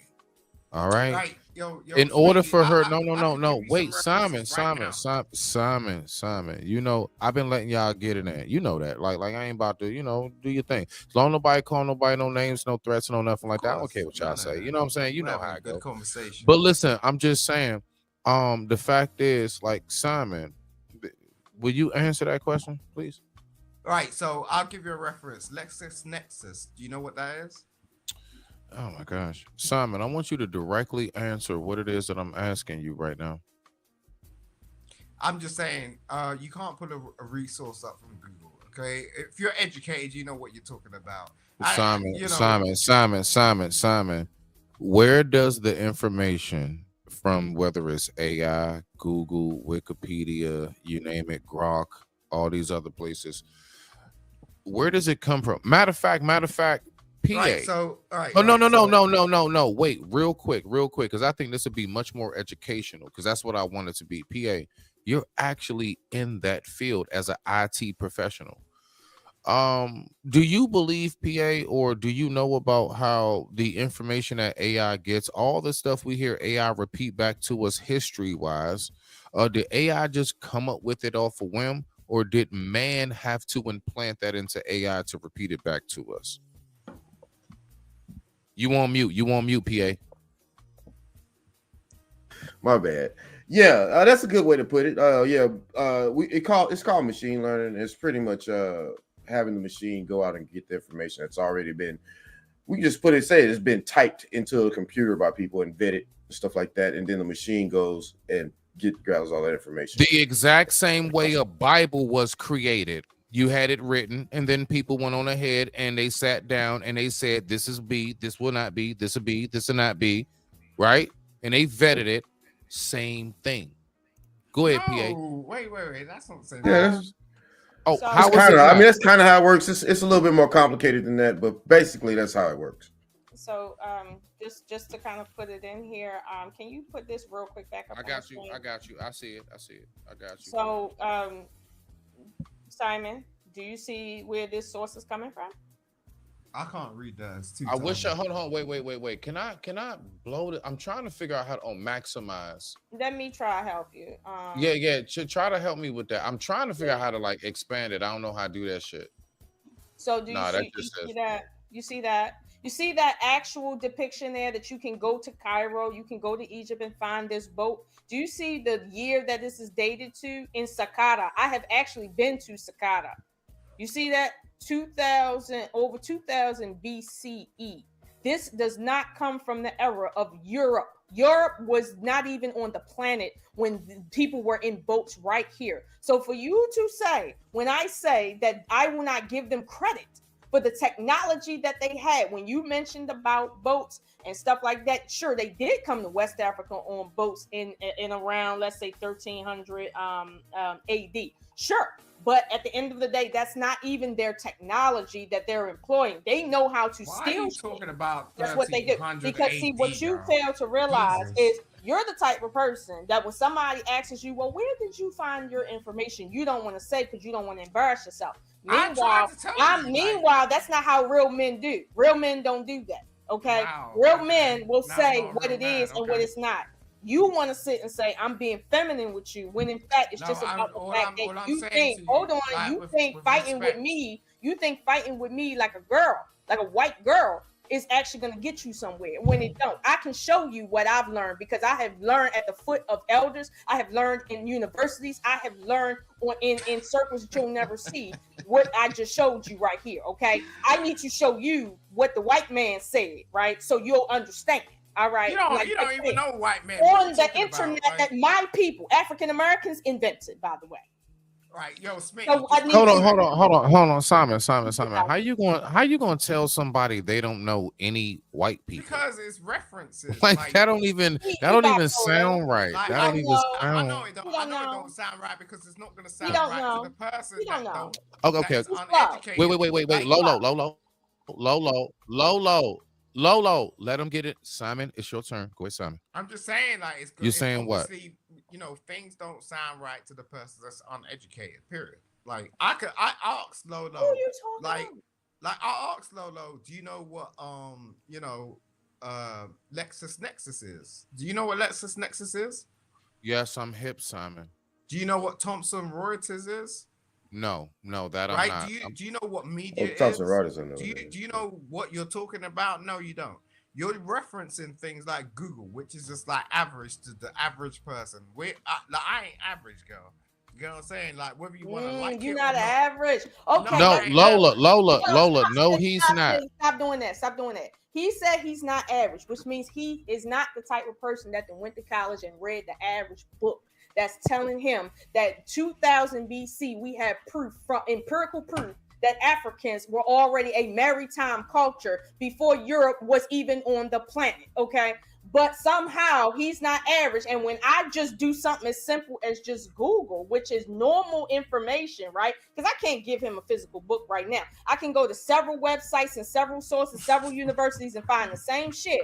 And somehow he want to sit and say, I ain't average, sweetheart. Like, nigga, you less than average, okay? You below average, okay? You really are. Anytime you don't know the basic of maritime culture, you're less than average, sir. Less than average, okay? Most teenagers are taught, and my son is a teenager, and he is taught literally that history starts when it comes to civilizations that know how to move around. How do people move around, Simon? Either on their foot, or on horseback, or on the water, right? On the water, right? You know that, but you're not average. But somehow you want to stay stuck on the fact that I'm not giving Europeans credit because there is evidence to show that they were not the first culture civilization that was using boats, period. But you want to open your mouth because you feeling stupid right now.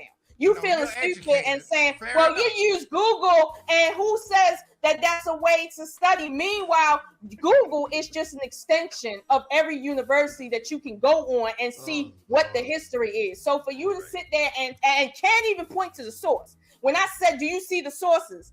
Did you say, well, let me see those sources? What did you say that? No, you didn't. I could have been at Harvard University for all you know. You didn't even want to see the source. You just want to talk about the issue because you don't want to acknowledge what's in front of you, the photograph. You don't want to acknowledge what's being said about the photograph. You just want to sit and tell me you not average. No, nigga, you sitting in the dark because you less than average, okay? Now, let's move forward and hear the Austrian nigga so we can get through this, Simon, because I ain't trying to sit and Thank you. And PA, I think PA, what you got, bro? You know what I'm saying? Because you've been patient as I don't know what, PA. Go ahead, talk, bro. Get in there, PA, before I push the rest of this video. I just got one thing. The boat. The boat wasn't the technology that was extravagant. It was the guns. Because if them white people would have showed up with talk with fists up in Africa and say, hey, we want your stuff with fists, they'd have laughed at them through the ass ocean. You know, anyway. That's what's up. PA. Nah. I actually know what you're saying on that as far as like how everything worked out with it. It would be different, but let's go ahead and get back to this. You want me to pull something up, Lola? But hold on. No, well, yeah, I just wanted to, because he just said that. I pulled the video up because I got the video here too. That the boats wasn't the most impressive thing that Africans thought they saw. They seen the guns, which they didn't know could actually take lives. But you see, the history of guns don't even start in Europe. You see that right there, right? It started in China. Correct. Oh yeah, no. I talked about that before. Yes. From what I know, I mean, it could be off a little bit, but from what I know, I don't know if it was Spaniards, Italians, whoever. They saw that the Asians were using gunpowder for fun, fireworks, and they actually traded them. They traded them for gunpowder, and that's how we wound up with the first muskets. That's how muskets were invented, through the gunpowder that came from Asians and fireworks. Right. And see, here's the thing: projectiles, it doesn't belong to any culture. Every culture was using some form of projectile to kill animals, to fight with war, whatever. But when they said, okay, well, you know, they're using something over there for a purpose that we want to use it to kill things. You see, that's the culture right there. So what I'm saying is, I give credit where credit's due. Yes, they came to West Africa and had things they didn't have and looked like whole gods out there. But in reality, I know they savages that don't have an invincible bone in their body. Yeah, but they used it to conquer the world, and to this day. And if a pit bull running a room full of scared people, the pit bull gonna be king. Yep. So it's like the pit bull is a dumb animal that just got strength and a couple teeth. So it's like, but anybody who knows how to deal with a dog is now the god of all dogs. So it's like strength to people who are weak. It's always gonna be an imbalance, but it's like, you only are strong to someone who doesn't know you truly. That's it. Yeah. And I mean, I can live with that. But what I can't live with is acting like the white man, the Austrian dude down at the bottom here, talking about, well, you know, we did everything. Leave me alone. We ain't do nothing. Leave me alone. Not you, the guy on the video with the weird hair. Leave me alone. You're not that special, Simon. Yeah, you ain't that special. I don't think I'm special. You see how that light right there? You see all that light around him? You see that light? But that's what you. But I also think that it's. I'm smarter than her. I think that also cascaded down to beauty. The guys that had the pistols, they are the ones that are. They're the ones that are all powerful. They're the ones that are beautiful. They are the ones that people try to align themselves with because they had the guns. But in reality, man, you like that's one lady I won't date. I would not date a white lady over 30. Period. You ever seen them? Not gonna happen. Hey, stop it, PA. Let's get back. Listen, let's get back to this. It's only 2 minutes left, y'all. So take your notes down. We're not gonna stop the video. We're gonna get through this last bit, give our final thoughts, and yeah, man, I'll see y'all on the next one. Respect to the family. Let's go. Missouri. 80 to 95%, did he say, inventions were by black? Again, it's just like, right? You met my daughters. Both of my daughters, even though they are 15, 16 years apart. I'll let you guys watch the rest of this. I don't want to take his full episode. If you find this stuff interesting, go subscribe to him, follow his channel. It's called right here, Frank Zanu. He's just having real conversations from the black perspective, which I enjoy. It's new information. It's very interesting. It's real, finally.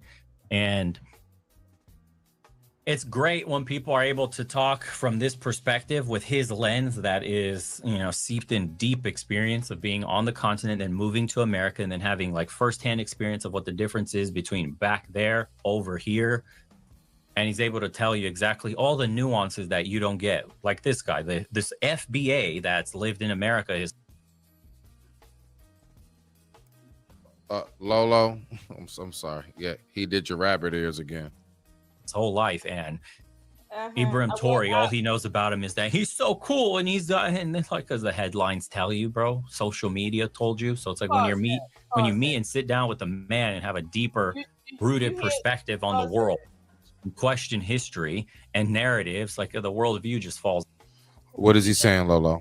Did you just hear the lie he said on Dave right there, talking about Torre again, saying stuff that he never said.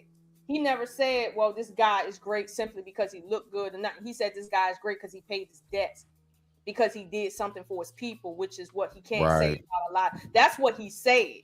And this is what I'm saying. This Shaitan right here need to go out and get some melanin so his brain can work. I mean, listen, all I want to know is what's up with the whole, like, I don't know, PA. I'm gonna ask you in particular, do you find offense when he throws up rabbit ears when he says this guy who says he's FBA, like, you know what I'm saying? Do you find that FBA stand for? a foundational Black American, as in we're not African Americans. We are Black people who our entire roots are from here, basically, in a nutshell.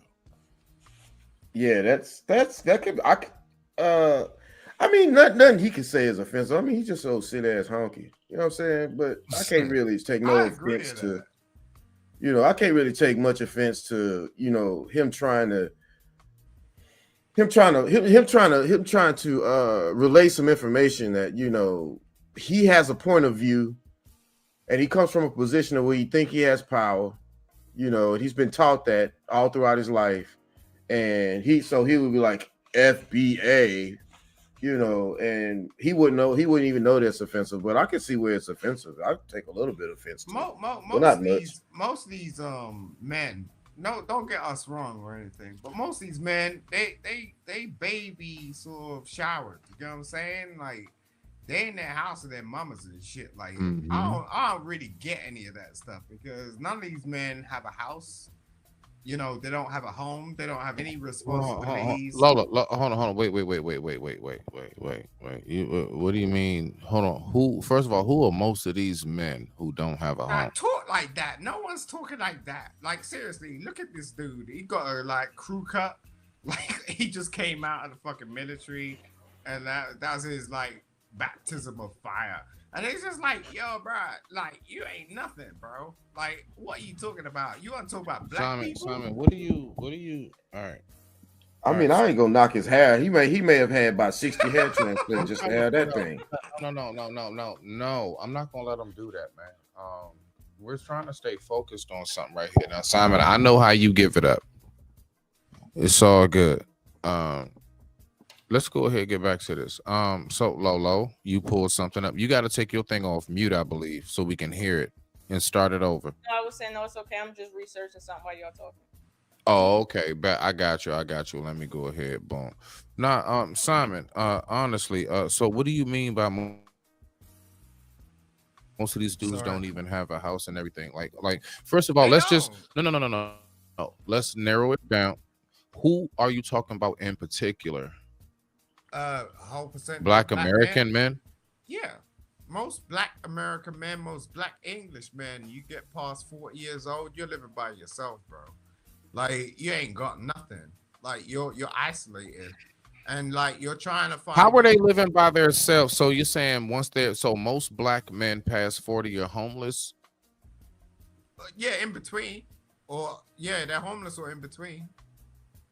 Most Black men beyond 40 are homeless. No woman past 35 years old is looking to get with an old man that is, can't really do anything. Yeah, you just said something to PA. I'm gonna let him tackle that one. Go ahead, PA. Yeah, I'll be 50 next year. I can't beat these women off with a stick. My man. All white people racist? I would say that I think you have an implicit bias. Do you understand how racist it is to think that all white people are racist? We don't experience LBJ with I can't beat them off with a stick. I done had two ladies. I done had two women. Hold on, PA, real quick. How racist it is to think that all white people are racist? We don't experience LBJ with a racist. Okay, so basically, Simon, did you get what was just showed to you right there? Yeah, I get. I mean, I'm in London. I my whole thing is white chicks, so. Yeah, you ain't catch nothing. PA, what was you about to say? He didn't catch it. Oh, I mean, I maybe I didn't catch it either, but I understand with Charlie. Now Charlie Kirk was full of shiznit. I did a couple videos about him, by the way. Right. He was full of shiznit. So I'm running to the microwave 60 seconds, please. Y'all hold it down for me. Thank you. Lolo, you get no problem. So I mean, did you want me to speak on that? On what Charlie Kirk said? Yeah. He said, how whatever racist you want. Lolo, you in charge. So just run the flow, Lolo. No, you don't want to do that, but go ahead. I don't want to talk about how that middle-aged men, because that's what we are. We don't have problems with women. It's we're not getting all the women that the younger guys are getting, but they're not cutting us all off either. But lying. What? I am not lying. I am not lying. Like I'm telling you, I'm sitting here in Houston, Texas. Oh yeah. I don't know what's going on over in England. I don't know what's going on over in London. Like you got ladies knocking at your door. They knocking at the phone. They're not knocking at the door. They can't get in here. But that's neither here nor there. Okay. You know, but I'm serious. Like I can pull up at a public event, you know, and you know, I'm not saying sitting here saying I'm getting 21, 22, 23 years. I really don't want them anyway. But any lady of age, of age, you know, they don't have any problems if they're attracted to you. Shit, they come in, you know, there's no problem. Ladies are thirsty over you. Are you serious? Oh, over me? I'm not saying a bunch of them, but I mean, I'm not saying I don't have none. I'm not saying I don't have none. I don't have zero. I don't have none here, but a lady's coming picking me up tomorrow. We going somewhere. So I mean, that's my personal business. But a lady's gonna come pick you up. Yeah, she gonna pick me up. We're going over. We're going to the next state over. We're going to Louisiana. Oh, well, good for you. Yeah. I mean, that's normal, you know. I mean, these ladies are. I mean, is these like who are they looking for? I mean, are they all just looking for people who are or 25 men or 25? Oh, well, okay, I mean, so this lady's gonna pick you up tomorrow. What are you gonna do with her? What I've always do with her. It's not the first time. Why are you asking him such personal questions? It's kind of interesting. It's not personal. We're just talking as boys. No. He told you that he about to entertain a woman and they going on a trip together, and you can interpret what that means. Now you want to know specifically what they gonna do because you don't know. No. Look, girl, we're just talking as boys. You're a female. You don't get. So it's just like we're just talking as boys because I trip up in the same way. First of all, he don't care about you and your question, truly. And I'm trying to figure out why you are up here trying to entertain everyone, including me, with that question. Because you're not the only one on the panel. You're not. All right. So what? You got a boy picking you up? Yeah, that's what I thought. Okay, so let's get back to it. So what's going on tomorrow, right? You got this girl picking you up, and then what? She gonna nigga, you bitch made like shit anytime you really think somebody about to answer your question and then treat you like we going. I already said we're going to Louisiana, and we're going to spend a couple of days there and come back. I mean, he want to know what you doing sexually with her because he don't have no ass. He don't get ass enough to know what you doing with her. He need to know your personal business. Oh, Sean. Come on. No, ain't no come on. Because you mad disrespectful. You are mad disrespectful. That's the problem. How? I'm not explaining to no woman how you about me and you. I'm not. I'm not doing that. And no, that's not gonna happen. I mean, but this is normal stuff. I mean, people in America, men in America, in there, it doesn't really matter if it. I mean, if you get older, of course, you know everybody's their prospects or their choices are limited the older that you get, because that's just the way it is. I mean, people are dying off. I mean, you know, like it's I know a lot of people didn't make it to my age. You know what I mean? So I mean, of course, you know, just by natural selection, that our choices are limited. And you know, yeah, ain't no 18-year-old girls just really in bulk looking for, you know, middle-aged men. No, you know, they're looking for men their age, you know. But you know, I have no problem. This lady's picking me up. She's around my age. You know, we going somewhere. I mean, that's the way it is. I just like to hear that a girl is picking you up. You get what I'm saying? Because most of the time we have this competitive nature of like, oh, the man's supposed to pick the woman up. That's what I caught on to. Sorry, Miss O'Shawn. Oh, okay. So yeah, I mean, I could go pick her up, but I don't want to. It's just a logistics problem. It's just makes a whole lot more sense. She has to drive an hour here, right. You know, or I would have to drive an hour there, drive an hour back, then go to Louisiana. You know, so it's just better if she just comes here. Exactly. Yeah. Mm-hmm. Yeah. Well, it shows that she cares about you. You know what I mean? Like, that's nice. I care about her too. Are you gonna marry your PA? Let's just get that out the way before we get up out of here. So as we go into final thoughts, okay. So now we're into final thoughts because I'm about to eat this burrito and go to bed. So final thoughts, PA. You gonna marry her? I just said to that. Hell no. No what way. You want with a PA? See, same thing she want with me, to hang out and have a good time. I can't be mad at that. If it's mutual, you can't say nothing to what's mutual. You can't. I've been doing it 10 years.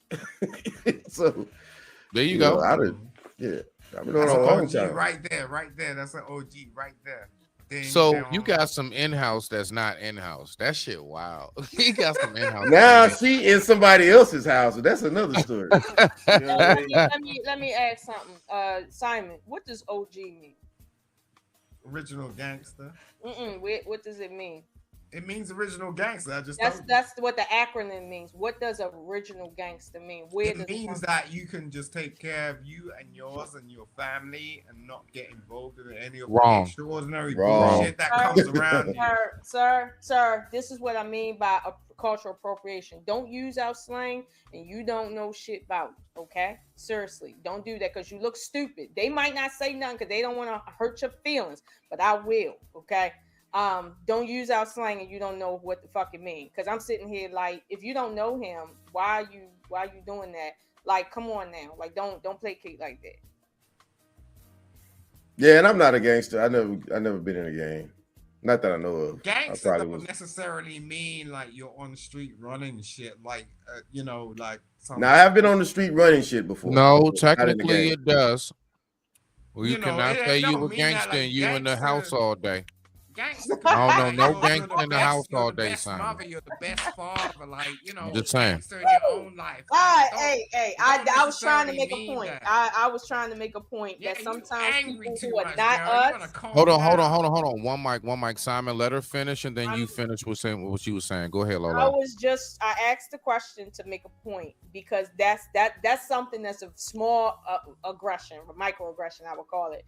Whereas you use a term, right, where that comes from a culture, a whole culture, right, that has a history, and I know you don't know what you're saying. So when I ask you a question, since he said, for instance, I'm not the average man, nigga, whatever you want to say, and I ask you a question that most people who use that term from our culture know, and you say some old off the wall shit, this is what I mean by you less than average. And when we talk about our culture, you need to sit in the back and just listen and be a student, right? That's what you need to do, as I am when Africans get to talking about whatever the fuck they doing. I sit in the back and don't say shit because that's their shit. Okay, you need to do the same thing, Simon. I know you across the pond over there, but you need to do the same thing. Yo, Smitty, thank you for having me up, bro.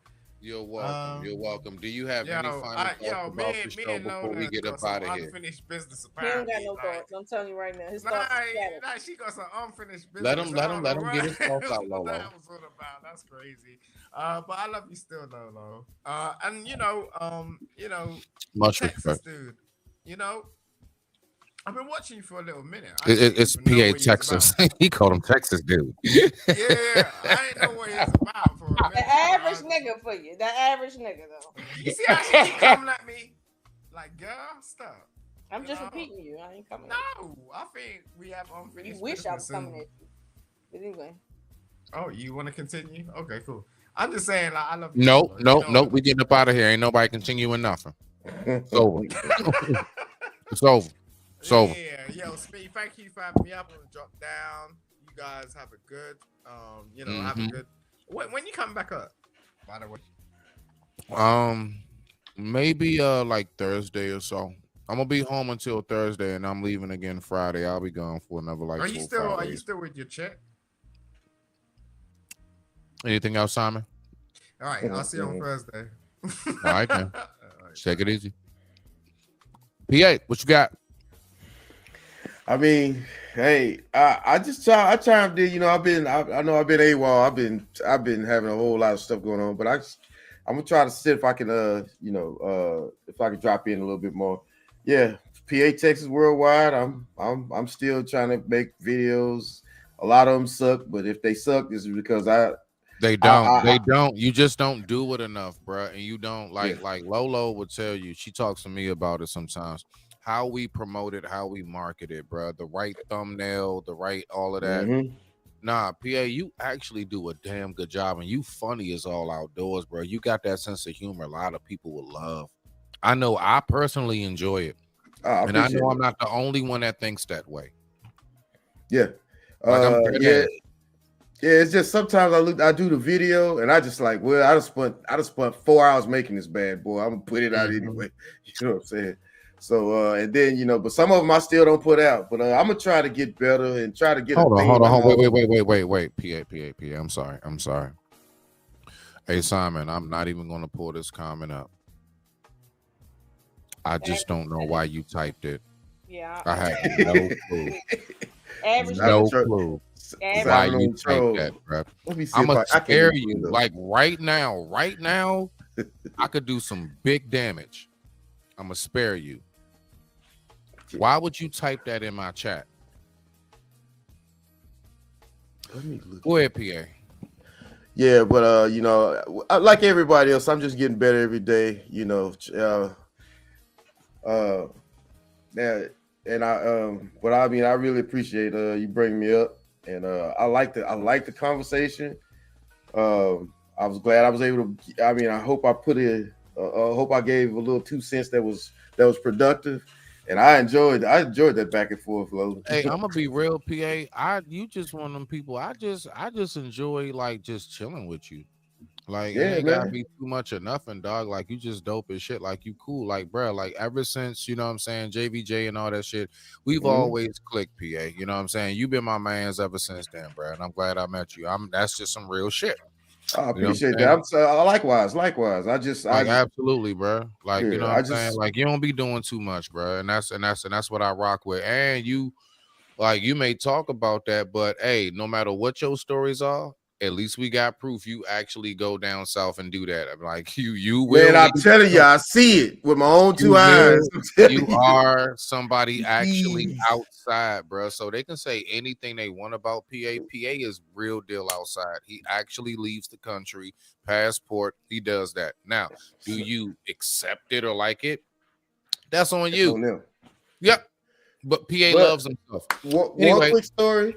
I was in San Pedro and I saw a dude bleaching. You know what I'm saying? I was in the same. You know how Sammy Sosa did it? Oh yeah. The baseball player. I'm hip. Yeah. I was in the same city that he's from, and I saw dudes with the brown knuckles. They've been bleaching. So it's more than Africa and more than women. I saw a dude do it. Okay. So Lolo. Any final thoughts about this today's show? You have been tremendous and fantastic as always. Thank you so much. All right. I do need to let the dragon go back to the cave. You know what I'm saying? Because we know she needs more rest for the next battle. Hey, read what I put in the back chat. Oh shit. Yeah, he right. I do need to lose some weight. I drink too much wine.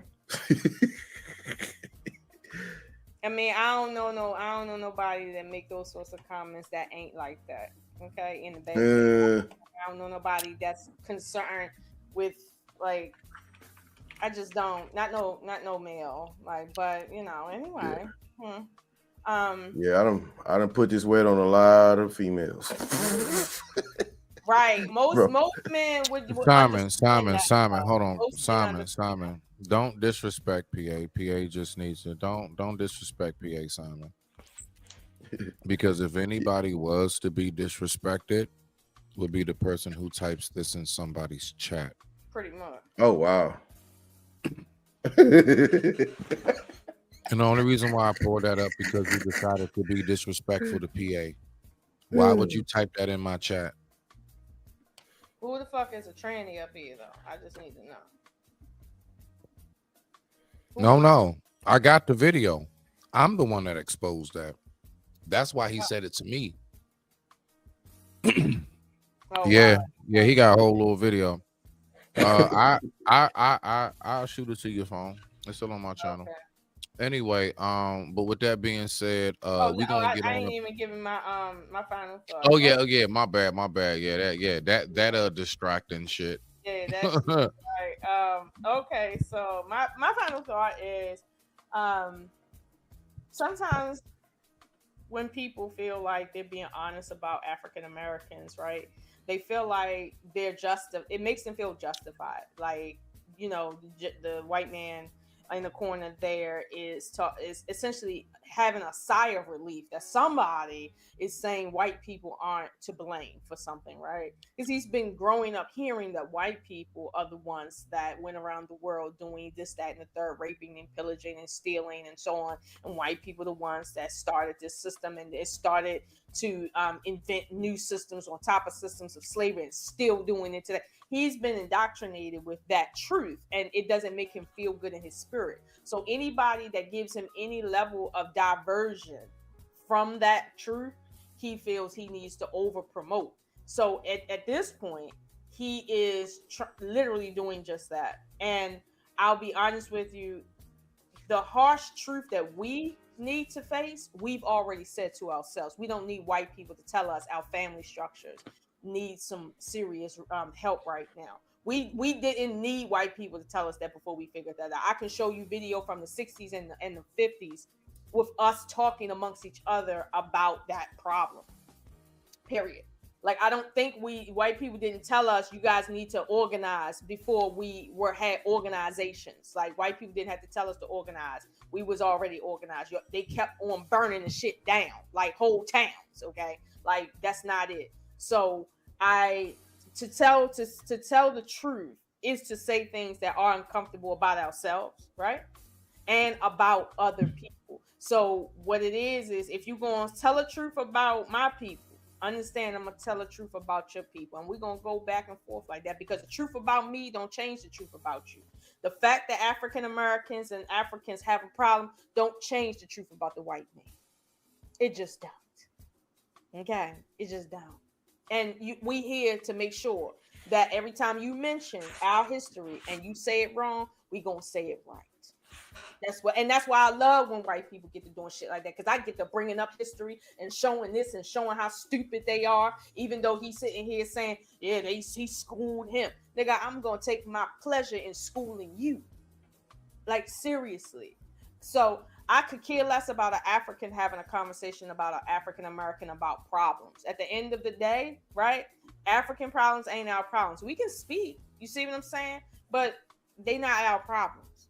And truth be told, we don't have no right to talk about somebody else's problems when we're still trying to figure our own out. And that's something I'm proud of my people for. We don't go around talking about other people's problems, let alone in their land, as if we know better than them. We don't take our passports and do no dumb shit like that. We actually do what they supposed to do. Vacation and come back. And that's it. So I ain't tripping off homeboy that said that shit. All I'm saying is somebody like myself is fitting to catch your ass up and yoke your ass up the right way. And I'm glad for it. I don't have no problem eating somebody up alive that want to sit and tell obvious lies. So this is why I actually did it tonight, because when I've seen the clip, I'm like, yo, this is easy work. Like, this is easy work. So shout out to David and Mr. Zanu, the African guy, for having a conversation, but be careful, because you got devils, shaitans, that'll sit there and use 99.9% of your truth to convince you of the 0.01 lie that they need you to believe, so that they can continue to control you and circumvent their own misgivings and savagery. And with that, I'll land.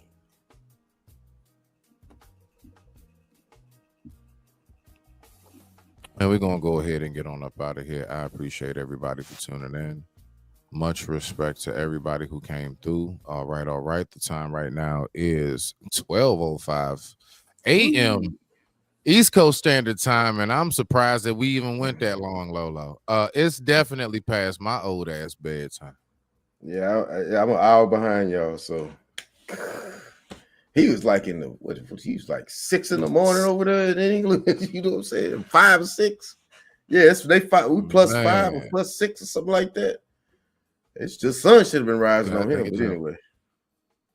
Well, with that being said, y'all have a wonderful My mic one. is muted.